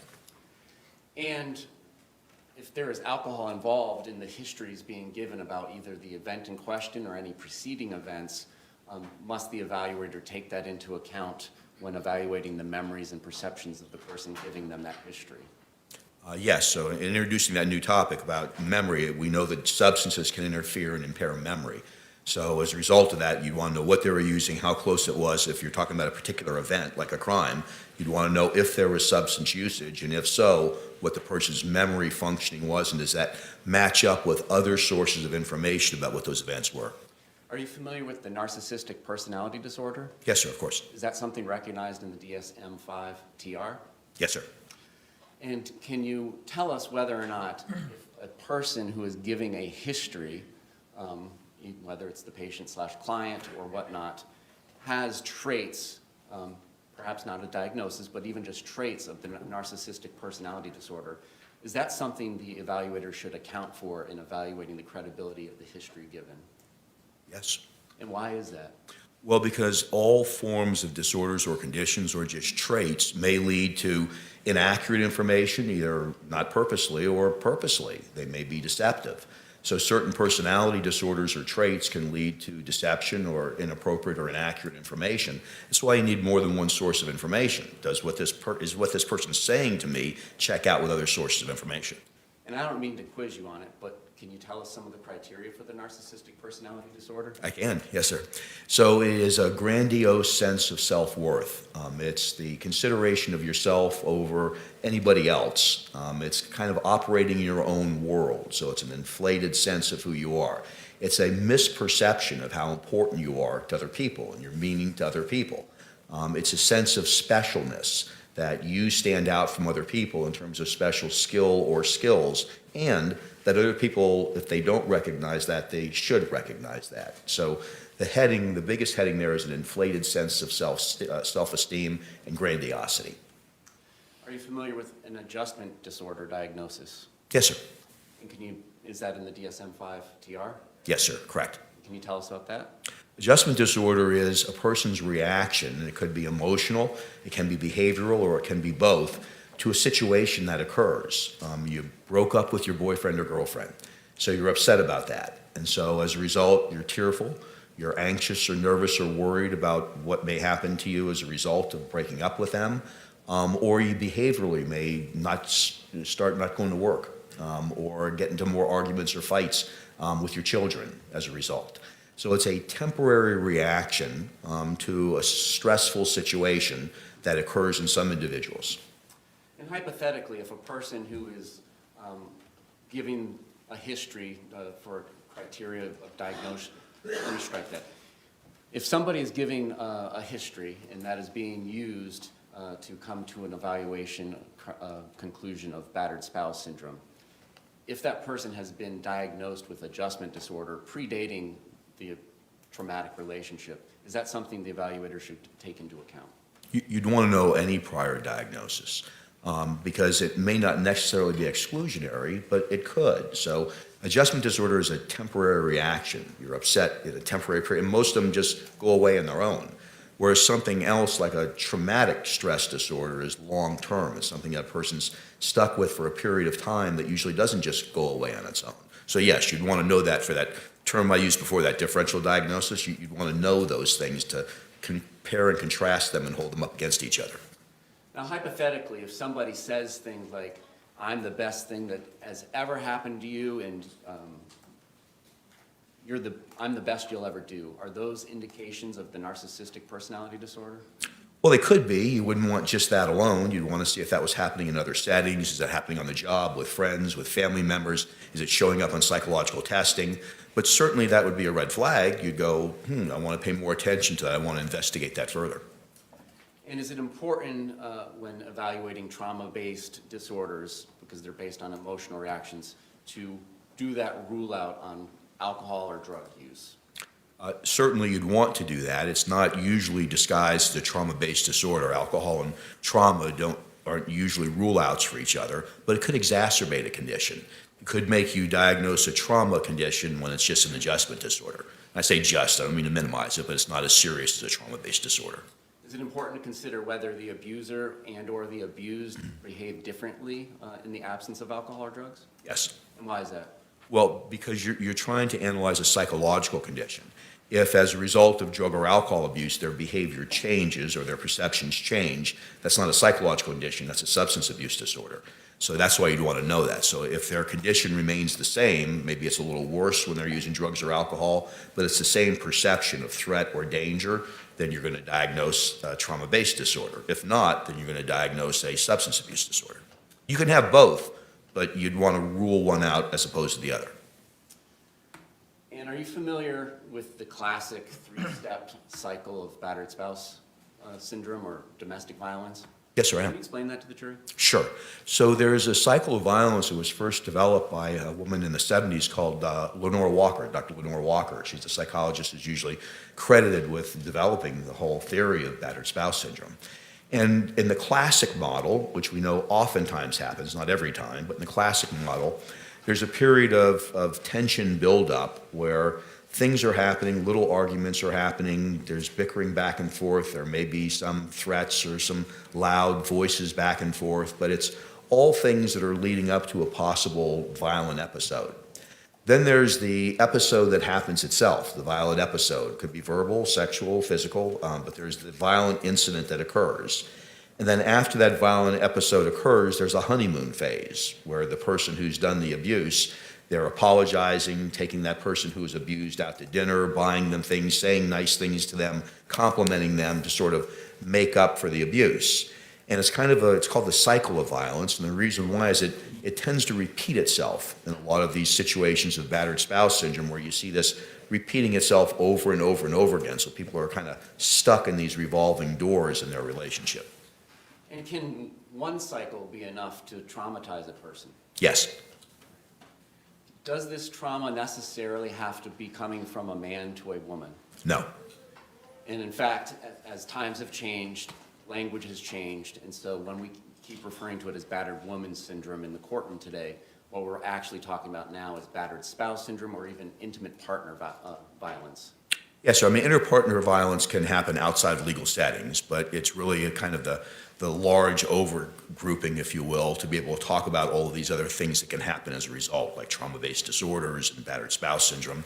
And you're right. The later research has kind of pulled us away from thinking this only happens to women in heterosexual relationships. We know now there's all sorts of derivations, and that men can suffer also from battered spouse syndrome, battered person syndrome, homosexual couples. So we know it goes around to everybody, but still, women are more often diagnosed with battered spouse syndrome than anybody else. Does the trauma have to come in the form of physical violence? No, sir. Does it have to come in the form of sexual violence? No, sir. Can it come in the form of emotional or mental violence? Yes, sir. And would examples of that include such as running the partner down and telling them that they're no good and, just general insulting and lowering their value? It could. Remember, that's the stimulus, so it would depend on how the person who's receiving that responds to it as to whether or not it becomes traumatic. But yes, sir, that would be the first red flag you'd want to investigate. And you mentioned isolation before. So if somebody in a hypothetical intimate partner setting is trying to isolate the partner from his or her family members or friends or coworkers, can that be, and I'm not saying necessarily, can that be indications of intimate partner violence that could lead to battered spouse syndrome? So sure, that'd be an example of coercive control.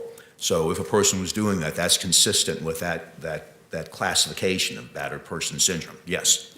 And hypothetically, controlling another person, the intimate partner's personal property or effects, such as a birth certificate or identification papers, can that be indication of emotional trauma towards the partner who is lacking the control over those identification papers? So that's a stimulus that could result, depending on how the person subjectively perceives it, in some trauma. So yes, all of the things that you mentioned could be stimulus, if you will, that a person could perceive as traumatic. And hypothetically, if one partner A gives partner B a gift, such as a bicycle, but partner A continues to maintain that the bicycle is his or hers because he or she bought it, even though it was a gift to B, can that be a form of emotional abuse towards B? Sure, it sounds like control, but I guess you could interpret it as emotional abuse too, but it sounds more like a control mechanism that'd be consistent.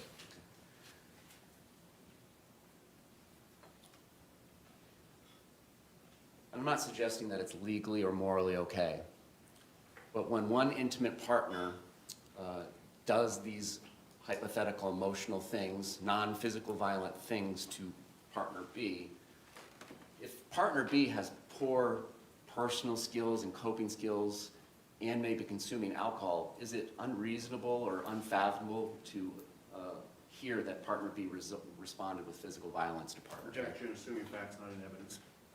Sustained. Move approach. Yes. After hearing argument of counsel, the objection is overruled.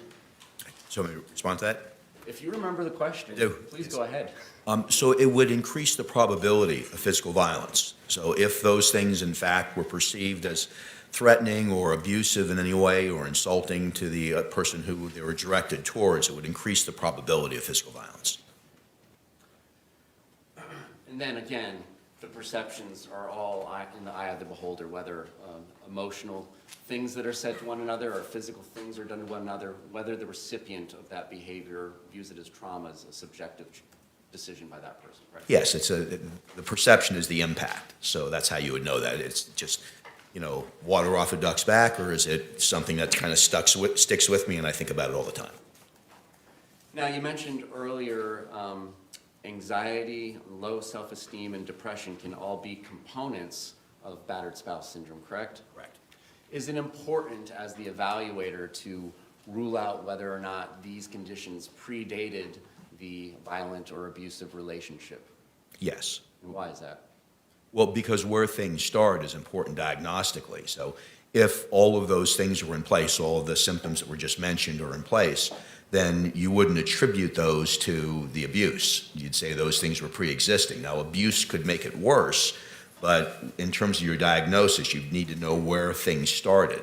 So if those symptoms didn't start at the time where there was abuse that was alleged to have occurred, then it's unlikely that it's attributed to that abuse. And independent of any narcissistic personality disorder traits, would you agree that anybody in a certain legal setting has a motivation to present themselves in a certain way? Yes, to do impression management, either depending on the outcome. So if there's punitive sanctions, they may lie to make themselves look worse, or as a result, if they're in other settings, like divorce settings, they may lie to make themselves look better. So there's always some impression management you have to kind of look through in your evaluation. And that's important for an evaluator? It should be looked at in every evaluation. Thank you. Yes, sir. Any redirect examination? Yes, Your Honor.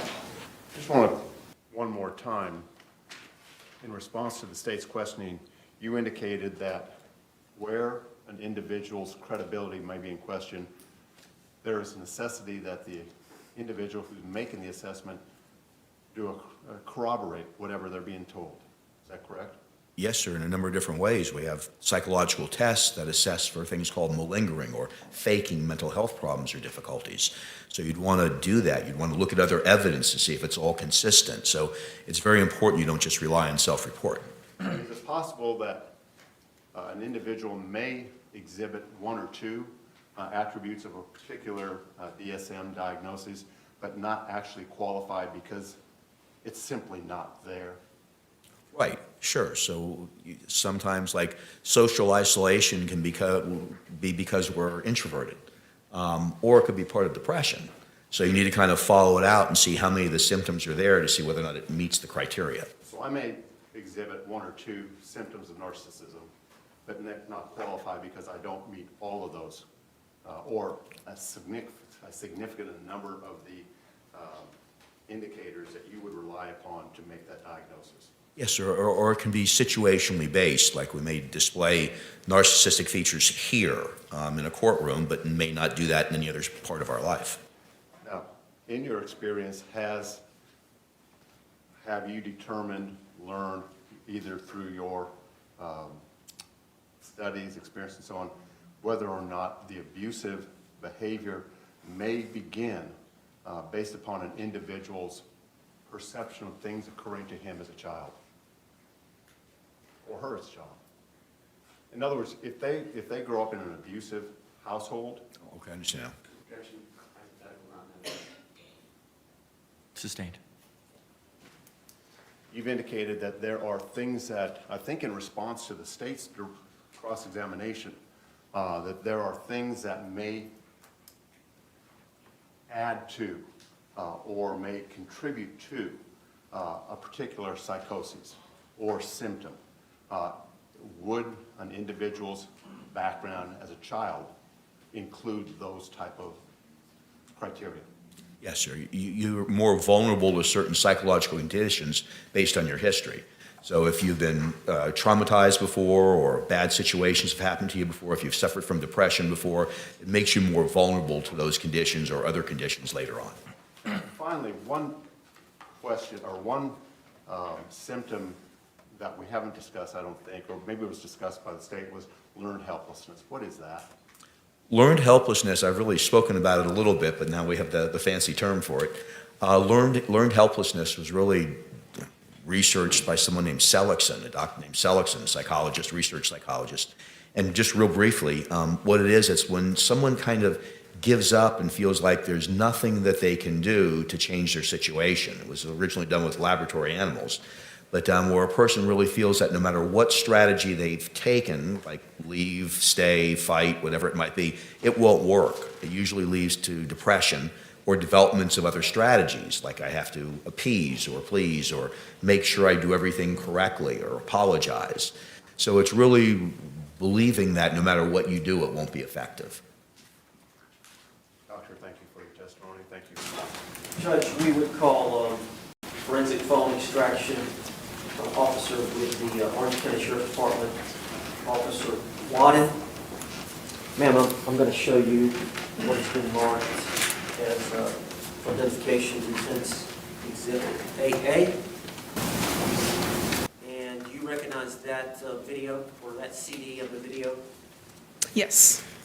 That was extracted from the Sarah Boone phone that you were asked to extract? Yes, one of the media files, yes. And then identification C, defense identification, same type question. You've had a chance to review that video, and is that one of the videos that was extracted from the Sarah Boone phone? Yes. You're gonna help me take this shit out. Real shit. You're gonna help me take it out. You're gonna help me take this shit out.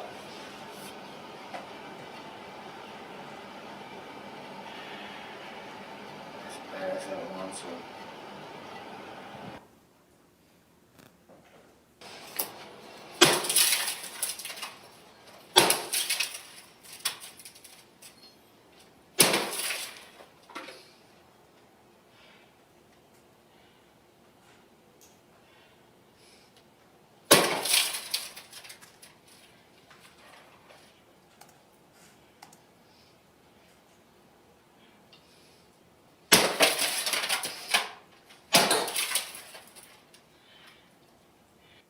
Ms. Walker, do you know the defendant, Sarah Boone?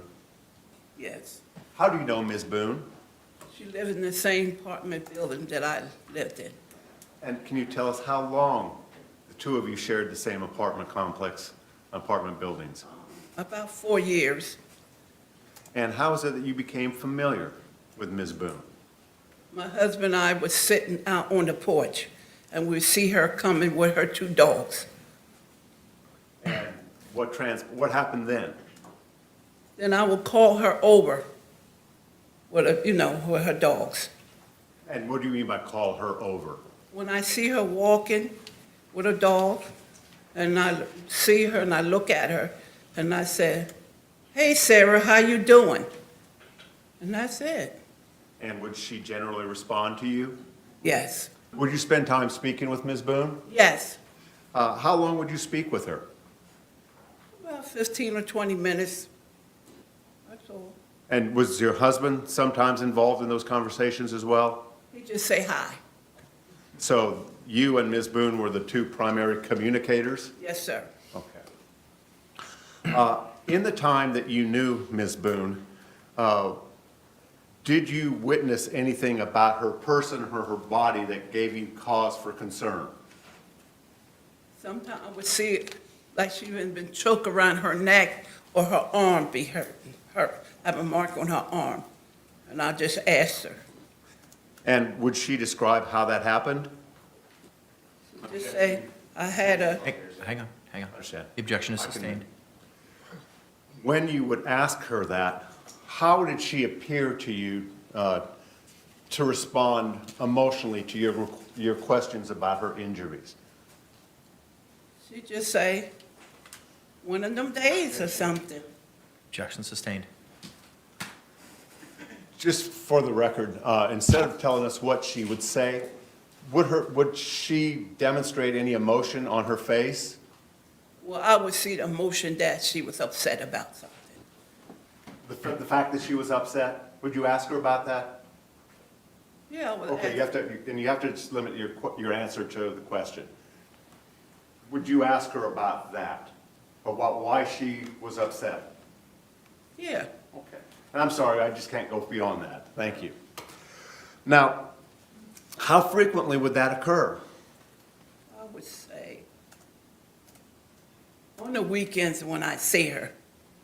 Was that primarily when you saw her, on the weekends?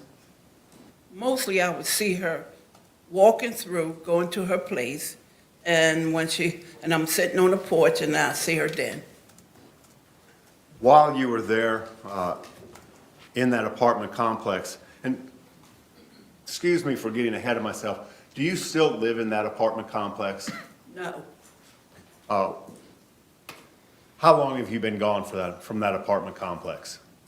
If you don't know, that's fine. it's been a Thank you, ma'am. During the occasions that you had to interact with Ms. Boone, how did she treat you? She was a nice lady, Overruled. nice to me. Did she ever act uppity? Objection, relevance. Overruled. Did she ever treat you in an uppity manner? What you mean, sir? Did she ever look down on you as a person? Oh, no, Did she ever treat you with disrespect? no. I'm going to object. This is character evidence. Sustained. May I approach on this, Your Honor? Yes. Objection sustained. In the time that you and Ms. Boone lived together, on occasion, did you see law enforcement arrive at the apartment complex? A couple of times. And did you ever get involved in any of their investigation? No, sir. Were you ever approached by law enforcement and asked for information, evidence, insight into what might be going on? No, sir. Now, in all candor, were there occasions when you believed that Sarah Boone may have been under the influence of alcohol?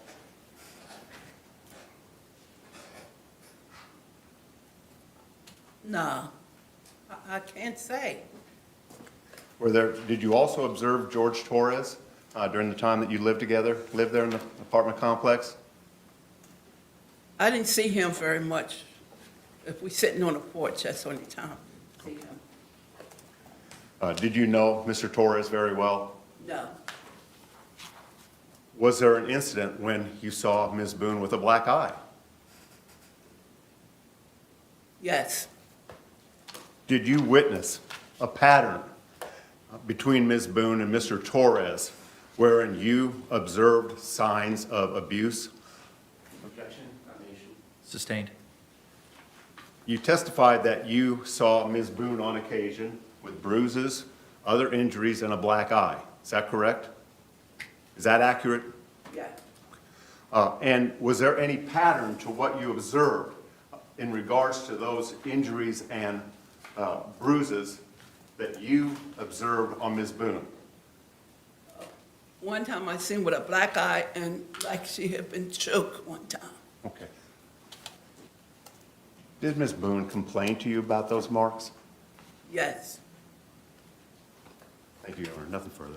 Any cross-examination? Hi, Ms. Walker. oh, You're not exactly sure when you saw any of those injuries on her, correct? when she come past the apartment, I'll be sitting out there, 'cause we always sit out there. Right, but we don't know if this is December or 2018 or anything I like. can't remember, sir. Okay. But you don't know who, if anybody, put those marks on her, right? Well, Just calls for yes or no. I can tell when they must have had an argument or something. I hear the dogs barking. Okay. And you're 5 doors down, right? Unit 8, Unit 3? Yeah. No other questions? My name is Dr. Julie Harper, and I'm a licensed psychologist. Would you tell the jury your educational background? I have an undergraduate degree from Oberlin College in biopsychology. I have a master's degree from University of Denver. I went on from my master's degree to earn a psychological doctorate. That's called a PsyD. In completing that education, I specialized in psychological assessment. I then graduated and started my postdoc work. The person that supervised me was a forensic psychologist. So during that postdoc time, that was my introduction to forensic work while I worked at a community mental health center. Dr. Harper, how long have you been licensed? I was first licensed in Washington State in 2002, so 22 years. What type of position have you held as a psychologist? Well, I was rehired at my internship site, so I worked at Washington State University College Counseling Center. I also worked 2 times at a community mental health center. I also worked in Florida at Bridgeway Center, which is a community mental health center. And while working there, I completed a variety of psychological assessments. I was directing the testing program. I also began working doing the Department of Juvenile Justice contract work for evaluating adolescents that had gotten into legal trouble. I worked in that community mental health setting doing clinical assessments and the DJJ contract and Social Security evaluations, and continued that until about 2010. In 2010, I opened my own private practice, which is Northwest Florida Psychological Services. And in the beginning of the practice, it was a combined clinical and forensic practice, meaning that I spent a majority of time doing psychological assessments to answer questions from physicians about things like ADHD, depression, to make treatment recommendations. I had the therapy patients, and I also did, again, Social Security disability evaluations. And then over time, I began doing more and more forensic work, including receiving appointments from judges to do competency to stand trial evaluations, sanity at the time of the offense evaluations. And then in 2017, I took a job with the state of Georgia to be an evaluator full-time. I was working doing competency to stand trial and sanity at the time of the offense evaluations, and then assisting with risk assessments in the inpatient setting. I did that until 2021. Now, where do you live? I live in Okaloosa County, and that is in the panhandle of Florida. All right. And is that where your practice is currently? Yes. All right. Is it fair to say you travel the state to do assessments or evaluations? That's correct. I travel to a lot of cities throughout Florida, as far south as like Miami, and then, of course, working along other Is it cities. fair to say that you testify in various counties throughout the state? Yes. And I know that yesterday you were set to testify in Bay County, Panama City. That's correct. I was testifying yesterday in a death penalty case in Bay County. All right, and when you finished, you drove here? Yes, I did. My understanding is you got here after midnight. Yes. And would it be fair to say that a lot of times you're appointed by the court to provide the service that you provide and you're paid by the state? That's correct. What percentage of your work is where you're paid by the government to do the work? I would say that the majority of my work comes through with that court-appointed funding. Percentage-wise, probably about 90%. The majority of your time, 90%, 95% of the time, you testify on the behalf of the defense? Yes, the evaluation's complete, and either side can call me for testimony, and the majority of the time I'm called by defense. And so you make a living by traveling the state, and generally the court system, I think they call it JAC, pays your fees. So I make a living by performing work as a forensic psychologist, evaluating individuals, most of the time that are incarcerated in a prison or a jail setting. Doctor, how is a forensic psychological evaluation different than a regular psychological evaluation? Can you tell the jury? Sure. So if any of us went into a psychologist's office and had an evaluation done, it would be most likely for treatment. So things like if you qualify for surgery or you're going to have treatment, maybe you've got a condition that you want therapy for.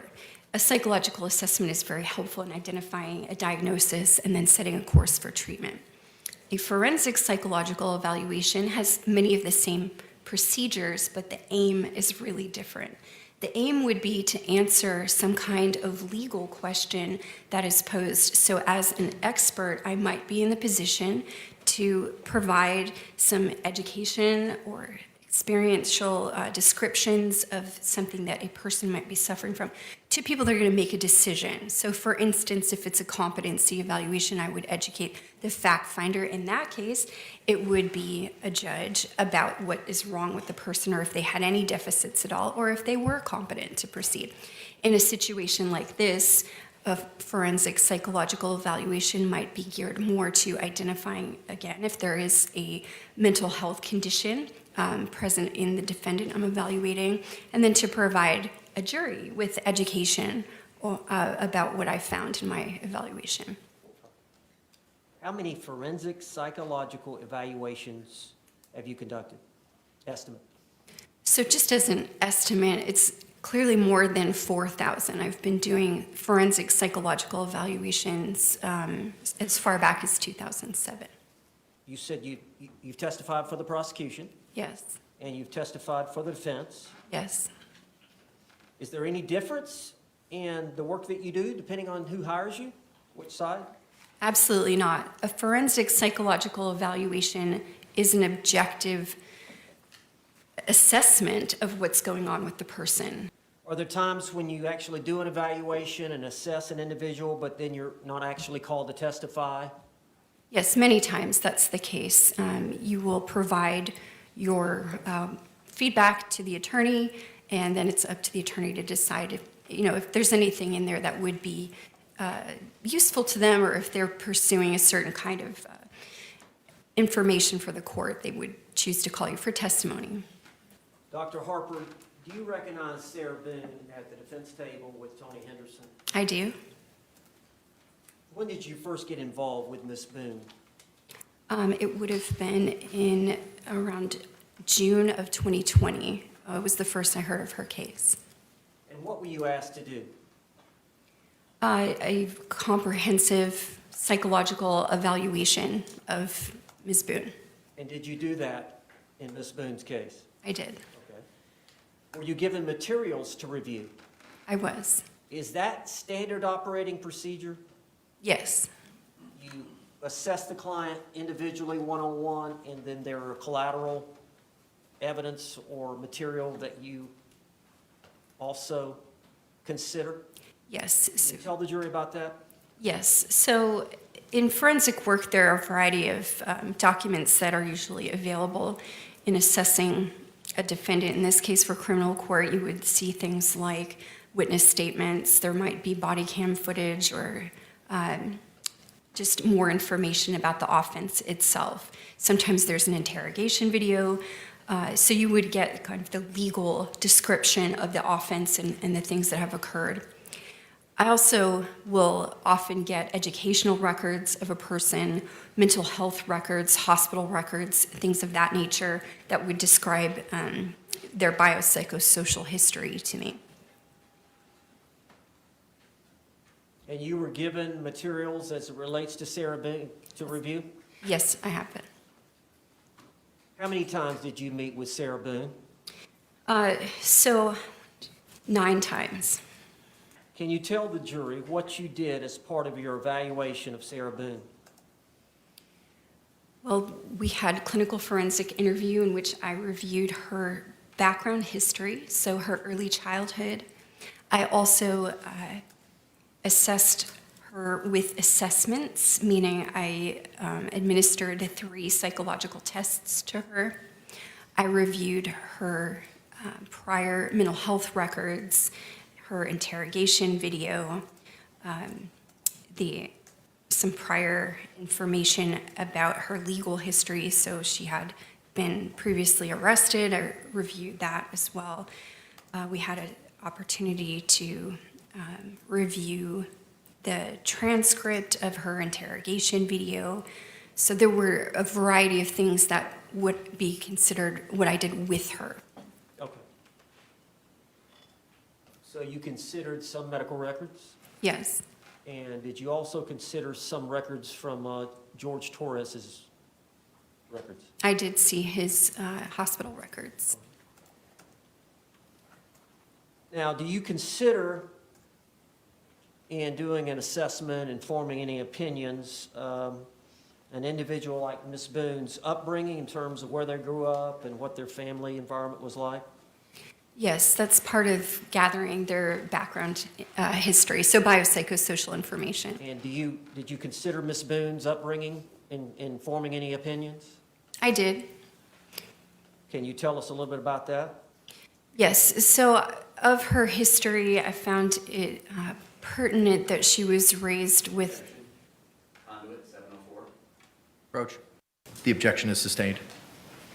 Would you have considered, as part of her family background, whether or not some of her family members had passed away early in her life? Objection, leading conduit 704. Sustained.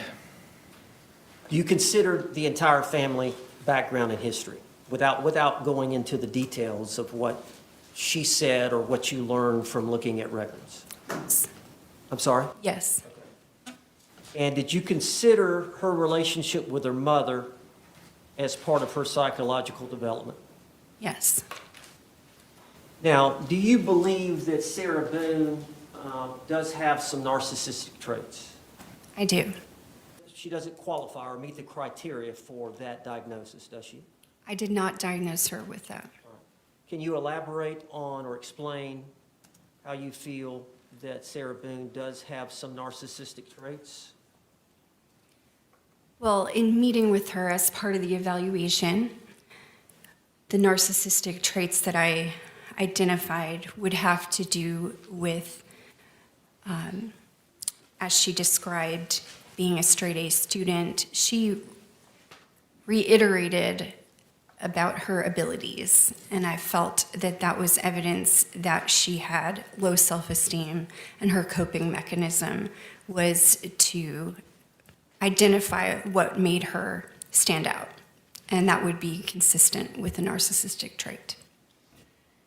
Now, I know there's been reference in this case to a manual that all psychologists, all psychiatrists refer to.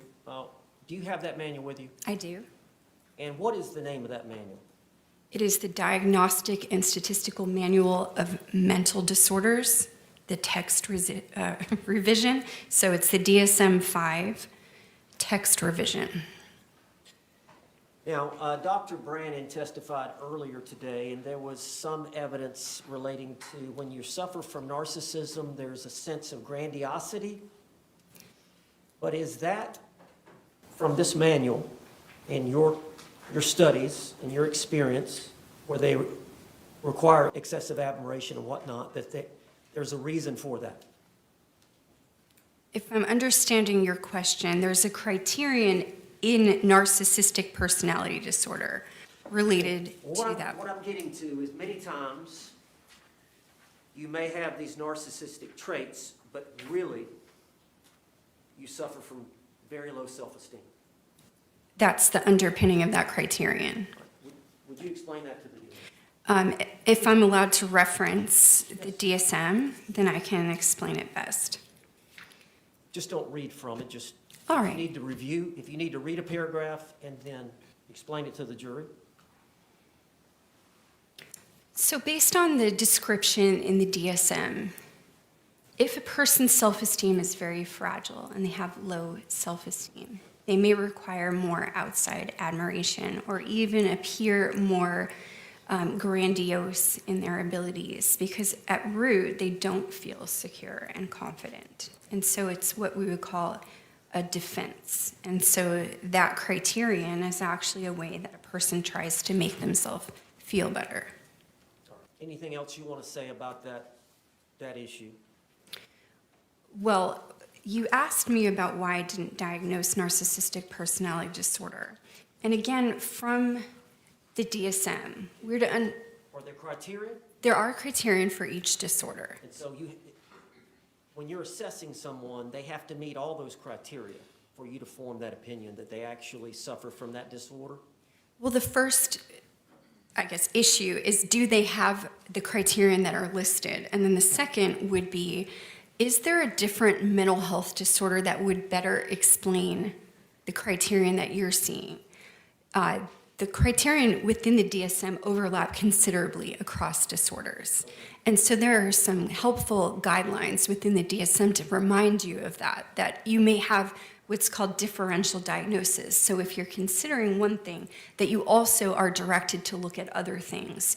So that happened in this case, in this instance, that the DSM guided me to also look at other things. But just for purposes, to make it clear, you did not diagnose her as with narcissism, that disorder. That's correct, because the DSM's description guided me that that would not be an appropriate diagnosis. Why did you not diagnose Ms. Boone with a personality disorder?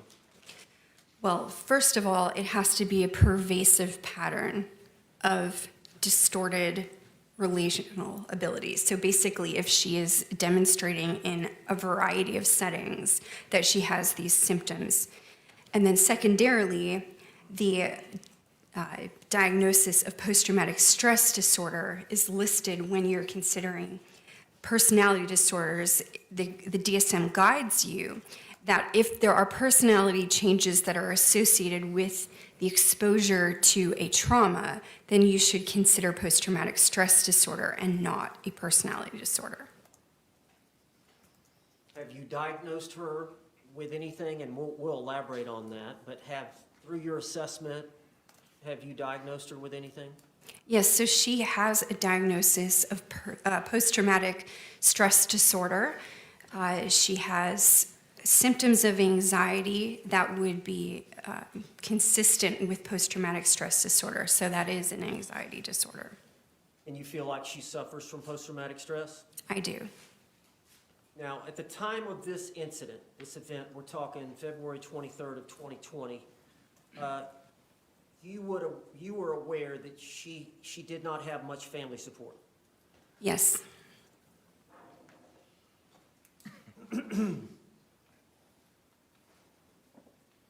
Doctor, why do you administer psychological testing? Psychological testing allows an objective measurement of what the person's symptoms may be as compared to sort of an average. So if we can see what the average range on a standardized measure would be for any person, if there is an interpretable difference, that gives me clinical information. So it's not just relying on what the person has told me. I've got an objective measurement that I can compare to other people. And then I also administer psychological testing in a forensic evaluation to help assist me in making sure that the person is intending to put in good effort with me. In some forensic settings, a person may have a reason to present symptoms, like if they're in a custody evaluation, for instance, they might have a reason to minimize symptoms, or they may exaggerate something else. And so assessments as to the person's response to you and if they're validly participating are important. So there are tests to see if you're faking or malingering or that type of thing? Right, and so you would call it feigning mental health symptoms when the person is either far exaggerating a symptom they do have, or if they're pretending to have a symptom that they do not actually have. Now, as it relates to Sarah Boone, what type of psychological testing did you administer? I administered the inventory of legal knowledge, and that is a test that has to do with whether or not she was validly participating regarding her understanding of the legal process. I also administered the Miller Forensic Assessment of Symptoms test. Now, explain to the jury what that Miller Forensic Assessment of Symptoms test is. So that is also a test of feigning to identify if she's validly participating in the evaluation. So if she had endorsed psychological symptoms or psychiatric symptoms that would be unusual or not typical of a valid psychiatric patient. What were the results of Ms. Boone's test on the Miller Forensic? She validly participated. There was no indication of any feigning or malingering. And as far as the inventory of legal knowledge case, what were the results? Again, she was validly participating, and she did not even come close to the cutoff. That would put her in the range of feigning. Can you tell the jury what the purpose of the clinician-administered post-traumatic stress disorder scale is? Yes. So that would be considered a very useful assessment of post-traumatic stress disorder. It allows me to interview a person about exposure to a traumatic incident and then identify if there's a change in behavior that has occurred as a result of that exposure to trauma.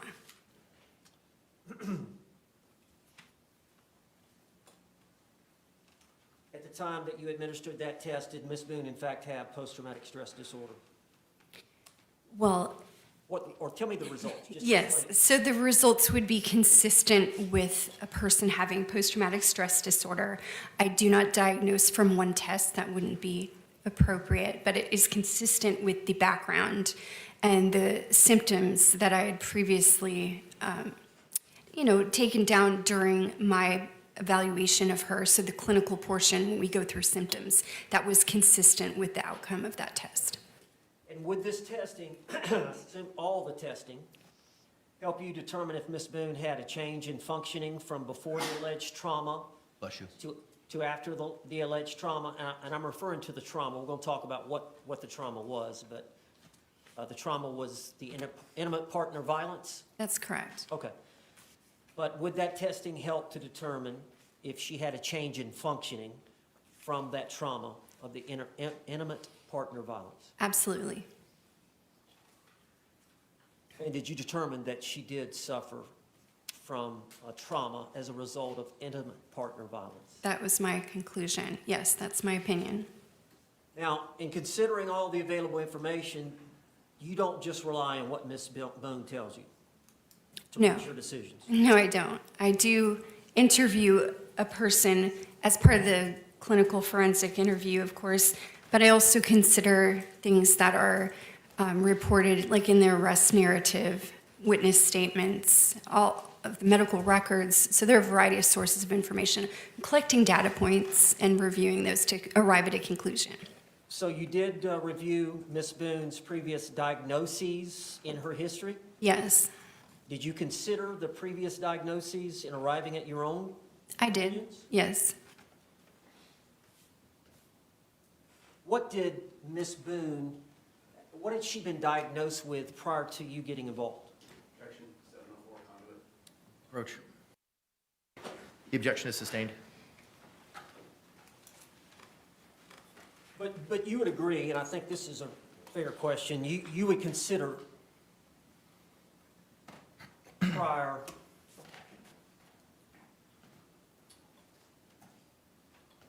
other experts who may have diagnosed her with something? So I would definitely consider her mental health records, diagnoses previous clinicians may have arrived at the time Okay. when I diagnosed her myself. Okay, and given the assessment that you did with Sarah Boone, and considering the totality and the time you spent with her and the other records, did you diagnose Sarah Boone with anything? Yes, so post-traumatic stress disorder, it's my opinion at the time of the offense, she had depression and she had an alcohol use disorder. All right. I know we've talked about post-traumatic stress disorder. I don't know if I need to ask you anything further. I think the jury probably understands that. Is there anything else you wanted to add about that disorder? I'm not sure what the jury's already been told about post-traumatic stress disorder, but in Sarah Boone's case specifically, because of enduring, she specifically noted the time that she was stabbed with the knife as being an extremely... Sustained. Have you viewed some exhibits involving her being stabbed? I think that we have had exhibits in common. I'm not sure what was admitted. Have you seen the physical scar from Sarah Boone being stabbed in the back of the leg? Yes, I've seen her scar. Overruled. Just generally, without getting specific, I think I've explained post-traumatic stress, but if there's something else the jury you believe the jury needs to know, but it's a sort of trauma that occurs as a result of one or more events. Post-traumatic stress disorder is the psychological after effect of being exposed to a very significant stressor or cumulative stressors that make the person's behavior, thinking, and mood change. And so the change can include things like the person becomes hypervigilant, is easily startled, has trouble thinking, has trouble sleeping, so their body is in a state of agitation. It can also include changes in mood that would include irritability, difficulty relating to others, and that they might be resistant to trust easily. So those are all They have features. trouble sleeping sometimes. Yes. Sleep deprivation is a real issue. It's associated with things like nightmares and having trouble settling. Now, you mentioned that you had diagnosed her with depression. Can you just give us a general understanding for the jury of depression? So the persistent sad mood, including feelings of hopelessness, helplessness, having difficulty concentrating, sleep problems, changes in appetite, those would be typical of depression. And Sarah Boone suffered from that? Near the time of the offense, yes. All right, can you explain to the jury alcohol use disorder? That's a fairly new name. That's 5 or 6 years ago. The manual came up with a different name. It did, right. And so that would be, in layman's terms, you might call that alcoholism. It's a tendency to drink too much and then have some kind of consequence in your life as a result of your substance use. And alcoholism can be depending on how much you drink and then how often you drink. That's right. All that is something that you would consider in diagnosing? Yes. The many people who suffer from alcohol use disorder, I don't know how to put this, are they in denial? I would say that that is one of the stages of alcohol use disorder and amenability to treatment. So in denial, it's because you do not want to acknowledge that there are consequences from your use, because in doing that, you might have to reduce how much you're using. So to deny means that you feel that you can continue your use without having to change that. So you want to maintain the access to the substance. You don't have a problem. That's right. What is the difference between traits and a diagnosis? Well, we all have personalities, and so you're going to have coping mechanisms that include personality styles. So for instance, even though you might not be diagnosable as something, there are times when if you're upset, hurt, frustrated, you have a mood state that's unpleasant, you're going to deal with that by using some kind of coping mechanism. So traits of personality disorders might be present in the way that you deal with inner pain, things that you don't like, feeling. So some people, for instance, if they feel uncomfortable, they may cling too much or become excessively bonded to try to escape a feeling that they don't like, and that might be a dependent personality trait. It doesn't necessarily mean that they have a personality disorder, because that would have to be pervasive across like all the environments. But when stressed or upset or not feeling good, you're going to use some kind of coping mechanism, and that might be one of the criterion, for instance, of the personality disorder. You would call that a trait. And is it your understanding that this trauma that one suffers from repeat domestic violence can cause one to be considered suffering from the syndrome, we call it battered spouse or battered woman syndrome? Yes, so the diagnosable condition would be PTSD or post-traumatic stress disorder. That's how a clinician would label the response to trauma. The pattern between partners, the person's coping mechanism because of that trauma, that would be what's considered battered spouse or battered partner syndrome. And you're aware that that concept of being traumatized by the battered spouse syndrome or the post-traumatic stress is relevant to a self-defense case? Yes. In a criminal context? Yes, I understand that. Could you tell us a little bit about that? Well, under the battered spouse syndrome, the person would experience a trauma or a situation in which they feared harm. And based on that fear of harm, they would react in a certain way that might not be understandable to other people. So their fear is based on the pattern of behavior between them and their partner. That might not be the case for another set of people. Now, I know that Dr. Lenore Walker is the one who first uncovered this syndrome back in the 70s. Her research study generated the term.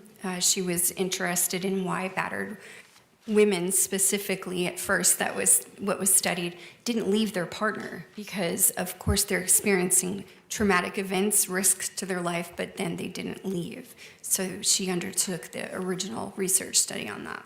And just briefly touch on, because I know Dr. Brannon has this, there was a 3 stages that Dr. Walker developed for that syndrome.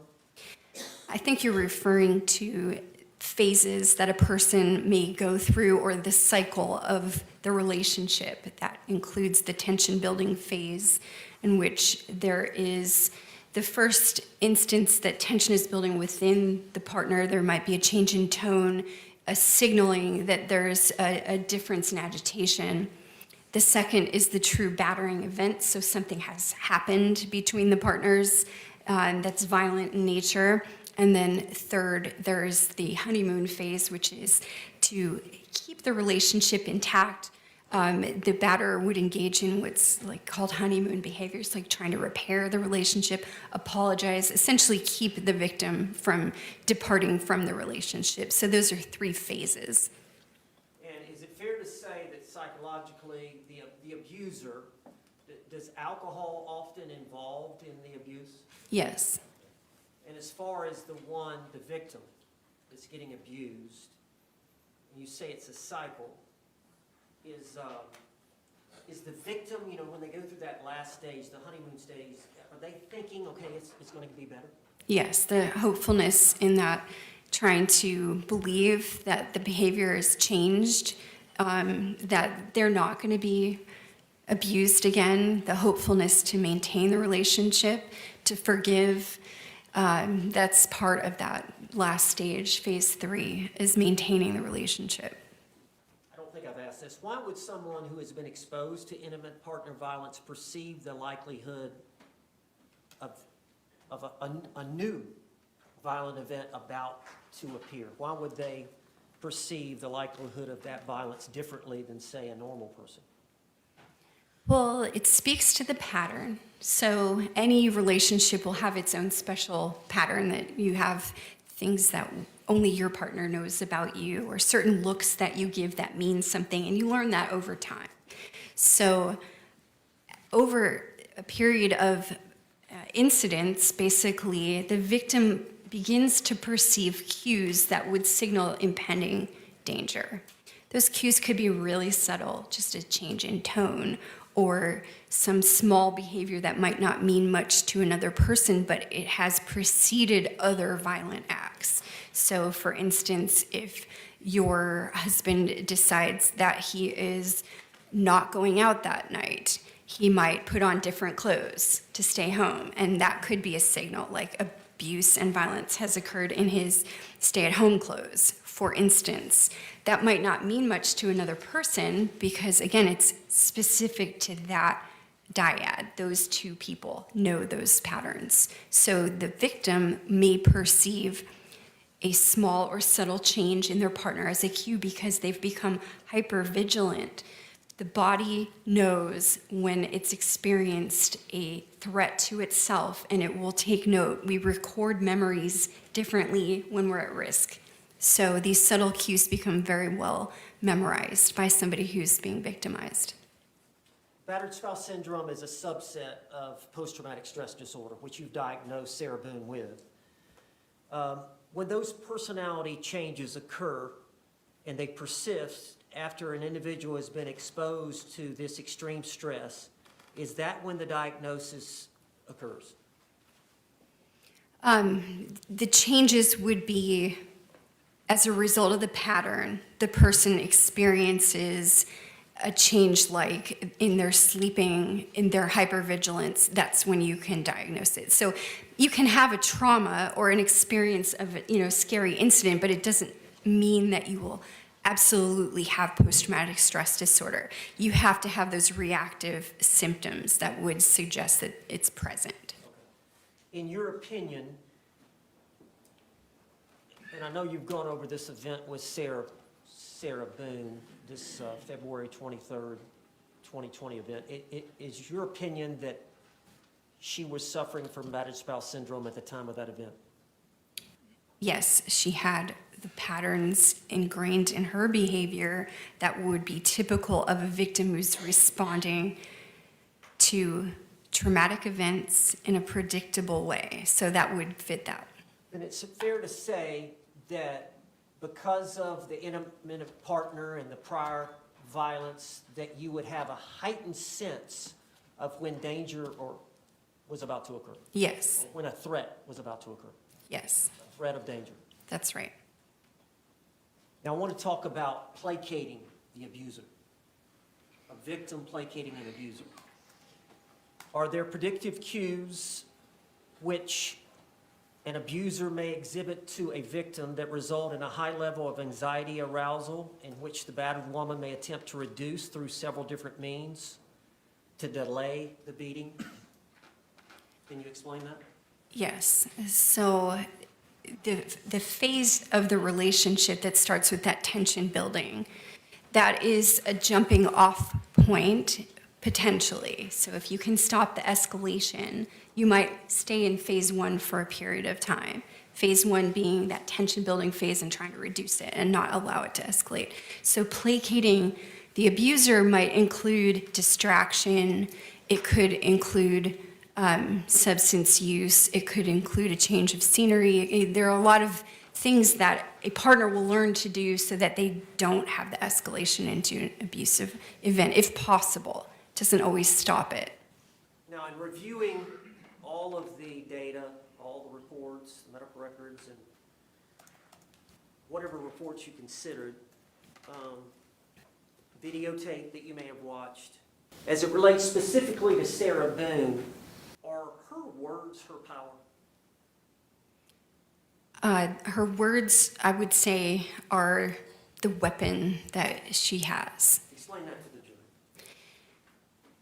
In reviewing the available videos that I had to review, you would see that when Ms. Boone is very stressed, when she's experiencing a high level of anxiety, she becomes short in her tone. You can hear that in her voice. There's a strain, sharper words come out. I think that that is the way that she would try to respond to Mr. Torres. You can hear that sharpness in her voice when she's very stressed out. Now, would you agree that victims may exhibit a range of behaviors when they're suffering from intimate partner violence? Yes. Self-isolation? Yes. Suicidal thoughts? Yes. Substance abuse? Yes. And there are often physical signs of injury such as bruising? That's correct. Chronic fatigue? Yes. Learned helplessness? Yes. Can you tell I know Dr. Brannon spoke on it, but could you tell us a little bit about that? So learned helplessness is when you start to form the opinion that nothing's going to make any difference. It comes originally from an animal study in which dogs were shocked, and the research study indicated that even when dogs were given an opportunity to escape the environment in which they were being shocked, if they were shocked enough, they just stopped trying to escape. So even though they had an opportunity to do so, they did not do that. That's called learned helplessness. It's the idea or belief that what your actions are going to do are not going to make a difference, so don't try. What are intrusive memories? Intrusive memories are an element of post-traumatic stress disorder in which you don't want to be thinking of a traumatic event, but it intrudes on something else you're trying to do. Like maybe you're folding socks or something like that, just doing something mindless, and that's what takes over your thought process. It's not something that you're trying to think about. We could plan what we're thinking about, or sometimes if you're just having this intrusive experience, that's not what you were intending to think about at all. Is that one of the conditions that someone may suffer when they have this syndrome of battered spouse? Yes. I know there can be triggers that bring on these memories. Am I correct? That's correct. Are there also symptoms of this syndrome where, like in the alcoholism, where you have denial that you're in the middle of this cycle? Well, as part of the relationship, there's an element of pleasure. Like you have early on in the relationship something that binds you together. So you're remembering that, you're hoping for that, even though the repeated cycle is going through the phases 1, 2, and 3, you keep hoping for elements of that honeymoon phase, wishing that it was better. So it is like denial. You're imagining the way it used to be. You have a recollection of that person showing you positive behaviors, and you're hoping for that. I also think it is typical for victims to not reveal to other people that the abuse is going on, and it seems like denial. In other words, your coworkers ask you, like, are you okay? Did something happen to you? You're not likely to disclose that. That looks a lot like denial. It is a denial in public of some of the private issues that you're having in your relationship, and that's because it's embarrassing. It's revealing a loss of control to other people. It's revealing that things aren't perfect. You might even get feedback that you should leave your partner, and that's unwanted because you're already having that, concern in your own mind about it. And so, it seems like denial on the outside to hide it. Would you agree many people who suffer from this, they're minimizing what is happening to them? Yes. And they're numbing their emotions to it? Well, to stay present and keep that relationship, it's very difficult for a lot of people because they're experiencing physical and emotional harm. So they want to numb it because numbing it means that you can keep that relatedness no matter how bad it's getting. Does some people with this syndrome disassociate? Relevance. Approach. Objection to relevance is overruled. Do you agree that battered women often develop the defense mechanism of being able to psychologically detach from their body during a traumatic experience?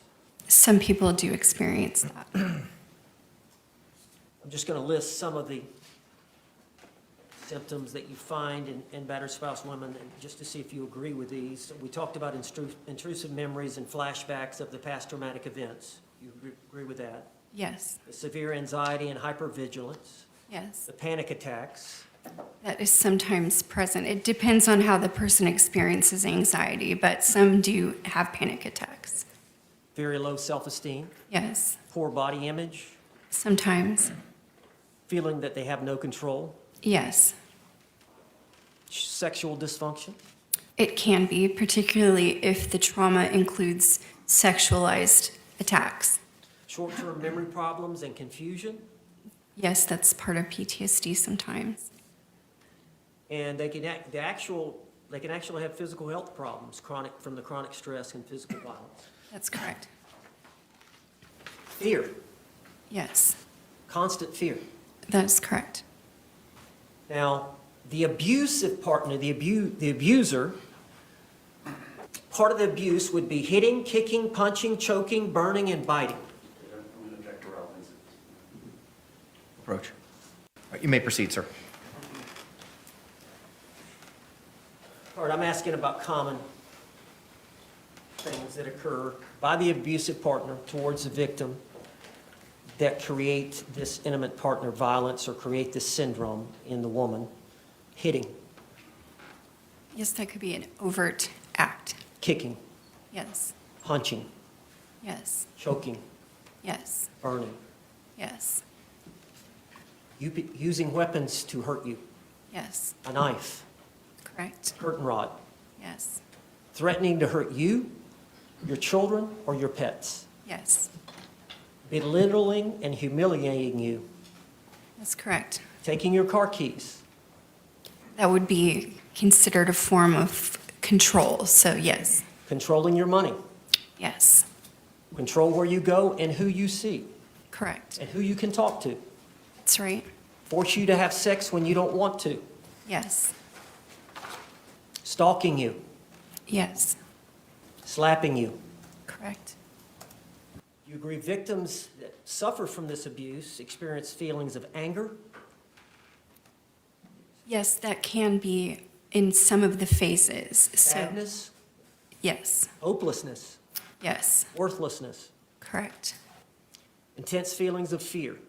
yes, Abusers have a tendency to have low self-esteem themselves. Overruled. Abusers. Overruled. The abuser can have low self-esteem himself, yes, have a desire for power and control, correct, have a tendency to use alcohol or drugs. yes, Abusers oftentimes have temper, that's correct, become jealous easily, yes, very possessive. can be, The victims can suffer from severe psychological distress. that's correct, Is that what Sarah Boone suffered from? yes, Exhibit 14, this is 5 photographs. Did you watch the video of the TV, the Baton TV?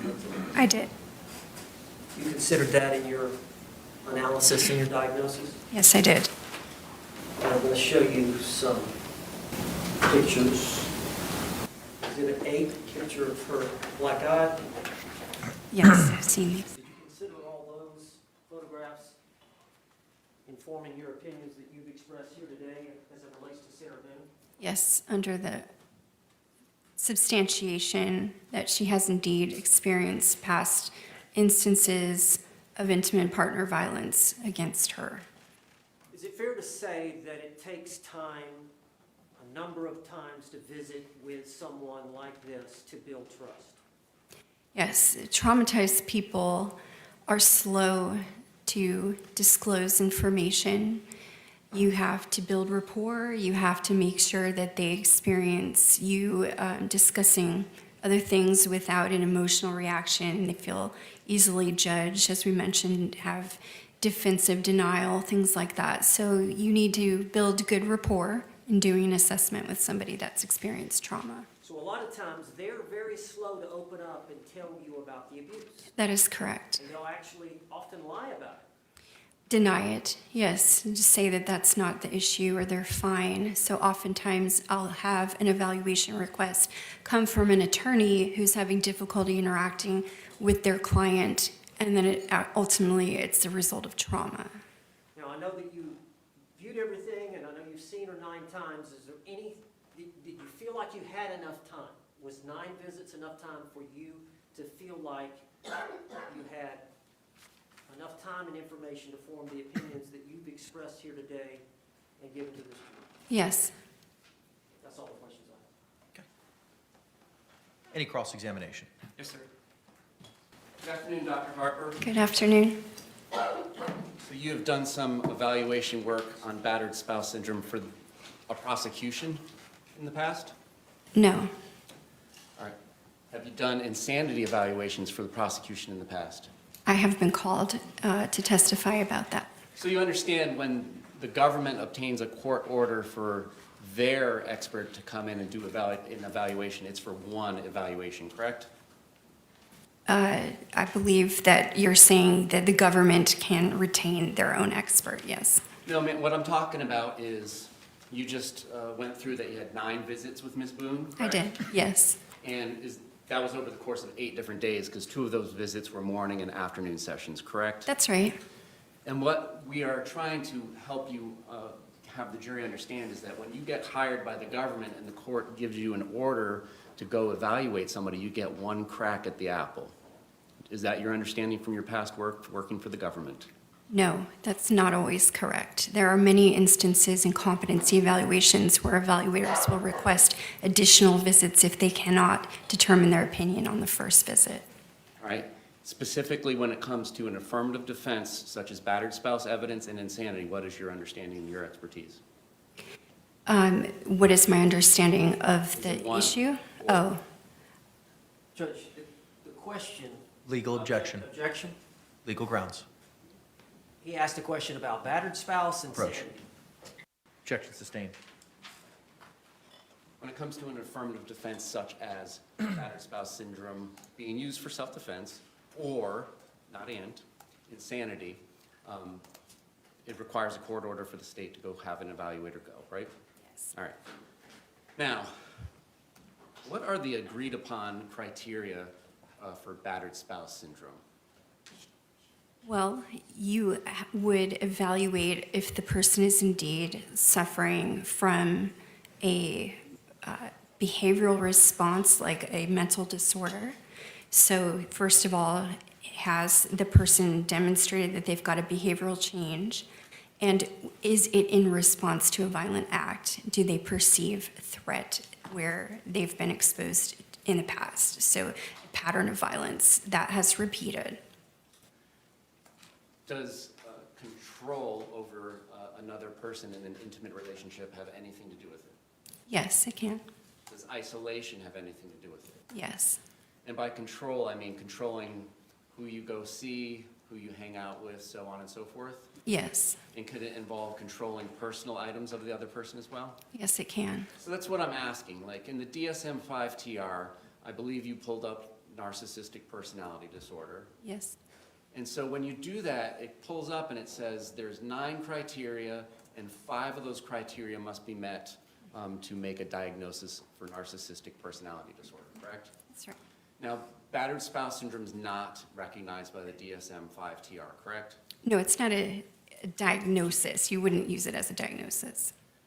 And what I'm asking is, even though we haven't written it down in the Diagnostic Statistical Manual, and I mean the, like the Ohio State University or something, is it written down anywhere? Can one psychologist or psychiatrist rely upon a recipe or a list of criteria that everyone else would be using in your field as well? There is no standardized approach you must follow. In other words, sometimes if we have a statute, for instance, it would identify what we must investigate.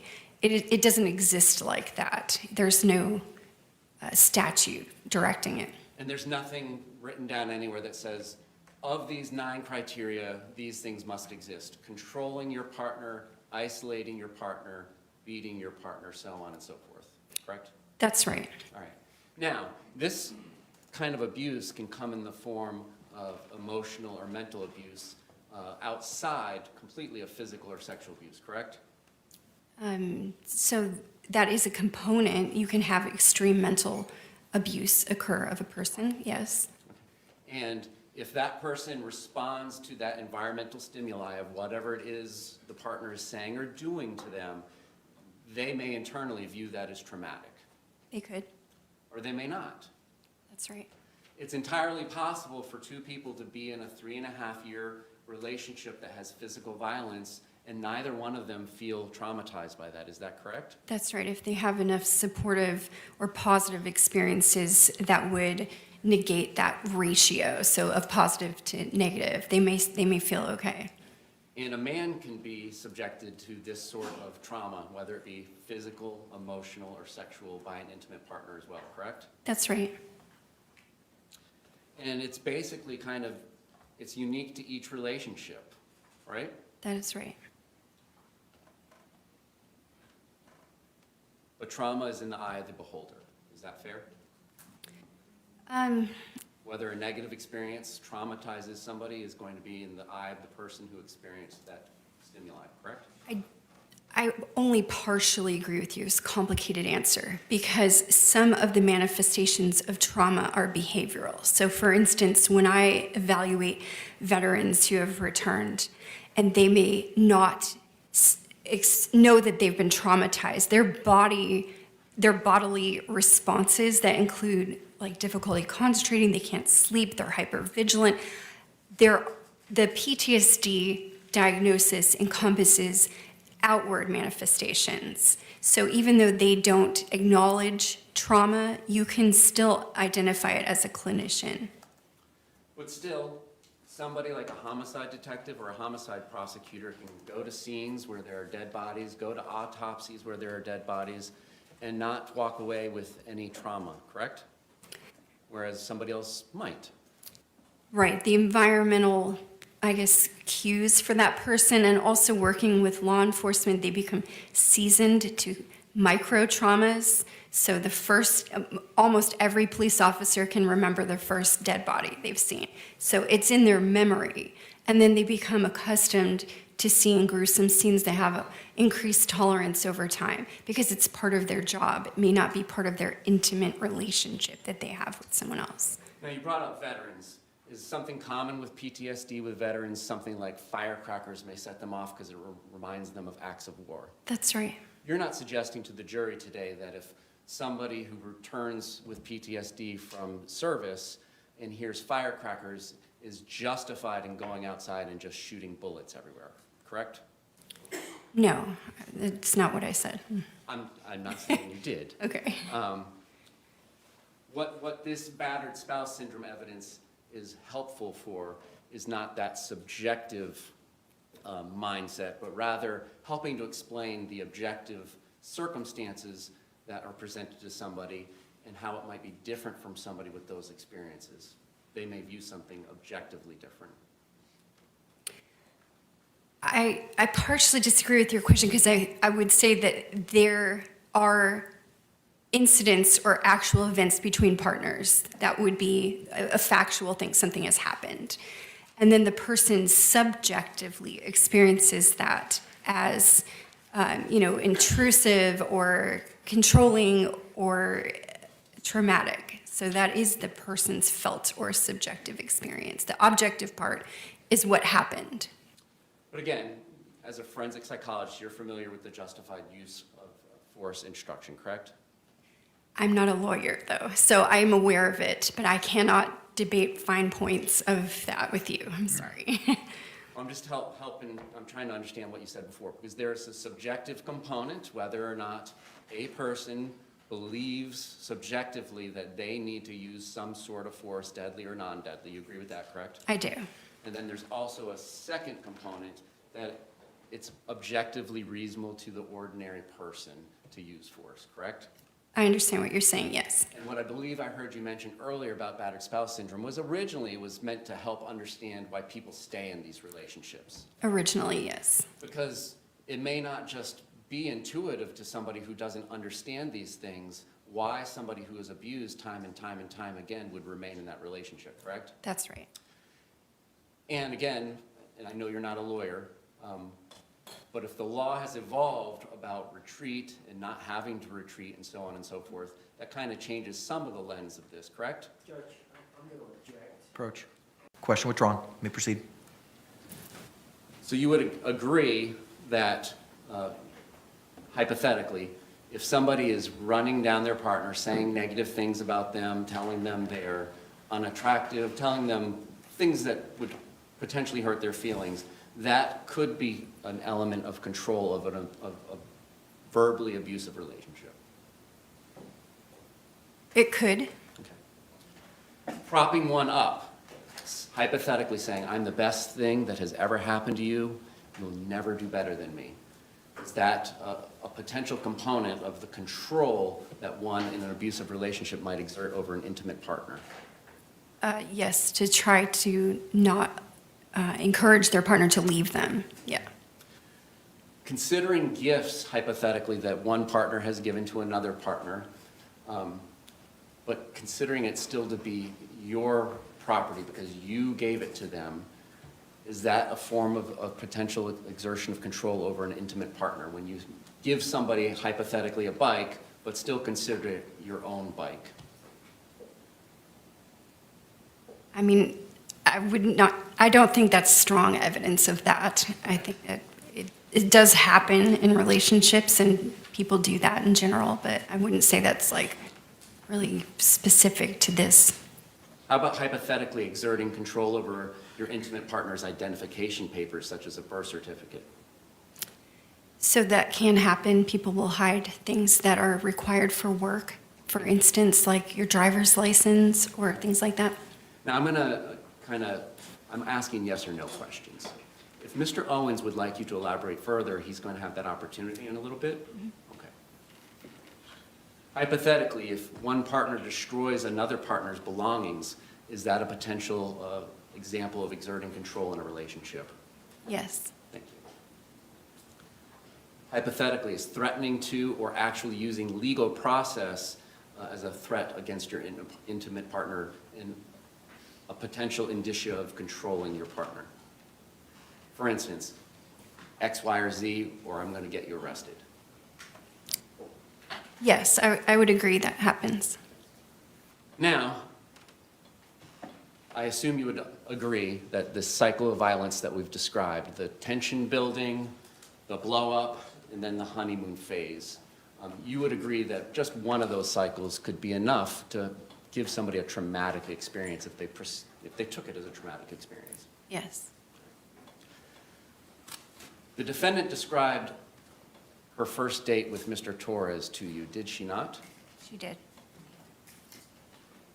And at the time of this first date, they had obviously just met that night at a bar, correct? Right.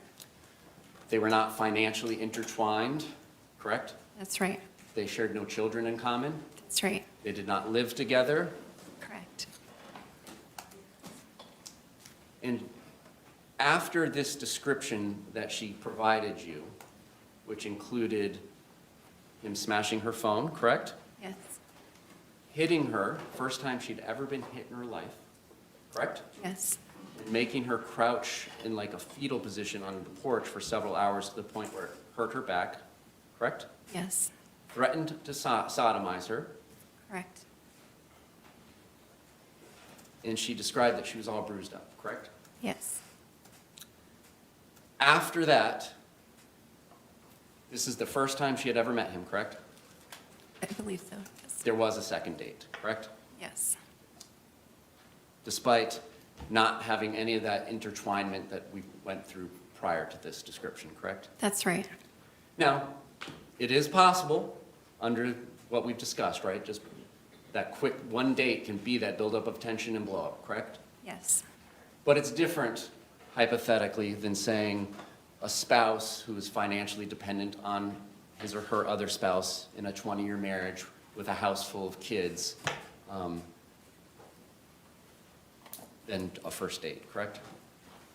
You would agree in severity, in the intertwinement, there's a difference. There's a difference in intertwinement. The pattern can be exactly the same. Now, of course, there are many different reasons why somebody will stay in a relationship that, when perceived from the outside, others would say is abusive, correct? That's right. The defendant described that she felt like she was making Mr. Torres a better person, correct? That's right. A better father, correct? Right. A better ex-husband? With phone calls, yes. And she would tell him to call his children, That's right. make sure that he sent them Christmas gifts, Yes. and make sure he sent his ex-wife money when she asked, correct? Yes. So you would agree those are indicia, or indicators, sorry. Understand? I know you know. That perhaps she wasn't necessarily financially dependent on Mr. Torres, correct? I'm not saying conclusion, but those are indicators. If you're saying, please spend your money elsewhere, that I don't need your money, correct? No, because even if there was money that was needed by Ms. Boone, her tendency to put the needs of her partner before her would direct her to do exactly that, like make him better, make him have the availability to visit his children, send them presents, even if she's the one that needed the money. And in her perspective, Mr. Torres needed her to do this to make him a better person, correct? I believe that, yes.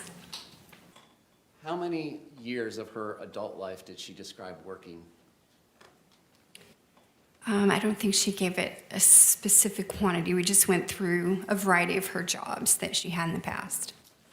And, you know, she was low 40s when she met you 4 Yes. years ago? That's right. So she had been 18 for probably about 24 years. Did she give you a 24, right? 24 plus 18, 42? You said for 24 years. And that's why I was confused. You can't be 18 for 24 years. But 24 years ago, I would agree. Did her work history kind of flesh out to be 24 years is what I'm asking? I'm not certain. And at the time, in the apartment in 2020, she had not been working, correct? That's right. And had not been working for some time. That's right. And what she was doing was living off of the settlement that she had been bought out of with her husband. It was lump sum plus $1,000 a month in alimony and $100 a month in child support, correct? Yes. And it was Mr. Torres who would work, correct? He worked at Ace Hardware, I think. When he would show up. Right. Sometimes he didn't show up, is what she indicated, correct? Yes. Because of his drinking problems. Yes. She did describe to you one instance, at least, where violence occurred in front of her child, correct? Yes. And that her child had gone to school and reported it, correct? Yes. And you understand as a forensic psychologist that teachers are mandatory reporters, correct? That's right. Did you review any DCF records in this case? No, I didn't receive any DCF records. Did Ms. Boone ever indicate to you at any point in time she became too afraid to let Lucas come over to the house? Yes, there were times where she would ask Mr. Boone, so Brian Boone, to not bring him there. And Mr. Boone was aware of this because she would say things like that, correct? Yes. And at different times, she told you that she would go over to Mr. Boone's house to escape the violence of Mr. Torres. That's right. And February 24th of 2020, the child was scheduled to be picked up by Miss Boone, correct? That's right. Despite everything that she was aware of and what Mr. Brian Boone was aware of, correct? Right. And you saw in her police interview that she swore on the life of her son that she was telling them the truth, correct? Yes. Yes. Object. Roach. Objection sustained. I'll rephrase it. She swore on her son's life that it was not intentional that she ended up killing Mr. Torres, correct? That. I object. Roach. Objection sustained. Question is stricken. She's quote unquote swore on her child's life that it was not intentional. That, just that, correct? Before I answer, I'd like you to direct me to that part of her interview. So I'll strike it with you. Some of Miss Boone's diagnoses predated her relationship with Mr. Torres, correct? Yes. And so when diagnoses predate a violent intimate partner relationship, there is an independent cause, even though they may then later contribute to the phenomenon we see, correct? Well, I wouldn't say that all mental disorders have an independent cause. Okay. Sometimes they're spontaneous or biological in nature. Well, let's talk about hers. I mean, you're familiar with her prior diagnoses, and you went through her childhood, so on and so forth, correct? I did. So she was bringing some things with her prior to Mr. Torres' relationship, correct? She had these. False or yes or no, ma'am? Yes, she did. Thank you. You reviewed some Advent health records, correct, of hers? Yes. And some Aspire records of hers, correct? Yes. And you would agree that there are times in the Advent health records where she goes to the hospital and then leaves before getting treated, correct? Yes. And there is a time when she goes to the hospital where she is described, their words, not mine, as having ETOH on board. Yes. Do you understand what ETOH means?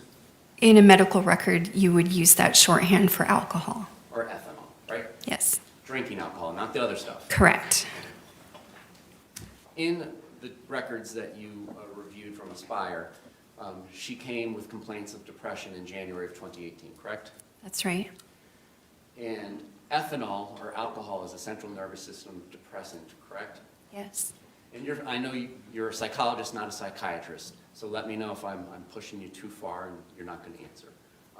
But you are familiar generally with the effects ethanol has on the body. Generally, yes. And you can and do make diagnoses of alcohol abuse disorder. I do. And in your professional life or personal life, are you familiar with the standard serving size of drinks when you're evaluating somebody's drinking. For instance, hey, I only drink 2 drinks a day. All right, well, are they 64-ounce mugs of beer or are they 12-ounce? So are you familiar in that context? It might be a question I would ask during evaluation. What are you referring to? Is it a mixed drink? Is it a shot? Like, I try to identify that. And do you ever ask if somebody says they drink 2 glasses of wine, well, how big are the glasses of wine? Sometimes. And is your understanding that 5 ounces is the standard serving of wine since it's about 12% alcohol? I'm not sure what the standard size is, but I would ask regarding like a wine glass. And in January of 2018, when she came in crying and complaining of symptoms consistent with depression, she had a blood alcohol level of 0.165, correct? I believe so. And in October of 2018, when she ended up going to Aspire, when she was found stumbling by police, she had a breath alcohol of 0.185. I'm reacting to your description of her stumbling by police. I know she approached police for help. So there have been 2 sets of records, but I believe you may have the same set that I received on September 27th of 24. What I'm showing you is what is page 2157 on records from Aspire that was provided to me by the defense on September 27th of 2024. And just at the top, you can read the first or the 4th lines. In October of 2018, there was a second visit to Aspire, and that was based upon her being found stumbling by law enforcement with a 0.185, correct? And that's She also walked yes or no? up. Okay. So I'd have to say no, the way you phrased the question. Ma'am, Boone was stumbling due to her level of impairment, paren 0.185. Yes, I would agree. Is that part of the records you relied upon? Yes. Thank you. When you talked to Ms. Boone about that, she kind of just described an event of June of 2018 and blurring those 2 events, did she not? No, she told me she had 2 different Baker Acts. Did she describe it as being June of 2018? I'll have to reference my interview note to find that if you would like me to. Do you remember giving a deposition on October 1st at the state attorney's office downstairs? I do. So for the record, it's page 34 that I'm referring to. Line 16, 17. Yes, I'm with you. Okay. She described that as June of 2018? That's what I said in my deposition, that she was describing her experience in June of 18. And she described this experience as going to the hospital to find a pastor, correct? Yes. And ends up going to what we call Lakeside Den and Aspire now, right? Yes. And then what you described was she was talking about more of the violence that occurred specifically regarding a significant episode of Jorge driving her roughly in the car, so on and so forth, correct? Yes. All right. Those were 2 separate incidences. January, when she came looking for the pastor, correct? So I'm just clarifying that there's a record that we started with this conversation from October of 2018, and there is a description of her trying to go to the hospital to seek a counselor. So those are 2 different instances. In January of 2018, when she went to the hospital crying and signs of depression, Bless you. she indicated that was because her husband and son had gone out of town and she was feeling lonely and sad about having lost her job a few weeks earlier, right? There were numerous stressors there, yes. Nothing mentioned about any problems with somebody named Mr. Jorge or George Torres, correct? You're talking about January? Yes, ma'am. So the hospital records are not referencing her relationship with George on the January date. Now, in talking about February 23rd, 2020 with Ms. Boone, you talked to her about that on several occasions, correct? I did. And part of one of those conversations, at least, was about an incident that she indicated had happened the night before February 23rd, 2020, correct? Yes. And she indicated and told you that she had been dragged down the stairs the night before the suitcase incident, correct? That's right. And in part of your review of this case, you reviewed all the crime scene photos, correct? Yes. Those include photographs of Ms. Boone, correct? Yes. And were there any indications in the photographs of injuries on her consistent with being dragged down the stairs of carpet? I didn't see inside her scalp, so I didn't see photos of inside, her hair follicles and this area of her head. On her outward body, there were no indications of that. And did you ask her how it was that she was injured during this dragging down the stairs? I don't think I went through specific injuries to her, no.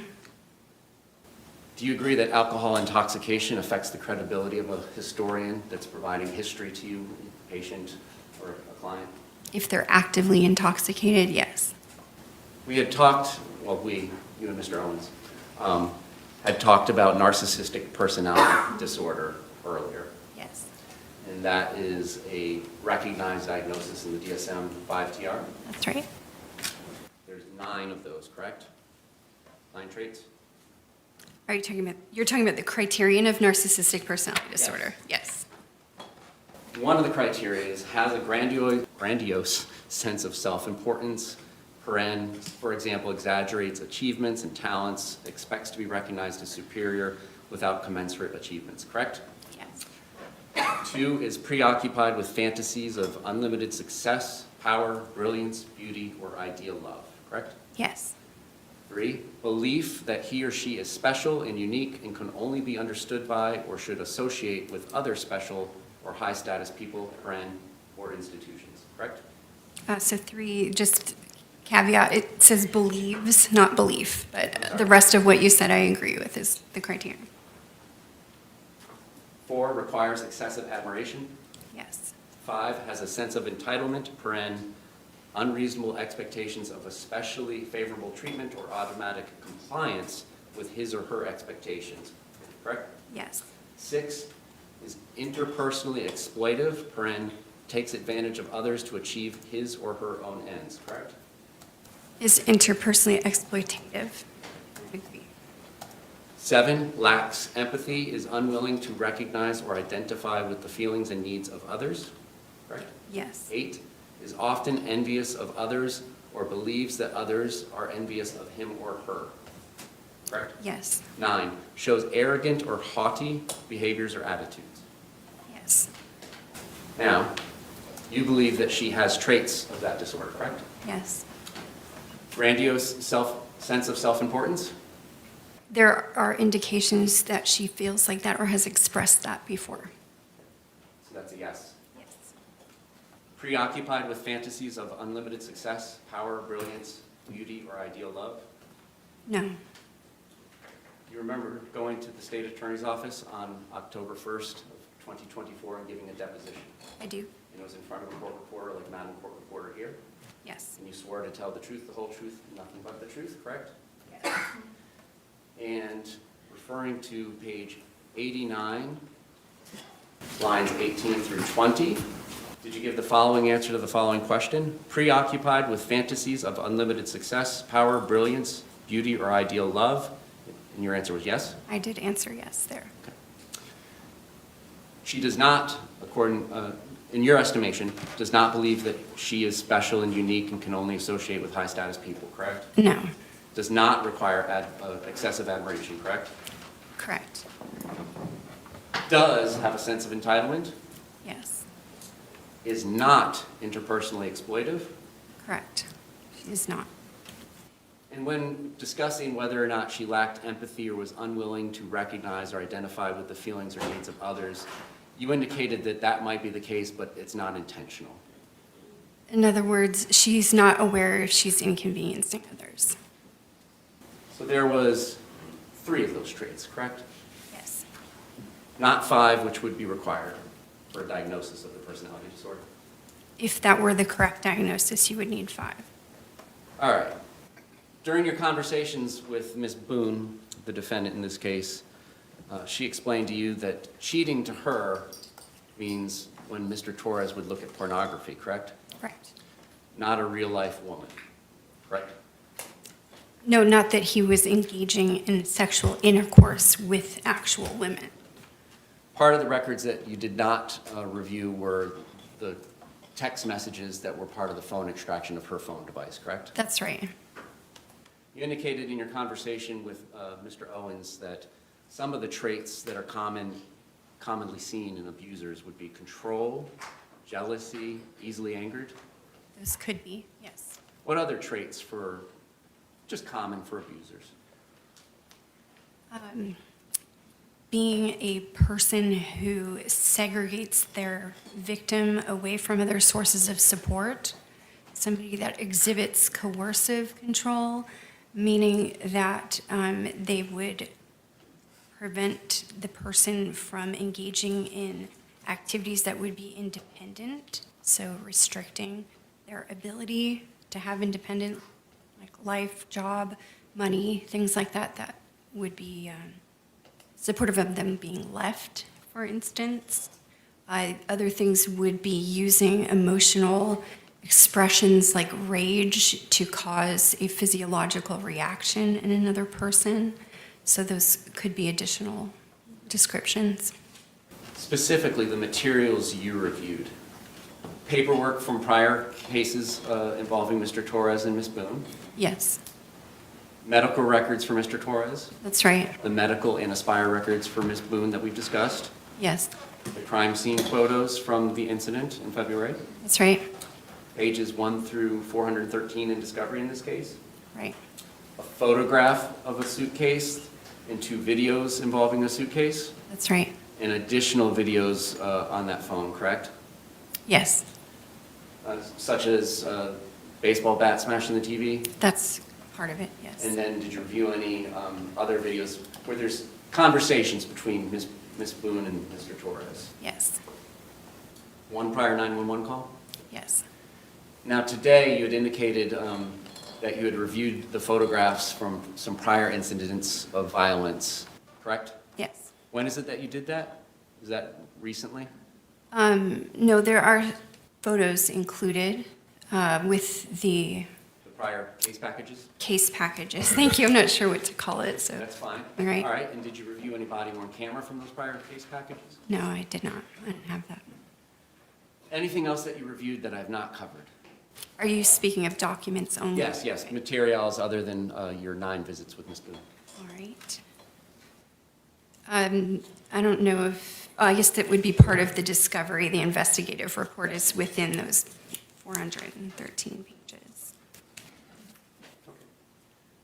Did you interview anybody else personally besides Ms. Boone? Yes. Who else did you personally interview? Melissa Sexton? All right, anybody else? No, You didn't interview Brian Boone, correct? I did not. You did not interview their child in common, correct? No, And you didn't review the phone text messages extracted from her device, correct? no, I didn't. Did you review any records from the jail? No. And Judge, Yes. The objection is sustained in part and overruled in part. you testified earlier in the normal course of practice of forensic psychology and psychiatry, you all do rely upon the diagnoses of other experts, correct? You can inform my opinion, yes. And you have not reviewed any electronic communications in the form of text regarding Ms. Boone's case, correct? No, I did not. Or recorded phone calls of any type, correct? Well, 911. Other than that. No, other than that, I did not. Now, let's talk about the February 23rd of 2020. She told you that they didn't really have anything going on to do that particular day, correct? Yes. It was a Sunday, correct? Yes. Did some chores, and then as a reward, they could rest after doing those chores, correct? Right. She indicated to you that she and Mr. Torres did not begin drinking till about 4 p.m., correct? Page 36 of your deposition, if you care to use that. Great. All right, I'm with you. Around 4 p.m. And you reviewed the crime scene photos of this case, correct? I did. That included receipts for some purchases that were made at Publix on February 22nd and 23rd, correct? That's right. And one of those receipts was a purchase for a 1.5 liter bottle of Woodbridge Chardonnay at 12:17 p.m. on February 23rd, correct? Yes. Did you question her about the inconsistency of them having purchased a bottle of wine at 12:17 that afternoon and not start drinking until 4 p.m.? No. And did she tell you that they had any wine left over from the day before that they consumed that day? At some point, I'm not sure if it was the day that I was going through this line by line with you in my deposition, but I am aware, yes, that there was an unfinished bottle of wine from some other date. And then, as the receipts show, there was 2 additional bottles of 1.5 liters of wine purchased at 12:17 p.m. and about 5:30 p.m. on the 23rd, correct? Right. And were you aware of approximately how much Ms. Boone, the defendant, weighed at the time of this offense, February 23rd, 2020? Around 100 pounds. And in the first 413 pages of discovery, I believe, was the autopsy report, correct? Right. And so you're aware that Mr. Torres was 103 pounds at his death? Yes. Do you take into account this alcohol consumption when evaluating what Ms. Boone is telling you about the events of the day? Yes. Did she tell you whether or not she was intoxicated by the amount of alcohol she consumed that day? So she did not describe herself as intoxicated originally when we discussed this. So So the answer is no. She did not describe herself as intoxicated. intoxicated, right? Hypothetically, if she had told the jury that she was intoxicated at the time of the offense, would that affect your evaluation of her credibility in the history she provided you? No, because that was also my opinion. Did she indicate to you, in describing the events of February 23rd, 2020, that there was any point in time she just simply did not remember? Yes. What points in time were those? So she did not remember taking the videos of the suitcase, or the incident in the suitcase, until she was at the interrogation room, I guess, and then they were going through them with her. Then she recalled that. I'm talking about specifically with you. Did she indicate that there were any portions of the night that, or day or night, that she did not remember? I can't recall anything specifically right now. Hypothetically, if she had indicated to the jury that she did not remember the 9 or 10 minutes immediately preceding the first video being taken, would that be inconsistent with what she told you then? No. Well, she didn't indicate to you that she forgot any part of the night, right? Right, she just didn't say that, so. Would it affect your evaluation of what she told you about the events of February 23rd, 2020, if she hypothetically has testified that she did not remember 10 minutes before the videos? Not really, no, because the event and the course of events that she narrated to me occurred over several hours. So when you interview somebody about circumstances of an offense, it's the usual for someone to not remember every single minute for hours at a time. I can't imagine that anybody's memory could hold that much unless they have like photographic memory or something. I'm not asking about hours and hours of, itemization of her day's events. We're talking about the 20 minutes of the offense. Does that affect the weight that you give her history she provided you? It's just yes or no. No. Now, what she indicated to you was the day had been going well. It was fun and games, correct? Yes. Conflict-free? To her, she said it was a good day. So Okay. that's what she told me. She said it was a good day. Yes. And there comes a point in time where the activities turn toward hide and seek, correct? Yes. And she goes up to the shower? Right. And when she comes down from the shower, that's when Mr. Torres is in this suitcase, correct? Getting into it. And she goes over to the suitcase and zips it, correct? Yes. And did she describe whether it was 100% zipped to you or just a certain percentage? She said that it wasn't zipped all the way. And still then, that was funny to the two of them at first, correct? That's right. And then there came a point in time where Mr. Torres was getting mad about being zipped in the suitcase. She told me that he was getting mad. And that, in turn, made her mad. That's right. What Mr. Torres was saying was, I can't breathe, correct? That is what's recorded on the video. Well, I'm asking you about what you reported her saying. Well, what made her mad was not that he was saying he couldn't breathe. It's what he was saying that was making her mad. Well, what else was he saying? At the time, she said that he said something that was making her mad. And so that's the extent of what we talked about at that moment. So you didn't elaborate what something was that made her mad, correct? Right. She said he said something that made her mad, and that started making her mad.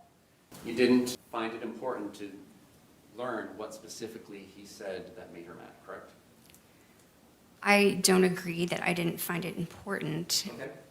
Then explain. Why wouldn't you ask that question? Because as a person who is traumatized is describing their experience, as a trained clinician, you will allow open-ended discussion of that experience. And so it's not an interrogation. You don't go asking confrontational questions at the time of their first narration. Well, you had 9 visits with her. Did you follow up on your 9th visit? I asked her different questions about Did you ever ask be her? confrontational. Did you ever ask her specifically in any of your 9 visits with her what it was that he said that made her mad? No, She never described him doing anything to make her mad, but it was words, correct? right. And once she got mad, she decided that she was going to leave him in there for 2 minutes. That's right. Not 3, not 1, but 2, correct? That's what she said. And the reason she was doing that was because she wanted him to understand how it feels to be choked and what she had experienced. That's right. Did you ask her why she didn't let him out of the suitcase after 2 minutes? Yes, I did actually ask her that. And what did she say? Well, she thought that he could get out himself. That's one thing. She said that when she was able to unzip it, it was not some significant thing. She was able to unzip it easily. So she said it never occurred to her that he couldn't get out. And you reviewed the still photograph of the suitcase as well as the 2 videos. Right. And did you understand what the metadata or what the timestamps were for each of those items? I'm sure when I reviewed it, I saw the timestamp. Yeah. Would you agree that 20 minutes is 10 times as long as 2 minutes? I would.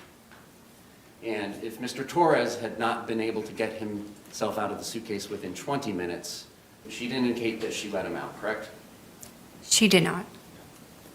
She described to you that she was helpful to the police? Yes. Do you agree with that assessment that she was helpful to the police? In the sense that she was having conversations with them without counsel, I would consider that helpful to the police. Do you think lying to the police is helpful to the police's investigation? No. Do you agree that she was not truthful with them? Yes, I think that I would agree with that. And when she described getting Mr. Torres out of the suitcase, she described stretching his little legs? Yes. And she stated to you there was no fight that day, correct? Physical fight. Right. Yes. Just wanted him to be uncomfortable, Yes. correct? And then there was a description of a bat and her using it to nudge, right? Poke. Poke. And so do we agree that that means like poking out like this as opposed to swinging it like you're a baseball hitter? I would agree with you. And you reviewed the autopsy report, correct? I believe so. Did you get an opportunity to review the autopsy photos? Yes. Did you question her when she said that she only poked him with the bat? No. Not in any of your 9 visits? Did I question her about whether, can you just repeat the question? I want to make sure I'm answering it correctly. Okay.